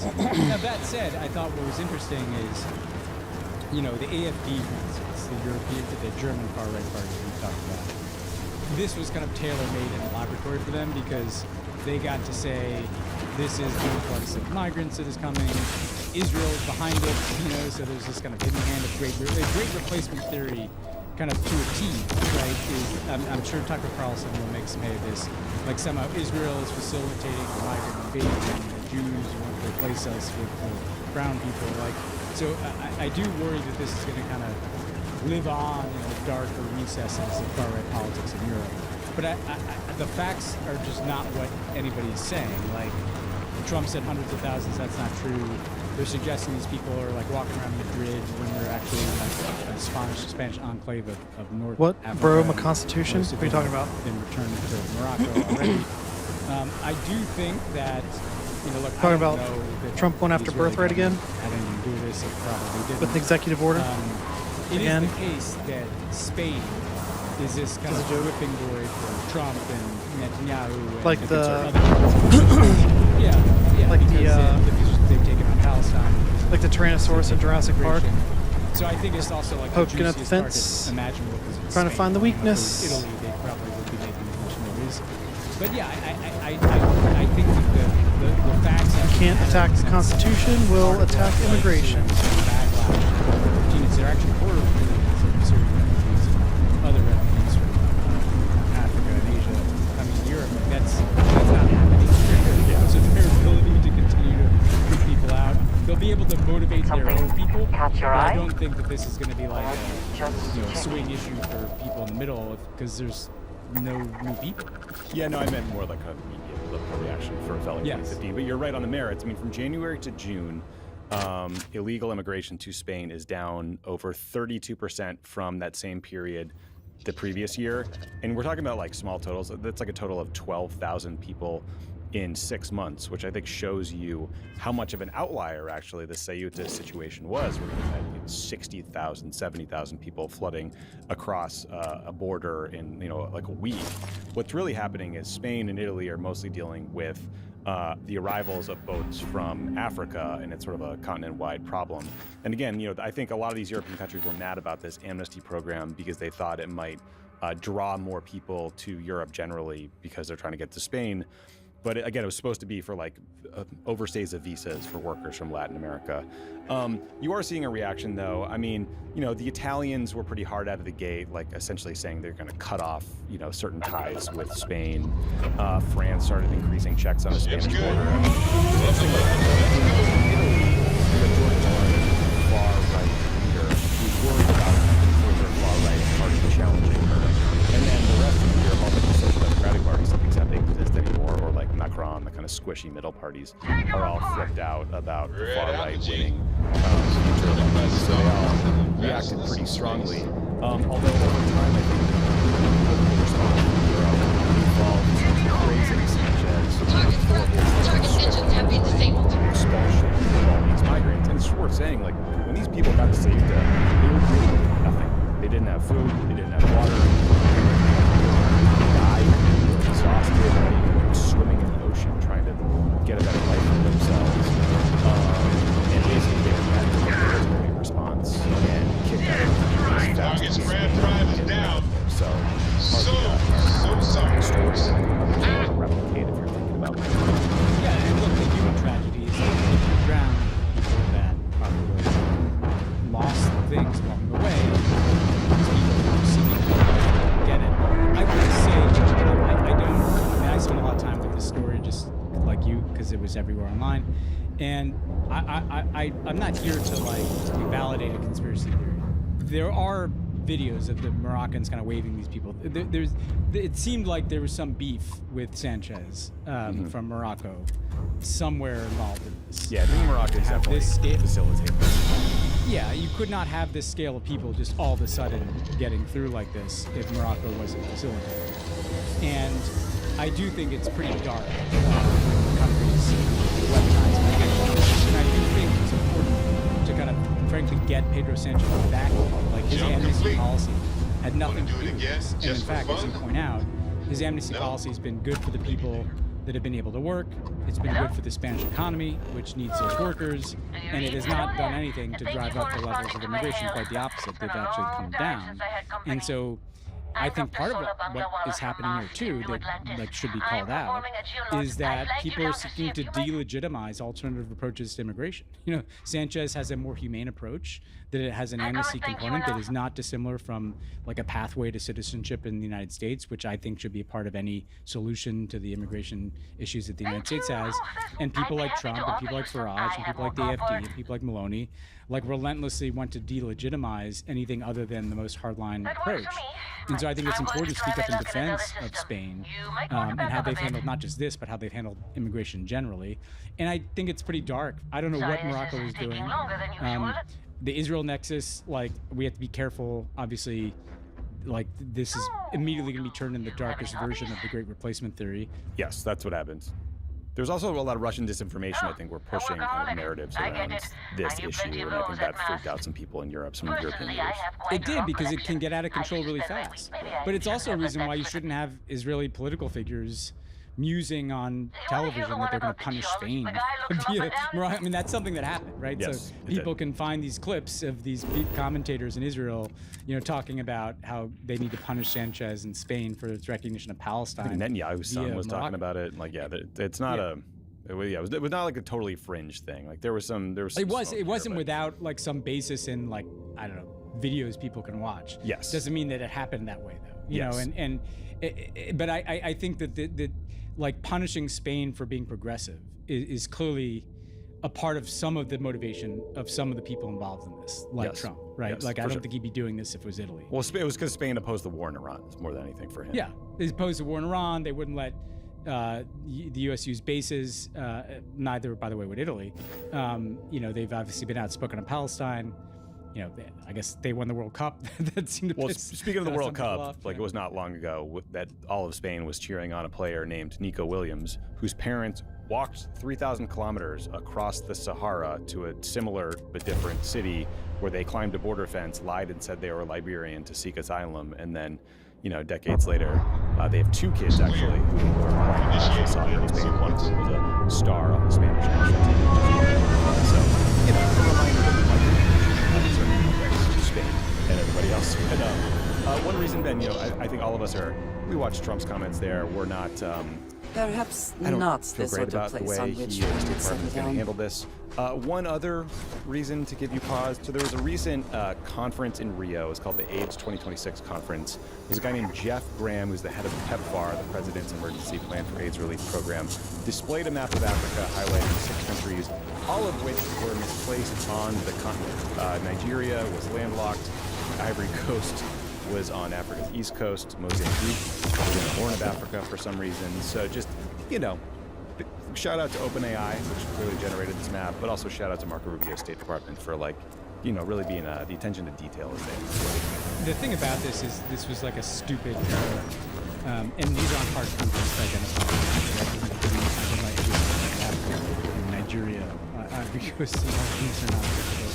But the reason it hits harder is there's a history of Trump calling Africa shithole countries, of Trump letting in white South Africans and saying there's white genocide happening in South Africa, of Trump boycotting the G20 in South Africa because of the alleged white genocide happening, of zeroing out this idea of basically just relentlessly indicating you don't give a shit about Africa while demonizing any migrants that come from there. So these things land harder. Like in a normal administration, be like, what a dumb fucking thing. And this one was like, oh, right. Yeah, that's like, oh yeah. Care about us. And yeah, in fact, true. Ponte, the world is brought to you by Z-Biotics. I bought a bunch of Z-Biotics because I've run out, and I need more because I will not have a drink without Z-Biotics because it is a game-changing product for me that I use before any night I have a drink, even a single drink. It's called Pre-Alcohol. Z-Biotics Pre-Alcohol Probiotic Drink is the world's first genetically engineered probiotic. It was invented by PhD scientists to tackle rough mornings after designed to make getting care feel easy. To get simple online access to personalized, affordable care for ED, hair loss, and more, visit hims.com/world. That's HIMS.com/world, hims.com/world. Not available in all 50 states. Prescription required. See website for details, restrictions, and important safety information. Sildenafil is the generic version of Viagra. Viagra is a registered trademark of Viatris Specialty LLC. Hims is not affiliated with or endorsed by Viatris. All right, Ben, let's do a quick update on Iran, where it's, war crimes, Groundhog Day. So last week, Trump basically threatened to wipe Iran off the map. Again, the New York Post counted and said this was his 13th such ultimatum. Good reporting there. Then he backed down, which is obviously a good thing. It's likely that Trump backed down because he got a call from Mohammed bin Salman, the Crown Prince of Saudi Arabia, and other Gulf autocrats that have given him bribes. Trump also tried to claim that the U.S. was to deal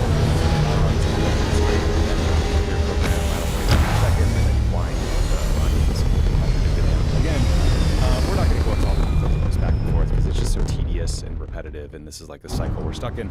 But a few things that are important that we want to update you on. So first, there was a Reuters report that the U.S. has used, quote, virtually all of its precision strike missiles during the war with Iran. So we're almost out of ATACMS missiles. Remember, those were a big topic of discussion around Ukraine. We're almost out of precision strike missiles, and the U.S. has used about half of the U.S. stockpile of Tomahawk missiles, which, there's estimates of what happened in the U.S.-China war. I think we're fully so being down to half of the stockpile, which means we'll be screwed if we get into a fight with China. Iran and Oman are reportedly working on a deal to oversee control of the Strait of Hormuz going forward. The gist is that ships entering the strait will have to use this route controlled by the Iranians that are close to Iran's shore. Ships exiting the strait will pass closer to this U.S. preferred route on Oman's coast. And then Oman and Iran would split revenues from a service fee, which Trump will try to claim is not the same thing as a toll, but is obviously the same thing as a toll. Just for fun, Ben, here is Marco Rubio, Secretary of State. Is he still the archivist? I think he lost that job, right? He got fired as archivist. Yeah, and national security advisor. National security, oh yeah, that one. He's talking about the importance of freedom of navigation at an event just last month. If we create a precedent in the Middle East where a nation state can decide that they are going to control an international waterway, charge a toll, and if you don't pay them, blow up your ships, we have created a very dangerous precedent, which will repeat itself in other parts of the world, including goddamn shit stains. So what is at stake here is not simply the issue of what's happening in the Straits of Hormuz.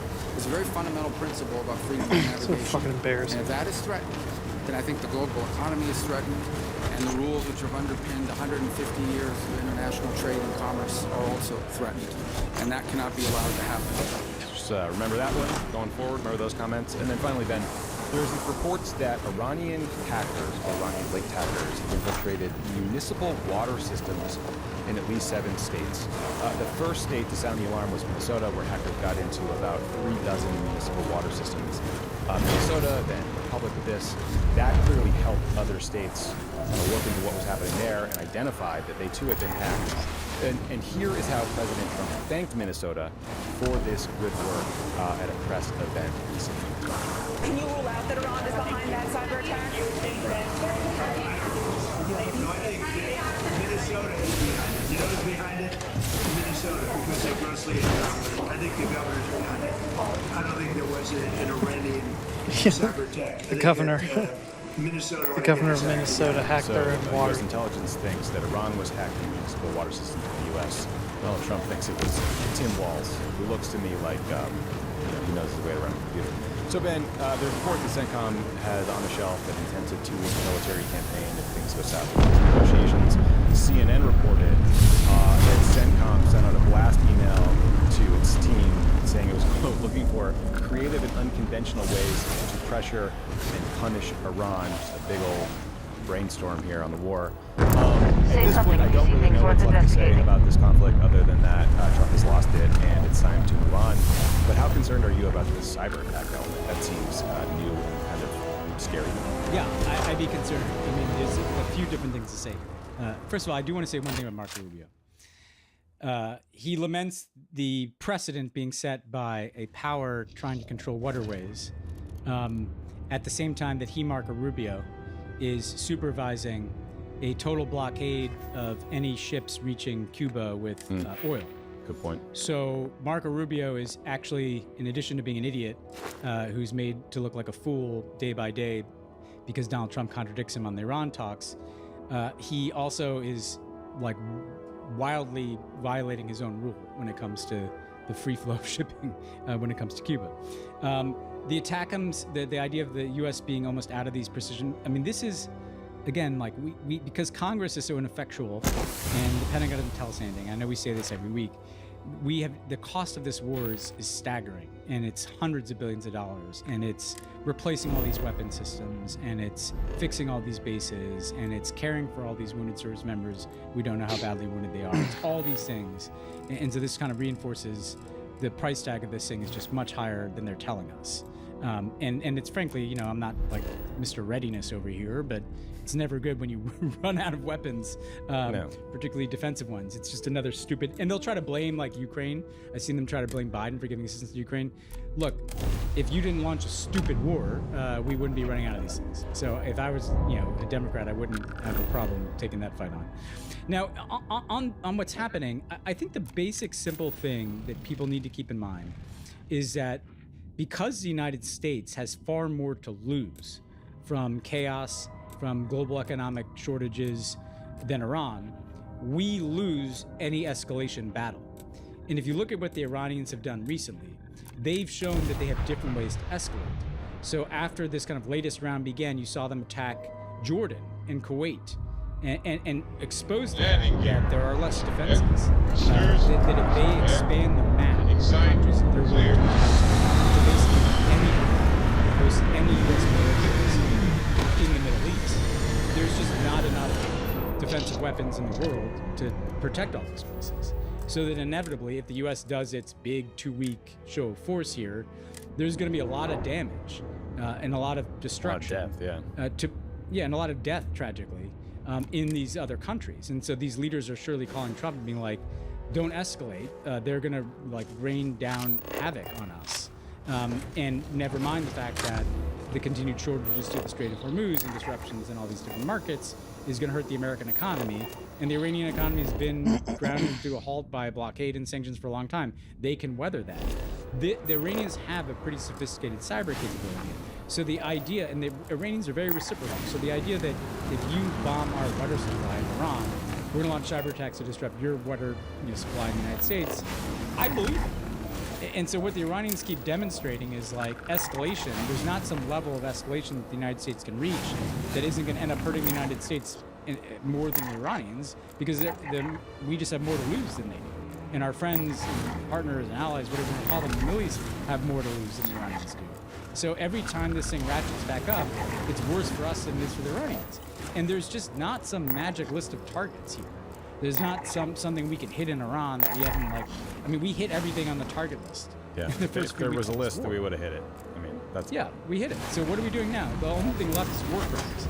Or hitting the same shit we've already hit, which I think is a lot of what we've been doing in the airspace. And I do want to say, like, and I've said this before, but like, there's this kind of reflexive thing where we're like, well, the military is doing a great job. It's just, I don't know that, I'm sure that men and women that are like told to do difficult things are doing a great job executing the orders, but like, I don't know what the fuck CENTCOM's strategy is in this war. There's a thing called the Joint Chiefs of Staff. Their job is war planning. I'm sure CENTCOM is very much in on that game too. If you're doing a no bad ideas in a brainstorm all-staff email for like, yo, how do we win the Iran war, it does suggest that the planning wasn't quite as good as it might have been, or you would have wanted it to be. Yeah, you should have done that before. And to be sympathetic, if they don't know what their mission is, Tommy, like if they're told, hey, destroy as much of the Iranian nuclear program from the air as you can.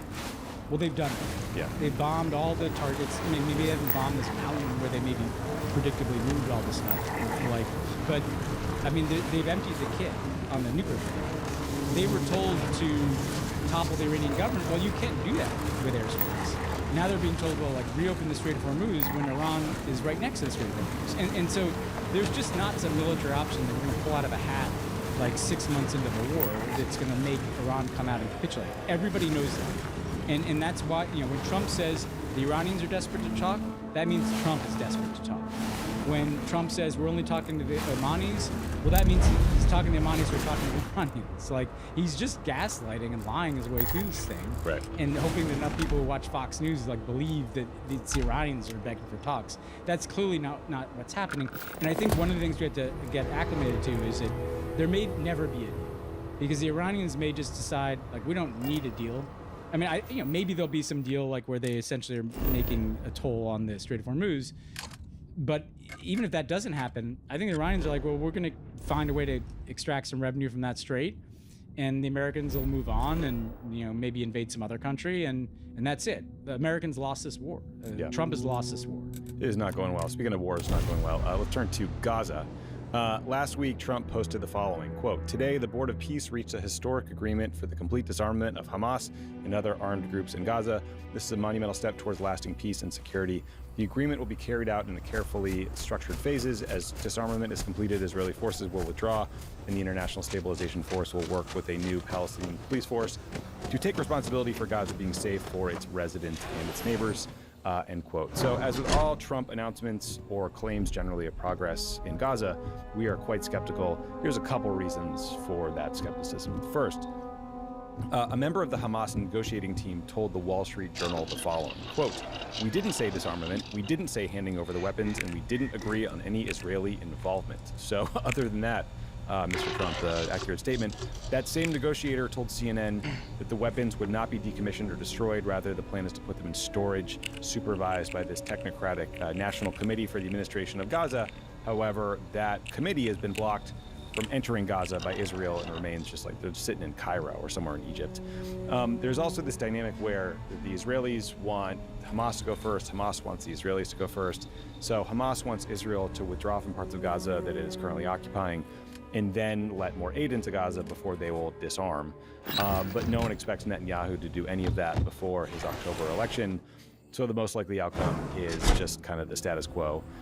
Then you have, Netanyahu being pretty silent about this deal while the far right attacks it. We know that historically, It is good to be back in our own Netanyahu always ship. attacks right when he is in political distress. And then we should say, like, the IDF has been pounding Gaza. I mean, there's been like 1,000+ people killed since the quote-unquote ceasefire that everyone celebrated. There 30 people have been killed since this just new deal was announced. So, like, it doesn't, not a lot of ceasing to fire. There's a lot of firing happening by the IDF. So, Ben, big picture, like, life is hell for people in Gaza. You have millions of people living in tents. Israel restricts the entry of the most basic things you would need to do reconstruction. The water systems are broken. People are getting sick from drinking just basic water. Medical infrastructure is decimated and in short supply and still getting bombed. There are disease outbreaks. I'm sure you've seen the photos I have of just babies with like chicken pox, just horrendous stuff. And so you're in this weird place where obviously we want this ceasefire to work. We want things to improve for people living in Gaza. and for threat from Hamas to not exist for Israelis. But it just feels like this entire kind of board of peace process is distracting everyone from doing the actual work that is needed to make life better for people or push the process forward, and instead we're just kind of stuck. I mean, this announcement kind of came out of nowhere. And look, it's just a factual point that I would not stake anything on this happening. I mean, immediately, you have Hamas and Israel backtracking from this announcement that they didn't really make. Like, Trump announced it on Truth Social, and like the Board of Peace put out a statement. And so, if neither party that actually has to take action says that they're willing to take that action, then what the fuck are we actually announcing?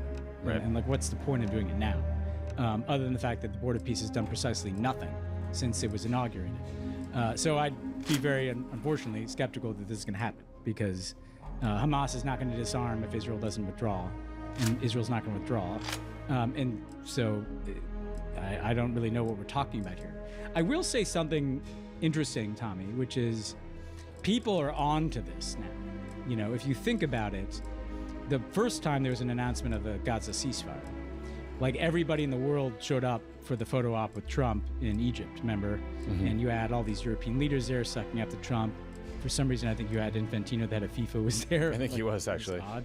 And you know, credulous press coverage. This remember the 60 Minutes, you know, puff piece on Jared and Witkoff's diplomatic breakthrough. Well, what have people seen? They've seen that there have been like thousands of Israeli airstrikes on Gaza. There's been no disarmament of Hamas. There's been not the amount of aid getting in that was supposed to get in. We've all seen Netanyahu tell the IDF to take more territory in Gaza, to take over 70%. So I do think there's something interesting about the fact that nobody took this seriously. I mean, except I saw AIPAC put out a statement demanding that we all welcome it. But I mean, like there's not like a credulous media or international diplomatic response to this. And I do think that shows that Trump's kind of smoke and mirrors, Truth Social, announce something before anything is agreed and get all the credit, doesn't work anymore. Like we were one place in, because I think that Gaza ceasefire was about 1 year ago. It was his like political standing has plummeted. Yeah. His political standing in the world is plummeted. And that's important. Like this game doesn't work. Maybe it works on Fox News. Maybe it works with Jesse Waters and the Five or whatever. But like, it no longer travels in the world. And I you know, as much as I wish that what he's posting was true, I think that's healthy. That like he can no longer be this kind of Wizard of Oz, like conducting how he reacts, and everybody's pretending like he solved problems that he hasn't. Yep. Positive World is brought to you by Sundays. Is your dog a picky eater? It's surprisingly stressful. You wish they would tell you the problem. Maybe if they could, your dog would say they know the difference between processed brown pellets and real food. Sunday starts with 80% plus all natural meats and then adds superfoods like kale, ginger, and blueberries. There's no fillers, no nutritional blends, no chemicals, just simple, complete nutrition. And Sunday's just launched a brand new fish recipe. It's made with 80% whole and minced fish, including eco-friendly invasive carp sourced from American rivers for a naturally rich flavor. In fact, did you know that many dogs prefer fish flavors? So Sunday's fish recipe is especially great for picky eaters. Let's talk about Japan and the Japanese yen for a bit. We can talk about fallout from the Iran war here. You guys might have seen a Reuters photo from last week of Treasury Secretary Scott Bessent's unusual to-do list. This is from Friday. It said, to do, buy Japanese yen 5 to 10 billion. It's a little different than my to-do list, Ben. It turns out that what this was referencing is the U.S. and Tokyo worked together to buy tens of billions of dollars worth of Japanese currency, the yen, which recently hit its weakest level against the dollar since the mid-1980s. Now, you might be wondering, why on earth would the United States do that?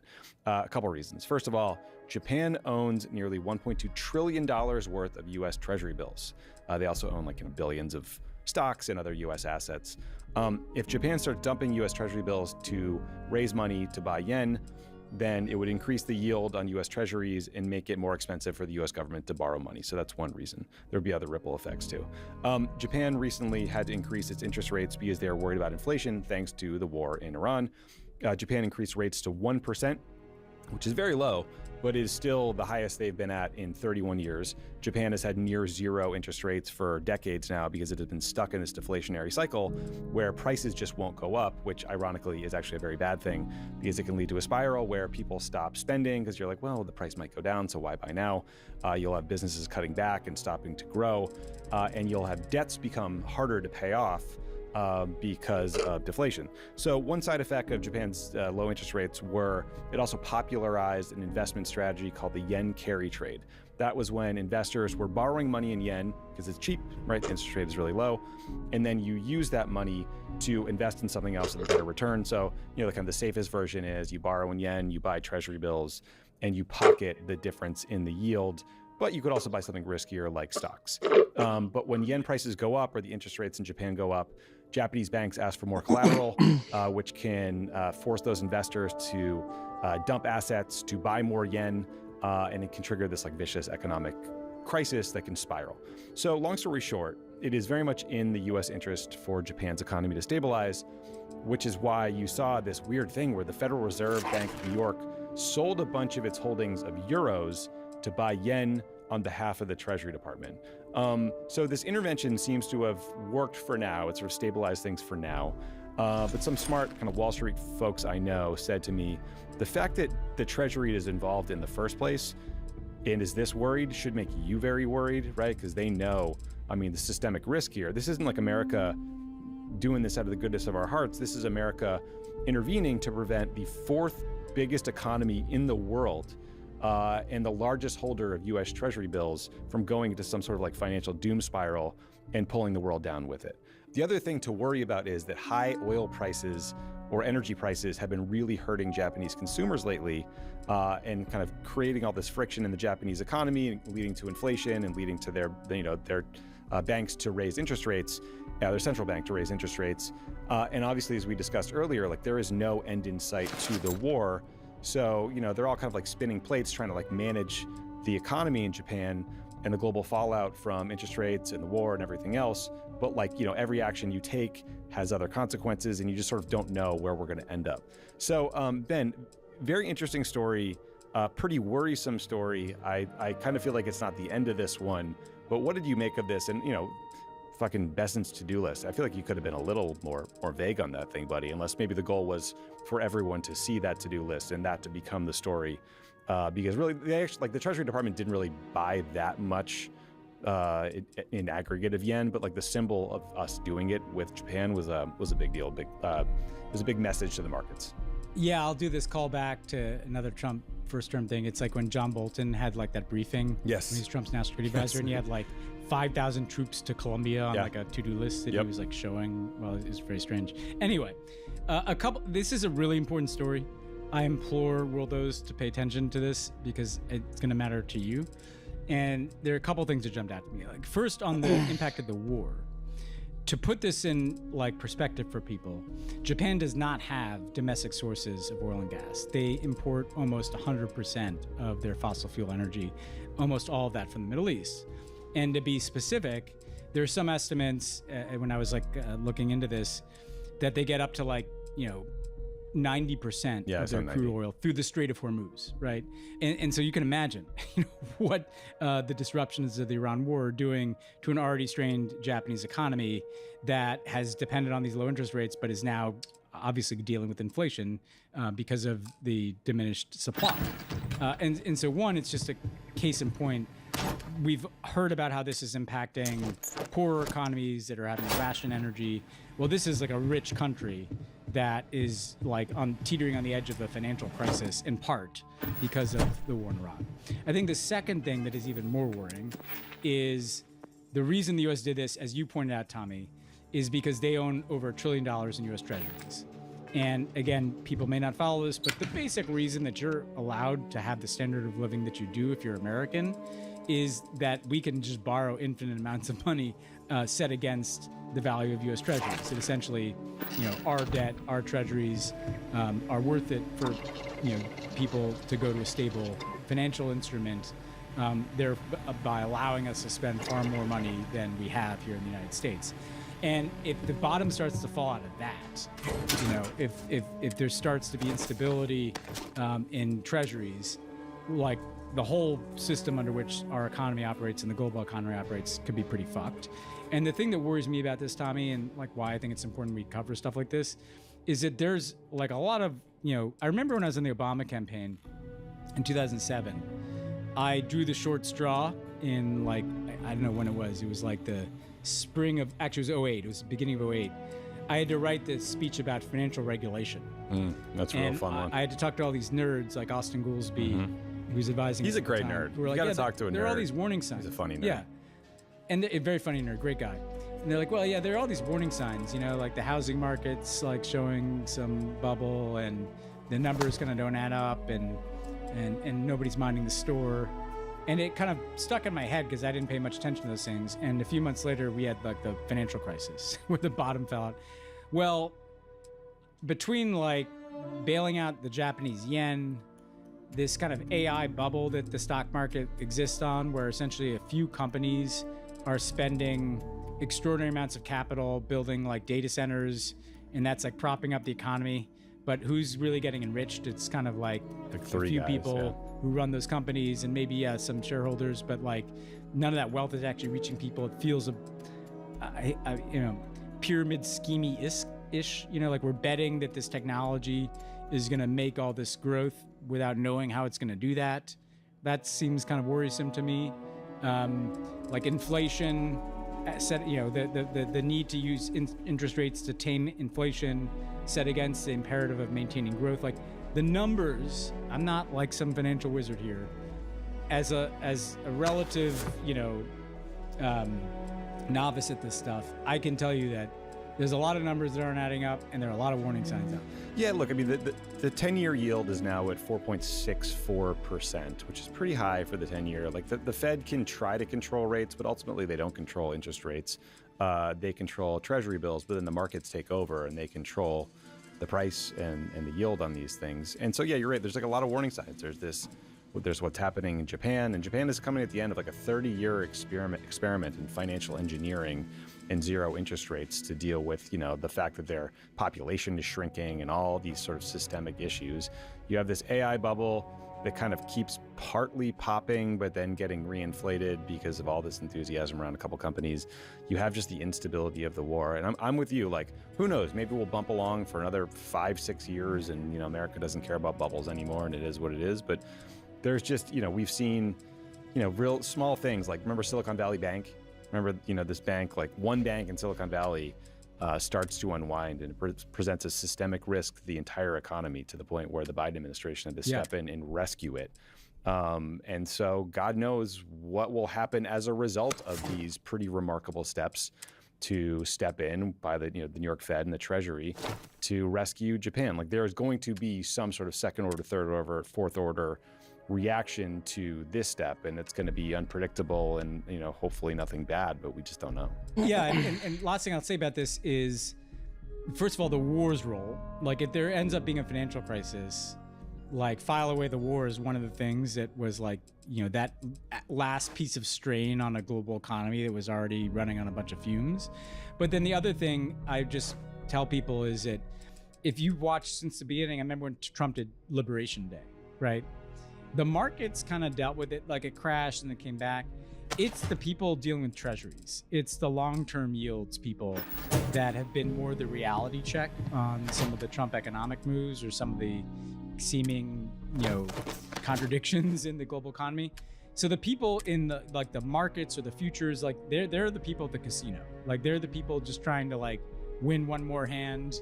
Like I'm on a roll at the tables and I'm gonna keep playing until I lose.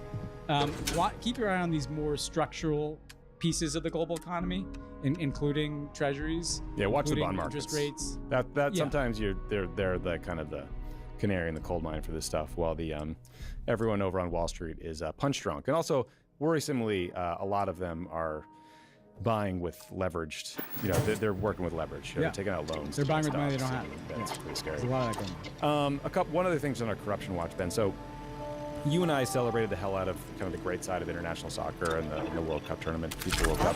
Now we're going to talk about the dark side of FIFA, corruption and the brazen self-dealing.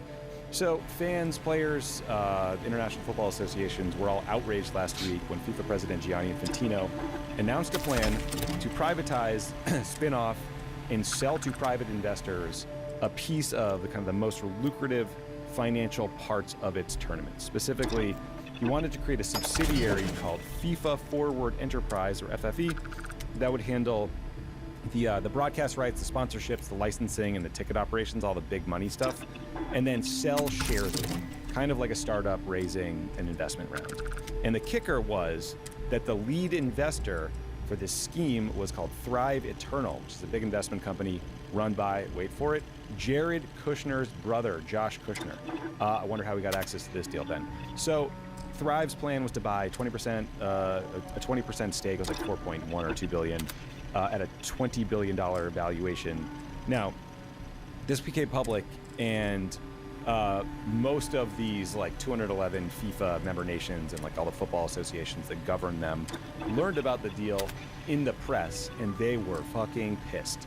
UEFA, which is the association that represents the 55 European clubs, said they would boycott the next World Cup. So you would have had the winners of the World Cup, Spain, boycotting the World Cup.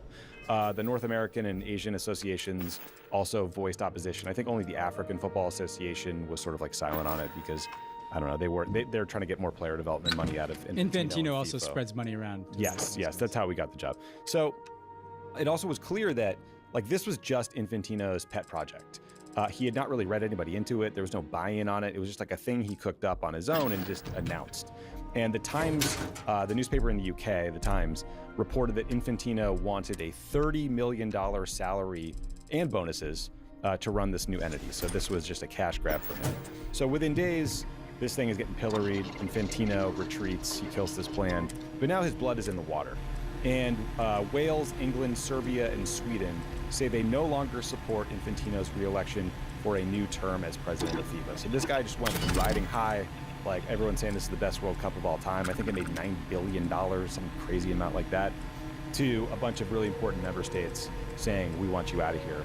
The New York Post reported that Infantino had tried to call Trump and Marco Rubio to get some sort of public backing. I get why he would do that. Those are his, probably the highest profile people in his call log or his contact book. But also, Infantino's relationship with Trump and the Flo Balogun red card situation is probably part of what got Infantino in such hot water with these European clubs. So the next election to be head of FIFA is until 2027. Currently, Infantino doesn't have any real competition, but I think the hope is to use this moment, the backlash, the outrage, to get new candidates to enter and declare their candidacy before the November 18th deadline. It's just crazy, Ben, that FIFA is a nonprofit.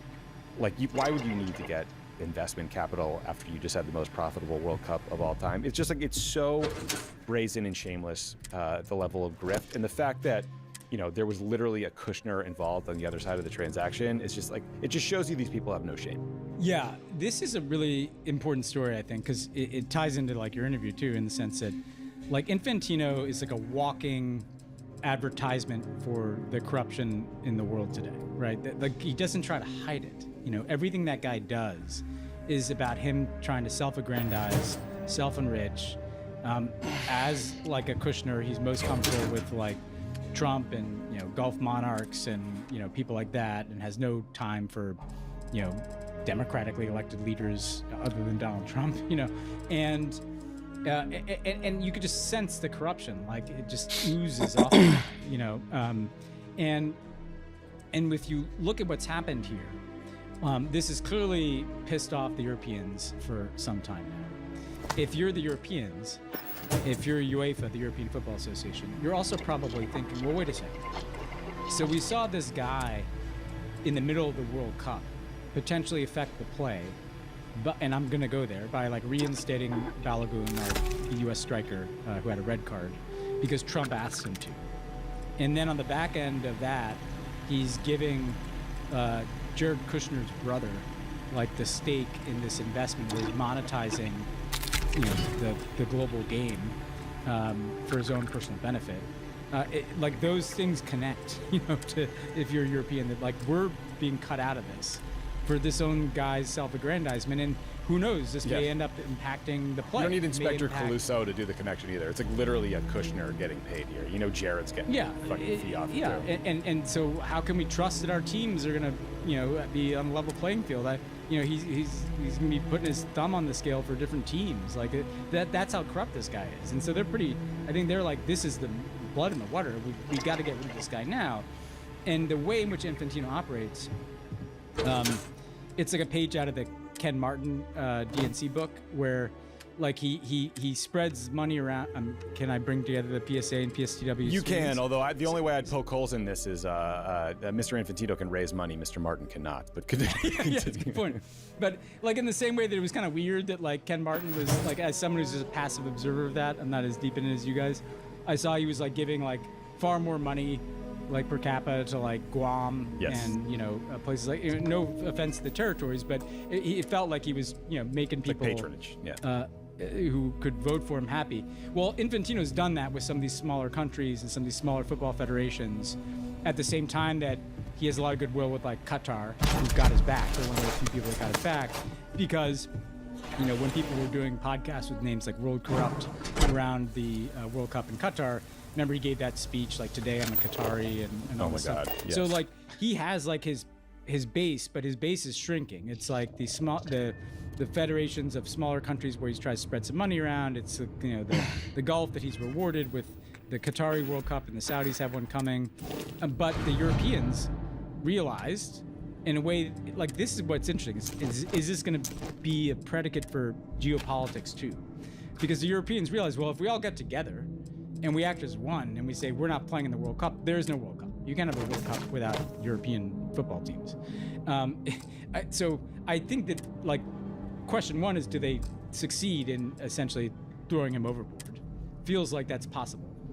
And I really mean this, like, are they going to draw a lesson from this? That, like, maybe we should apply this theory to other realms of geopolitics. If all of Europe acts together, wow, we actually have some power. Yeah, one would hope. I mean, FIFA is just a hopelessly corrupt organization. I mean, the last president was prosecuted, banned from football for, another however many years. Infantino is the guy brought in that's supposed to clean up the place. Obviously, he is not. But God, where there's just this much money sloshing around, I think it attracts some terrible people, and it really does. It just sucks. There's all these fans, there's all these players. To have to watch this terrible parent organization that no one should have to know about or give a shit about kind of ruin the reputation of the sport is so maddening. I mean, you're watching these World Cup games and they're like contractually obligated to cut to Gianni Infantino's ugly face with some, annoying VIP 3 times a game. It's like, what are we doing here? This is stupid. Imagine, can we just have like better run institutions? I mean, imagine there's like just some good person running FIFA that you felt good about. I mean, like, please, like, just anywhere. Can we just put someone good in charge of an institution somewhere? Yeah, that would be nice. Like Rick Grinnell at the Kennedy Center. Like that, I think, is the model. Yeah, exactly. Good governance. That'd be a good model. Finally, Ben, I'm not sure how this one got on the rundown. A Spider-Man screening in Cartagena, Colombia. It ended abruptly after what the New York Post described as an uncontrollable bout of rotten flatulence. Have you heard about this story? No. Are you a Spider-Man guy? Are you a fan of Marvel films? Interesting thing, Tommy, about me is that as a kid, I was a huge Spider-Man. I collected the comic books, but I kind of never got that deep into the. I was there for the Tobey Maguire, the Tom Holland era. Like, it's not a knock on Tom Holland. I lost interest in the Marvel verse at a certain point. It's a big summer for Tom Holland, that we say. Maybe it ended in Cartagena. I don't know. Yeah, well, we'll see. I mean, this is this is your classic New York Post story. It has great captions on the photos, like an aghast audience member covers her mouth and nose. Another one I liked was filmgoers, including a Spider-Man cosplayer, stand in the lobby following the mid-film fart attack. So what happened was, all these fans had to flee the theater into the hallway. Check out this footage that someone took of an absolutely jacked Spider-Man, or man dressed in a Spider-Man costume, who himself had to flee from the odor. The idea of wearing a Spider-Man outfit to a movie is an odd thing as an adult. Now, there's some debate, Ben, over whether this was a stink bomb or someone in some dire gastrointestinal states. Many couldn't take the stench and left. Some true Marvel heads headed back into the theater to finish out the movie. The real hero here is journalist Ben Cost of the New York Post, who managed to make this into a 350-word article. about a story about a fart that smelled bad and got us to cover it. To paraphrase Michelle Obama, when we go high, we also go low. And usually it's the last story of the segment, which I guess we fit in because it happened abroad. Just to Someone continue, farted abroad, and it got on I our didn't see this rundown. on the outline. No, it wasn't on there. But just to once again try to cross stories, is Bobby Kennedy now in charge of the food management, lettuce management in Colombia? Are you talking about his they have only explosive kimchi diarrhea? diet? Oh no, you're talking about the explosive. Apparently he's No, like I'm talking only about the eating- explosive diarrhea that's infected our country. Yeah, maybe that's not that's fun. become contagious. I don't know. Yeah, maybe they're serving lettuce at this film. Anyway, that's all we have to say about that. I guess go see. I don't really care if you see Spider-Man. I guess Michael got us to talk about it. Yep. He wins. We lose. All right, we are going to take a quick break, and when we come back, we're going to hear my interview with Casey Michelle about his new book, United States of Oligarchy. Stick around for that. It's a very important conversation about like all the American oligarchs, the way they're perverting our democracy, and then what the hell Democrats in Congress could actually do about it. So check it out. This episode is sponsored by BetterHelp. BetterHelp is an average live therapy session rating of 4.9 out of 5 based on over 1.7 million client session reviews. My guest today is the author of the excellent new book, United States of Oligarchy, How America's Wealthiest Ally with Dictators, Weaken the U.S., and Destroy Democracy. It seems like you have a take on this oligarchy thing. Casey Michelle, welcome to the show. Welcome back to the show. Tommy, thank you so much for having me. It is great to see you. This is a subject near and dear to my heart, to the show's heart, and I think, honestly, one of the most important things that we should be talking about because corruption is so endemic to this administration and harming our government and harming our democracy that we need to put more focus on it. So I'm glad you wrote the book. I want to start with a hobby horse of mine, a person in the Trump administration, sort of, who annoys me the most. Jared Kushner, you might have heard of him. red shifts and Jared, gravity as folks know, in the first term, fancied himself the Shadow Secretary of State. He used that position to build relationships in the Middle East and then left and cashed out hard, getting billions from the Saudis and others in the Gulf. Now he's back as sort of this outside advisor, unofficial advisor, ostensibly working on Gaza, but also Iran, but also the war in Ukraine. He's solving a lot of conflicts, things that are going really well, like Iran and Ukraine. Can you talk about how the Gulf states cultivated their relationships with Kushner and how you believe they now have The city leverage certainly over him? projects a powerful Tommy, image for the United I'll Colonies. begin by saying I frankly can't imagine what it's been like for you watching the rise of Kushner. It's one thing to watch this from the outside. It's one thing to watch this from, certainly my vantage about concerns about corruption, its impact on foreign policy, et cetera, et cetera. But for someone like you, who was, right there in the thick of it, to see someone like Kushner then come in and be at the center of everything from Israel and Gaza to Ukraine and Russia to Iran, I'm sure you have some thoughts, probably very similar to He's how earned I it. feel about him. That's what I think. Meritocracy. Of course. What can I do for you? That's why I've written so extensively about him in the new book, to applaud all of these well-earned positions and now billions of dollars that he has attached to his name. I mean, look, the cultivation of Kushner goes back to the first term, goes back to Donald Trump's first term, when Kushner was brought in, again, with no regional expertise, no familiarity with local histories or dynamics, certainly didn't speak any of the local languages, and yet was nonetheless appointed to oversee Donald Trump's Middle Eastern portfolio in Trump's very first term, which of course now seems like 1,000 years ago. And it was almost there from the very beginning that regimes in places like Saudi Arabia, the UAE, and Qatar were at least interested in seeing what they could do to bring Kushner over to their side. And they did not have to wait long. There in Trump's very first term first year as president back in 2017, you already had Jared building up relationships with Mohammed bin Salman, MBS, over in Saudi Arabia. Frankly, it even goes to right after the election in late 2024, even before he was in the White House. You had figures like MBZ, the still ruler of the United Arab Emirates, canceling lunch plans with President Obama to secretly meet with Jared Kushner again, because he, MBS, and a number of other figures in the region and later, eventually around the world, realized just how easy it would be to buy favors, effectively, from Jared Kushner to invest in either his properties or pledge things down the road. And of course, when Jared Kushner left the White House in early 2021, it was in a matter of days that he was not only setting up his new investment organization, Affinity Partners, but of course going around kind of hat in hand to the Saudis, to the Emiratis, to the Qataris and others and saying, hey, I'd love to see what kind of arrangements we can set up if you help finance new Affinity Partners. And, some people looked at it and said, maybe not now. There are some Saudi officials who actually declined to invest, but MBS came and overruled them, saying we need to maintain this relationship. You never know where it's going to go. And of course, here we are watching where it's going. In the first term, Jared had to disclose his finances, right? There's financial documents, there's ethical restrictions on him.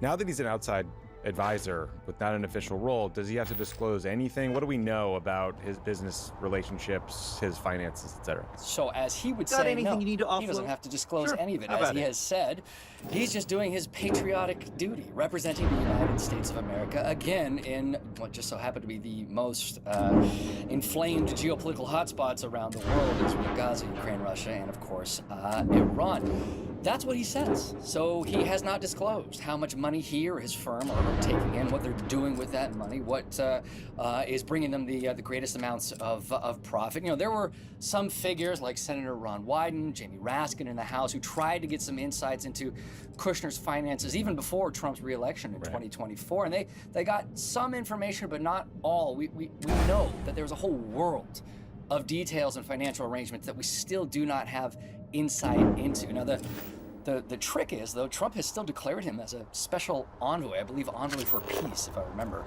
correctly, which should theoretically require him to make those disclosures within either a 30 or a 60-day window. We're long past that. So, again, this is I think, a ripe question for, let's say, congressional Democrats. If they take the House and potentially the Senate, There's Jared a bit more Kushner of is the sitting there back if front you're and not center for some potential If it hearings belongs down on the your- line Oh, to get more please, insight. Yeah, I mean, I can't overstate how important that is to me in this show, and I will scream at anyone who does not prioritize it as well.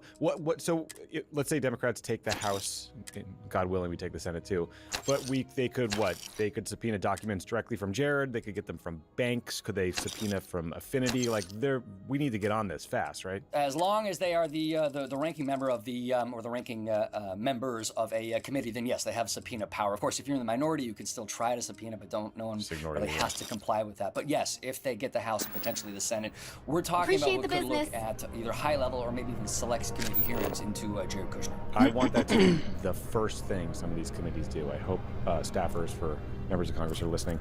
I also want to ask you about Steve Witkoff, who's Jared's kind of dumb partner in crime. Witkoff is the golf buddy turned envoy for everything.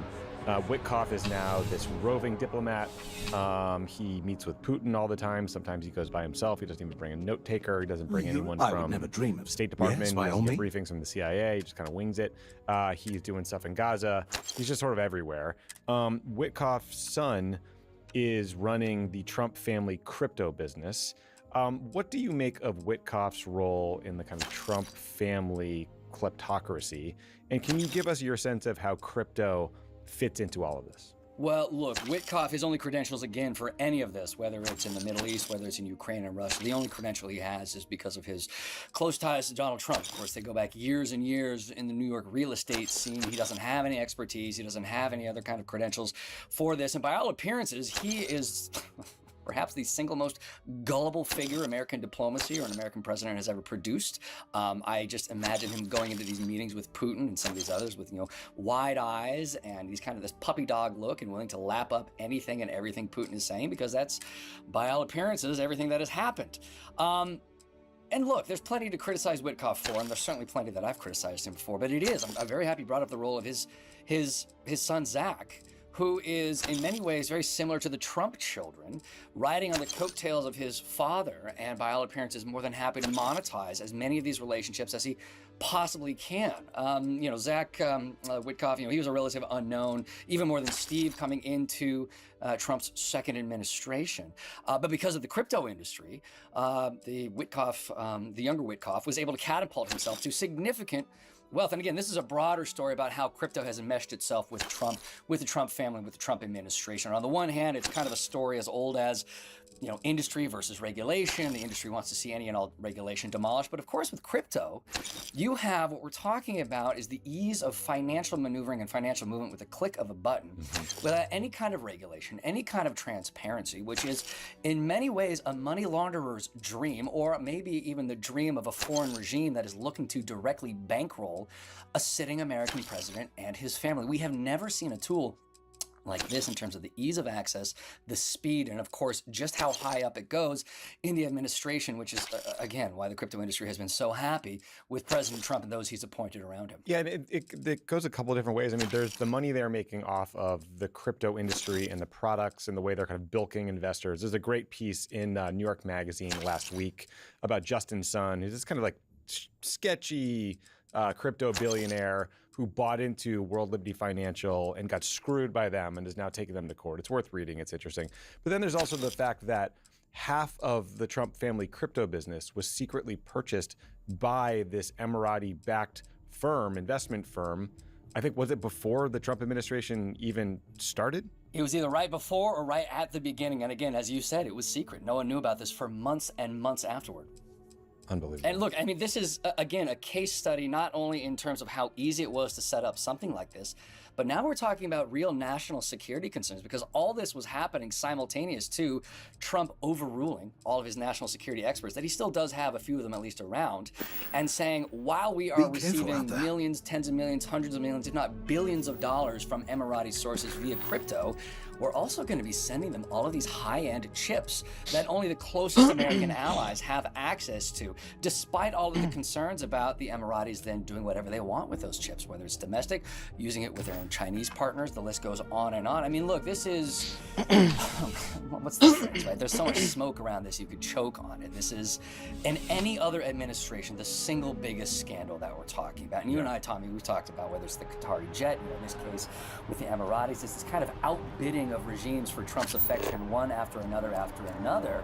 And I have no idea where it's going to end, because it's already been a disaster where we are right now. God only knows what we don't know. Before we go on to some other American oligarchs, can you give us your definition of what an oligarch is and talk about sort of oligarchs through history? Because a lot of listeners might be aware of Russian oligarchs because they have been talked about a lot in the media, but not aware of others in other countries, either today and historically speaking. So look, one of the reasons that I wrote the book is because, as I discovered, the term oligarchy, it's a pretty contested term. It's a little slippery. We have Aristotle to thank for that. He was the first one to talk about thousands of years ago. As he said, I mean, look, the root of the term literally means, he said, yes, that's all fine. It's when just a few number of individuals are overseeing a country or a state or an empire. But again, it's not just, as he said, about the number of people. Tommy, if it was you and the rest of the Pod Save crew running the United States of America someday, that is not necessarily an oligarchy. Your lips to God's ears, my friend. At some point, 2028 is right around the corner. But as Aristotle pointed out, you also had to have those few be the wealthiest of any given nation, any given state, any given empire. So again, what Aristotle laid out, it's not just the literal definition, rule of the few, you also have to have the wealthiest there, which I think certainly on my end helped clarify things, because again, oligarchy, think, is it just a couple people here and there running something? No, they have to be the wealthiest. So in the American context, the thing that comes to mind most clearly is going back to the Gilded Age, when you had all of these so-called tycoons or robber barons who were, by any other name, oligarchs themselves, the Vanderbilts and the Carnegies and the Rockefellers and so on. And that was perfectly true. They used their wealth to, again, they weren't presidents themselves, but steer presidencies, steer American politics for their personal benefit. And of course, that is the era that most resembles what we are going through right now. The thing that really came through in putting this book together is, yes, even though it is the Gilded Age, the Rockefellers, Carnegies, Vanderbilts, it's most resembled the Musks, the Zuckerbergs, the Bezos, the Trumps of now. We're talking about magnitudes of difference in terms of political wealth for those oligarchs in the 21st century compared to what those oligarchs in the 19th century, and the total amount of wealth that belongs. So yes, there was an oligarchy in the Gilded Age, but right now it makes it look like pocket change, right? Rockefeller died with $30 billion to that's plenty of a lot. But we're talking about Musk.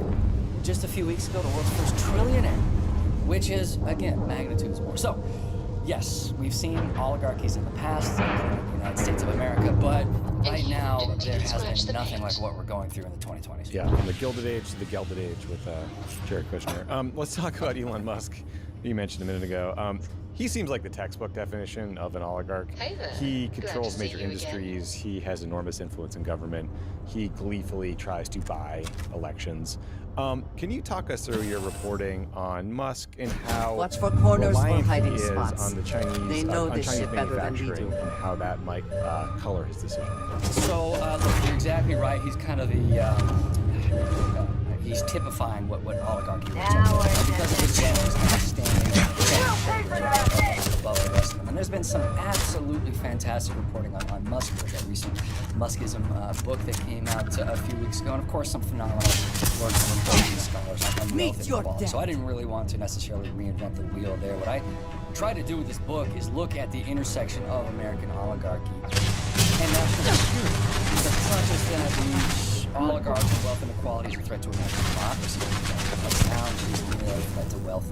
But now it's increasingly a threat to national security itself. And Musk because of one thing that has been underreported in his career, and how he has built out a reliance on not just domestic sources of his wealth, but even foreign sources of his wealth, most especially his relationship with Beijing, most especially with his company Tesla, is something that I don't think, either then or even now, has seen enough scrutiny and has seen enough concern. And there's plenty more details in the book itself about how he set up this joint venture with the Chinese Communist Party, how he built out the world's biggest Tesla production plants in China itself, and of course, what that meant for his relationship and the kind of leverage that Beijing was able to build over him, and how they saw, there was some reporting about this in 2025, how they saw him. People like you are around to help.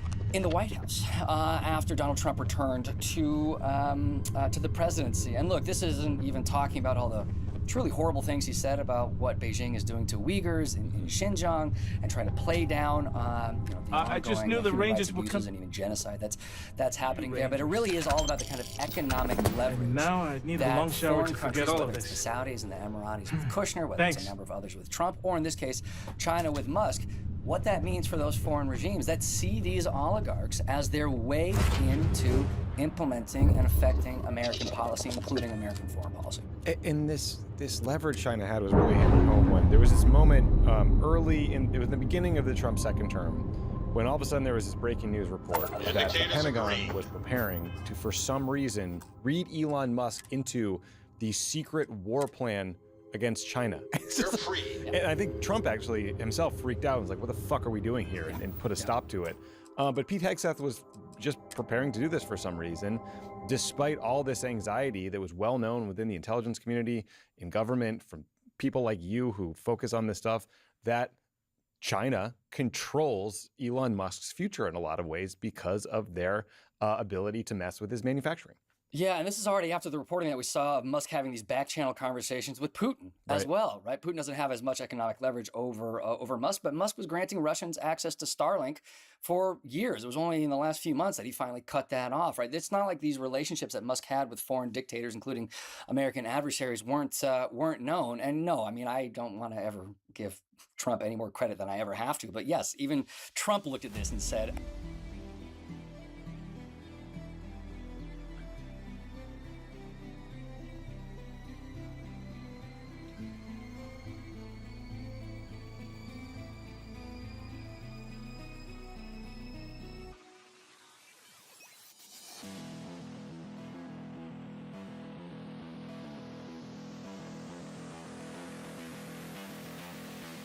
Fire truck.